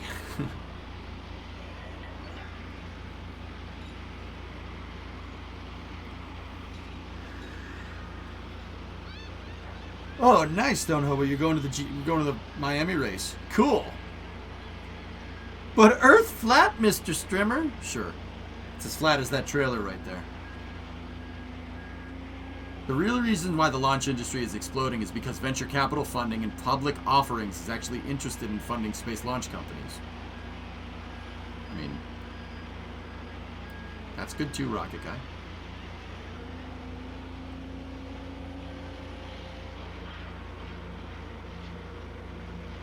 It operates on a plane of existence, Bobby. Think about if you took a piece of paper and you push the 2 ends of the piece of paper together, it would do this, right? Gravity warps space and time like that. Or if you took a bed sheet, right? And you took a bed sheet and you have 2 tables here and here, and you took a bed sheet and you put a paperweight here and a paperweight here, that bed sheet is flat. If you put a marble on it, like if you take a little marble, you put it on it, it's going to bend the bed sheet a little bit. If you put an anvil on it, the thing's really going to curve. More mass will bend the bed sheet, right? That's how gravity warps space and time. Higher mass gives you a higher acceleration. It's Newton's law. Force is mass times acceleration. That's Newtonian physics here. This is not complicated stuff. You could literally test this theory by dropping something right now. So higher mass bends the bed sheet more. So if your mom's on the bed sheet, yes, that's why I made a bed sheet reference. She's gonna bend the bed sheet a lot because, you know, gravity is fake. See, you weren't expecting your mom joke that time, were you? I'm 34. I swear I'm not 15. I swear. Or am I 33? No, 34 in July. Sweet. There's still 33. Ha got him.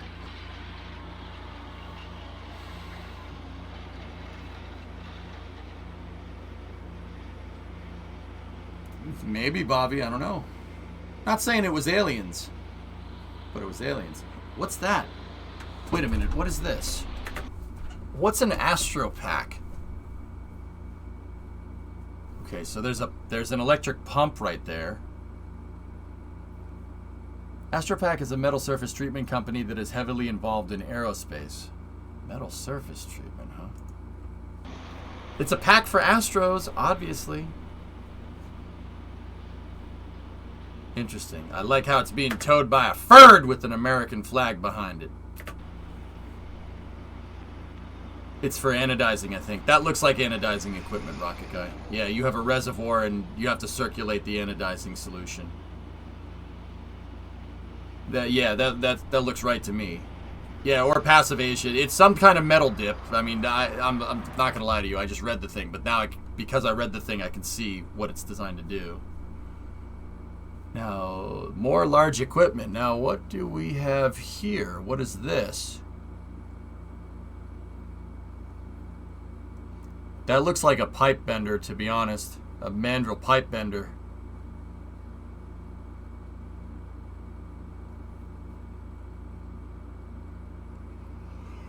I can't be sure. Laser cutter? Yeah, maybe. But Bram, what's throwing me off is that you have there's a hydraulic jack on the other side. You see the connecting piece over there? So it's symmetrical. See, there's a yellow, yellow, white, and white. And this thing clearly moves back and forth. And you clearly have what looks kind of like a mandrel right there. That looks like a pipe bender.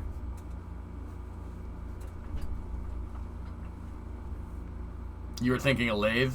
Yeah, it could be. Hang on, what does the name say?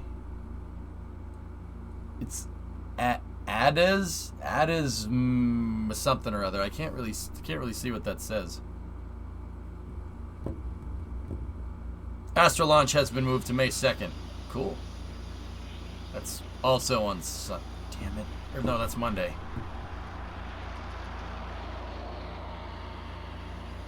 Oh, nice. They zoomed in on it. Addison McKee with a red and a blue swoosh around it.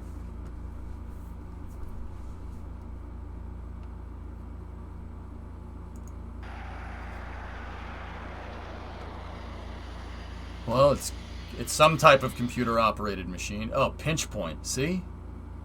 Could it be a metal brake?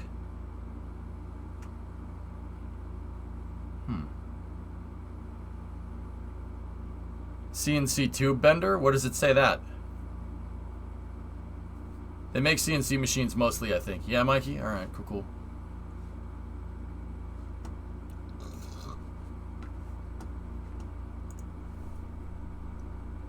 Well, let's see. Yep. Oh, ya boy! Dude, am I good or what? Thank you, chat. Boom, baby. Pipe bender. That's for making the plumbing. You can see the pipe mandrel on the left side of the screen. Oh, yeah. Boom, baby.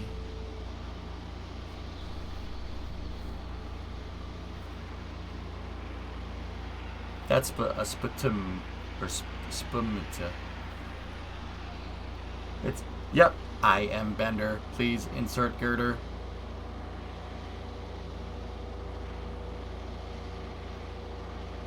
Man, SVMTs are cool.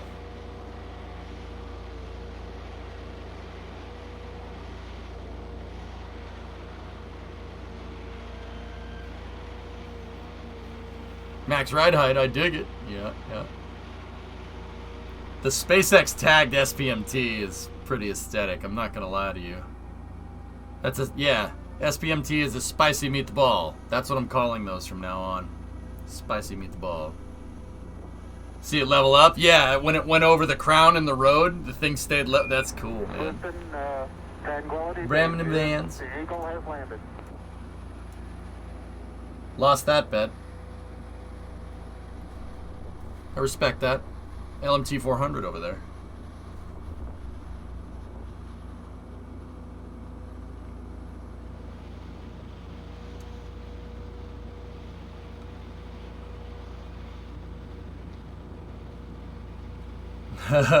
Doom, yeah, you gotta get into that. You gotta get into the right mentality, man. You don't have to ask anybody. If you bought a house, you don't have to ask anybody to remodel it. You could just do it.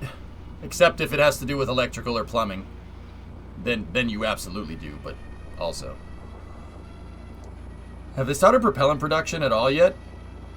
Rocket Guy, I've seen minimal activity from the propellant storage area. In fact, I think that SpaceX said nah.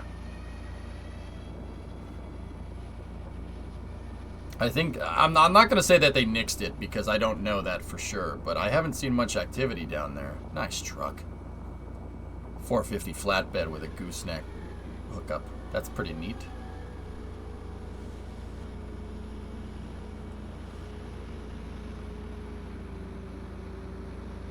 Oh, those things are so damn cool. Drummer! I want to make that in KSP. Yeah.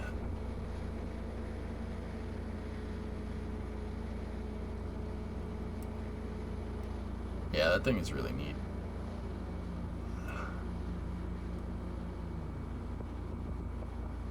Right, BB? Yeah. Uh-oh. 24. This is getting out of hand. Now there are 3 of them. We should not have made this bargain. Discovery, go at throttle up. But Chad, how many of them are there really? Hey, Mach, what's going on, man? It has been a while. It's been a while and you've been subbed this entire time. I appreciate that, man. Thank you. How you doing? CGN, what's up, dude? How did Minecraft go? We got 2 buildings done in the speed build, dude. Pretty good. I have altered the deal. Pray I don't alter it any further.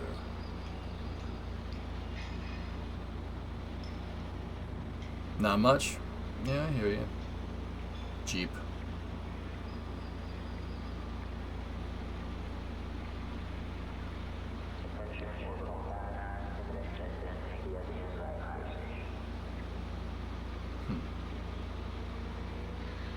Yeah, hold on. Another interesting thing to note here, fellas. Look at the reflection on the tank. That means there's a puddle right here, which means water is not draining correctly, because I don't see anything wet here. Just an interesting thing. That could be intended, but usually you don't want water pooling anywhere near infrastructure like that. The Jeep pickups always look off to you? Yeah, Hellbore, I know what you mean. I like those Jeeps better. It's the 4 doors, dude. I like those Jeeps better when they weren't 4 doors, because the Gladiator is an old design, believe it or not. They used to make Jeeps like this all the time. But the old Gladiators were a pickup truck. If you like Tremors, we already mentioned Tremors today. If you like Tremors, Val and Earl drive around one of them. Or if you know your military vehicles from the 50s, it's an M715. That's cool, man. It looks pretty sick, actually. And they did it, dude. That's cool. Jeep straight up made a freaking light duty pickup truck, and then they made that. They made a Jeep Cherokee pickup truck too. Isn't that cool?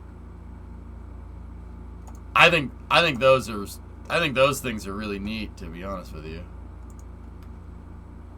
Yeah, that was the Gladiator. Looks horrible? No. I want that one, I'm not gonna lie to you though. That's cool looking.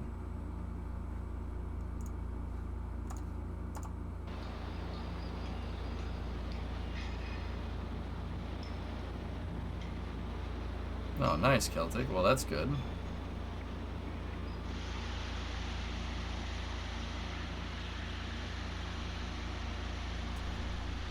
Look at the grill of that truck. That is the ugliest thing.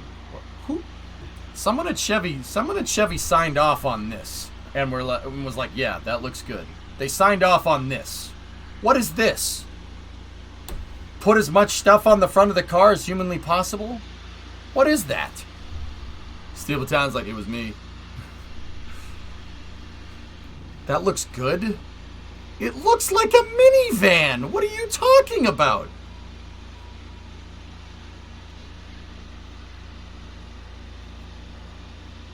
Yeah, just take all this detail that we put in, paint it all black.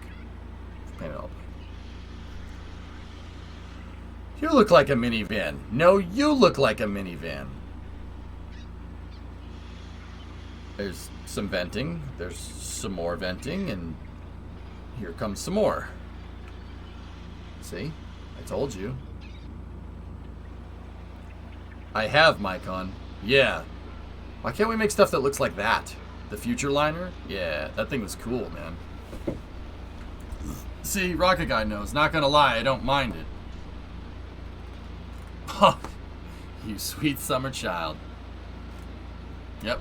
A northerner just said that to you, Rocket Guy. How do you feel? That's how you know you done messed up. Last please for the puddle. Alright. That's a fuel product that must be kept inside a catch basin in case of a spill. They can't auto-drain for that reason and normally must be pulled out. Oh, interesting. Hey, Ensign, what's going on?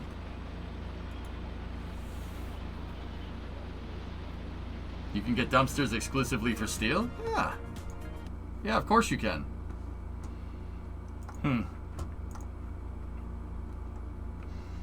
Cool. It only took us 3 hours to get through that 17-minute video. But I get it. I get it. A little tangent. What's your opinion on Rivian? Thanny, they're kind of cool. The pill-shaped headlights look strange to me. I'll be honest with you. Child, please. The Northerners don't know boggin'.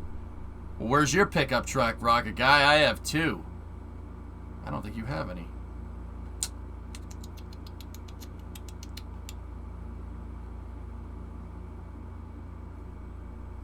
Not much, man. You see your message. Yeah, Jens said, Rocket Lab, I was going to get back to you on that. Rocket Lab moved their launch to Monday, so...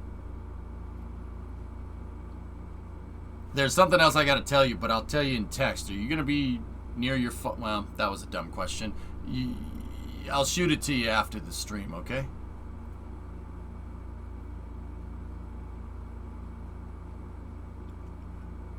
You'll be around? Cool. Cool. Got it. Yep.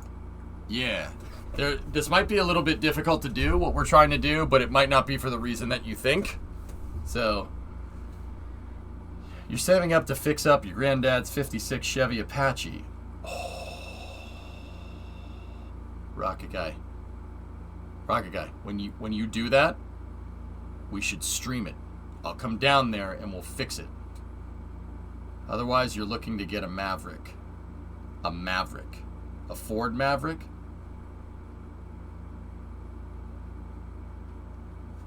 Why does a 90 Ford F350 XLT Lariat Crew Cab 4x4 see so much longer than it might be? I don't know. Just don't drop the transmission. I mean, it's a 56. Even if you did drop the transmission, that's probably not going to do anything. I saw a Model T in Sherburne today when you were heading to the Natick Mall. Right on. EJ Handline is, yeah. No, seriously, Rocket Guy, we should fix that thing, dude. What's wrong with it? You gotta get me a picture. Get me a picture, dude. I'll fix it with you. I'll give you. Give me a weekend. I'll give you a running and driving car, like guaranteed. Because it's a car from the 50s. It's not gonna take much to get it to go. Who's fixing an Apache helicopter? Not an Apache helicopter, you dope. A 56 Apache, a Chevy, this thing right there, Fallout truck.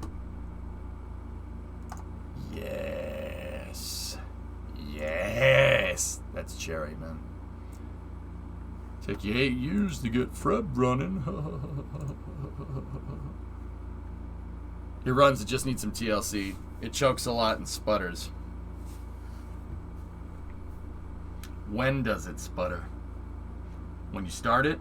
Can it idle, Rocket Guy? If you turn the key, pump the gas a couple of times, does it turn on? Does it stay on? When does it sputter? When you step on the gas? Seriously, the fault tree analysis, Rocket Guy, on old cars is not very big. There's only so many things that can go wrong because there's not a lot of parts on the car.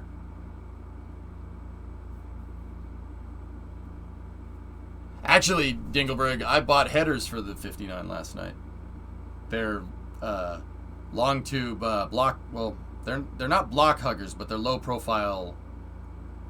Or did I buy the block huggers? No, I bought the block hugger. Shorty headers for the 59.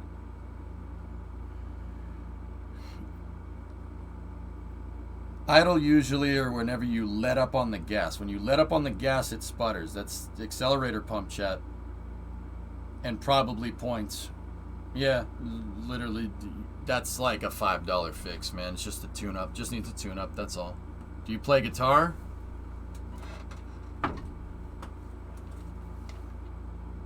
Yes. Badly.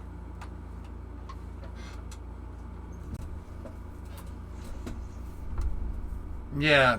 So, Rocket Guy, how the truck works for like electrical power distribution for the spark plugs, because that truck probably has an inline 6 in it or a V8. It's either one. If it's a V8, it's a 283.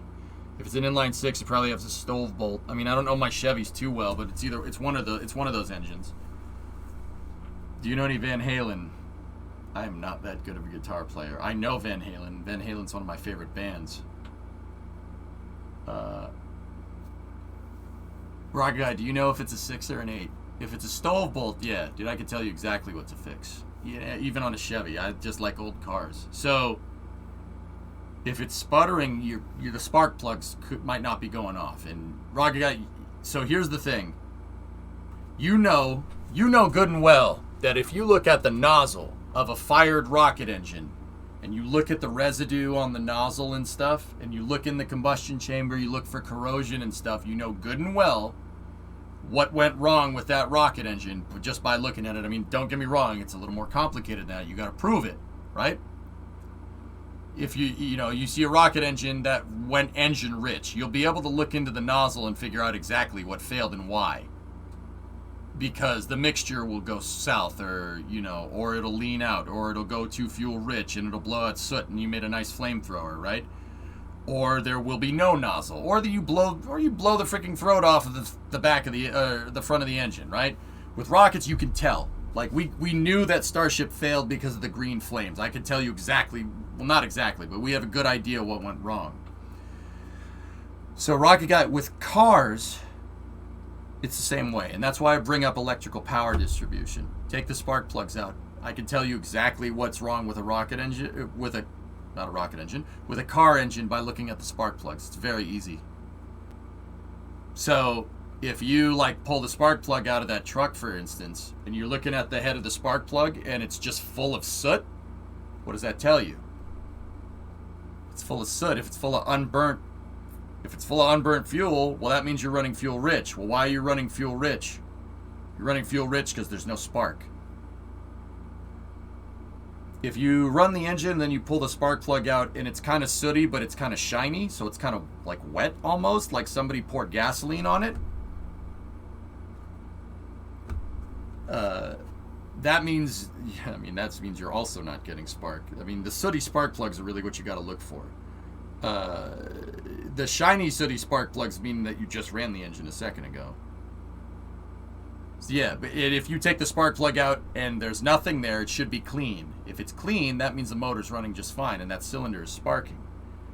Now, if you take the head of the spark plug out and the metal looks like it's been anodized or heat treated, lean, you're not delivering enough fuel. There, like I said, the spark plug is the first step to fault tree analysis on old cars. Of course, Toast. Yeah. Dreams is awesome, man. With the Blue Angels in it. I've seen the Angels perform to the song at Miramar in 2019. They were playing Dreams while they were actually flying around, which is actually really cool. So after just thinking about it, I understand the primary reason why the LR87 could run so many fuels. It has an individual gearbox from the gas generator to both the fuel and oxidizer pumps. You could just change the gear ratio to make sure that the pumps are running at the speed to account for the volume of different propellants. I've held gears from an LR87 in my hand before, JM. I actually got that on video. Yeah, Rocket Guy, dude, like I said, we could get it running in a weekend. I could get it roadworthy. I could get it probably running in a couple of hours. We can get it roadworthy in a weekend. We just got to look. We just got to know what to fix. Once again, fault tree analysis with those cars takes like 2 seconds because old cars are not that complicated. New car though, you're gonna need a computer, and yeah, it's very tough. Yep. Bandit, we saw the Dream Chaser. It was like the first thing that I shared today on stream. Saw Blue Angels perform at the Navy bases you were stationed at. It's pretty cool. Navy, I had a press pass, so to speak, when we went and saw them at Miramar. And, dude, you know how they let everybody out on the ramp, right? They let all the crowds on the ramp, and they set up grandstands and stuff. And then you watch them fly out over the runway and the taxiways and stuff. And then they land and they taxi onto the taxiway, and that's where they park, right? Das and I got we had an inn at the Miramar Air Show, and they let us on the other side of the ropes, and we were like standing next to F-18s and F-16s. One of the strangest things from my entire streaming career, dude, was we had an interview with an Air Force F-16 demonstration squadron pilot, and we interviewed him in front of his plane. Okay, we interviewed the guy in front of his plane, and then he's like, to end the interview, he's like, all right, I'm gonna go do my thing now. The guy literally walks around, jumps into his F-16, his fighter jet, takes off, and then just starts flying around. And I'm like, I've seen the guy like fly around, do these low passes and stuff. I'm like, I was just talking to that guy like 5 minutes ago. What the heck? That's weird. Oh, there he is again. Oh, he did a loop. Yep. Okay, he's upside down. Okay, he comes back. And then the guy comes back in and lands, taxis back, gets out of his plane. He's like, was that cool or what? I'm like, what just happened? We have that footage, Bauxy. The VODs aren't around because we couldn't get a good connection. Turns out Miramar Airstrip is out in the middle of nowhere. It was very strange. I'm just like, I had this passive thought. I saw the guy fly over in the F-16, and I could see the markings. I knew it was, obviously it was him, right? And I'm just sitting there. I'm like, I was just talking to that guy like 45 seconds ago. That's weird. Not 45, but yeah. Nice, Navy. That's cool. Helicopter ejector seat. What the frick? That's the Rocket Lab stuff. Yeah.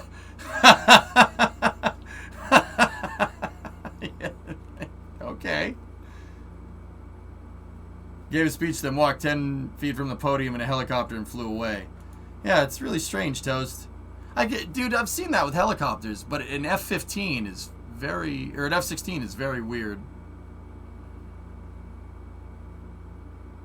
It's just one of those things. You're like, that guy's like going 400 miles an hour, and like he's just here a second ago. That's strange.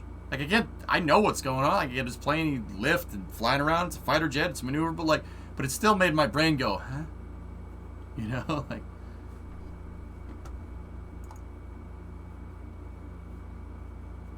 All right. Okay, dudes. I hope you enjoyed that space news with a little bit of extended science subject matter. Yeah, it was fun. It was a good time.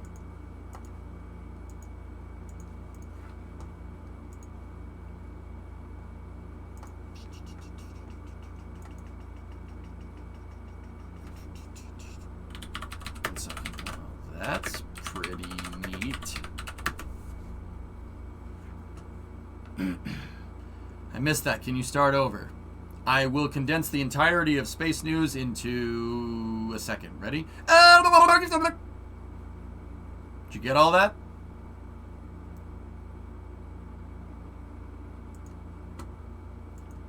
Got it? All right, cool. Sweet. Okay. You guys want to... You want to go play Kerbal? Do we want to go do that? Want to go play Kerbal? Yeah?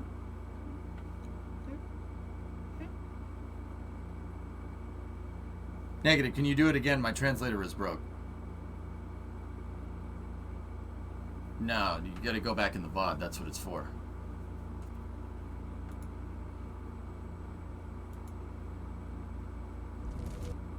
What is this? Space Tarkov. Marauders announcement trailer. Alright, we'll end space news on this. What is this? What am I looking at here? You said Tarkov in space. Oh dear.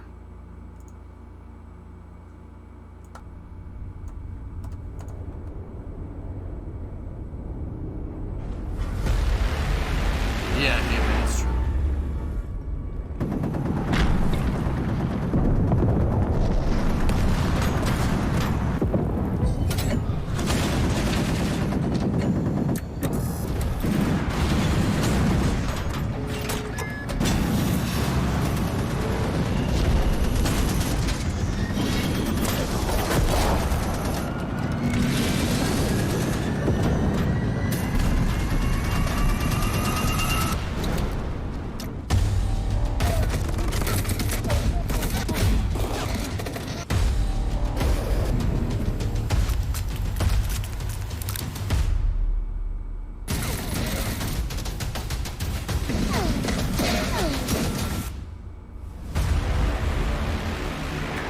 I like this game better when it came out in the 90s and was called Red Faction.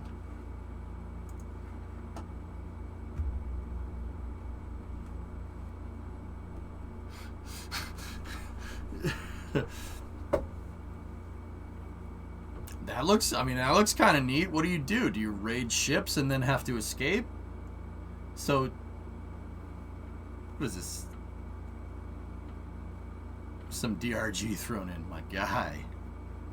I'm sorry, the 90s, what's that? Interesting. I think they should have made it with submarines instead.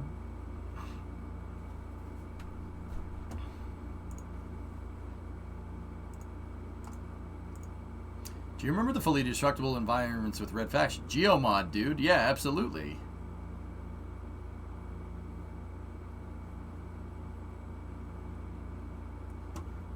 So, after that Marauders thing, I went back to YouTube homepage. Look at this. Look at the first link. SpaceX Incorporated.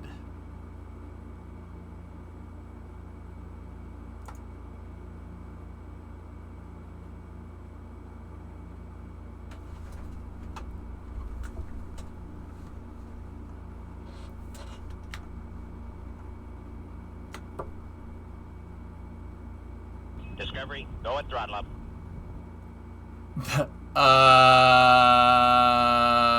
About that. You sure that's a SpaceX module? I'm going to flag this. Okay. Down the facts, 13-month resub. There's so much of that junk. Even when there's an active launch going on, you search for SpaceX with the mission number. SpaceX isn't the first thing to pop up. Looks more like a broomstick. Yeah, maybe a trampoline, Yarg. I don't know. Did you not notice Starliner in the image preview? SMH, my face. Check the thumbnail. Starliner giving it to Dragon. Oh, dear. Never change, YouTube.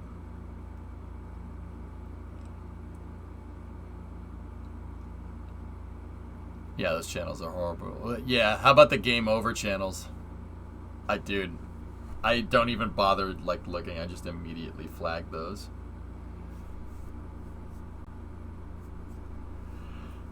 Oh, hey, Better Rock, what's going on?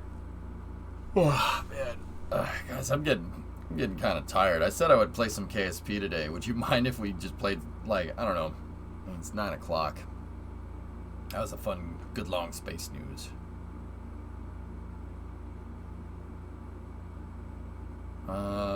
Let's see.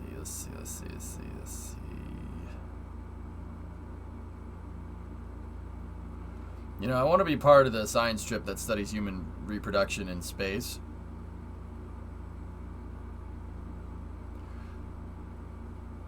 Okay. Just fly jets in KSP?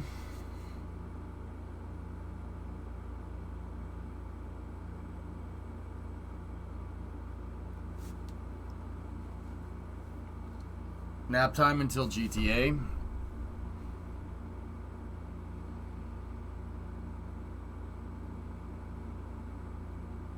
Fly jets and flight sim? Man, I gotta patch everything, dude. You know what I could do?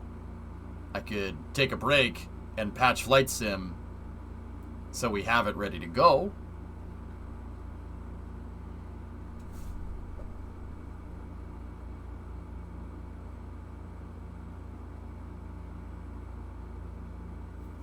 Yeah, I think I'll do that. I'm gonna be back. I'm gonna be back at 11, guys. Sorry, like I usually don't do this on Saturdays because I hate taking a break before GTA racing. But we got through a lot of space news. We had some pretty cool topics. We did some good building in Minecraft today. Been streaming for 9 hours. That's good enough. You know, I want to stream more, and I will. But I got 3 hours of sleep last night. My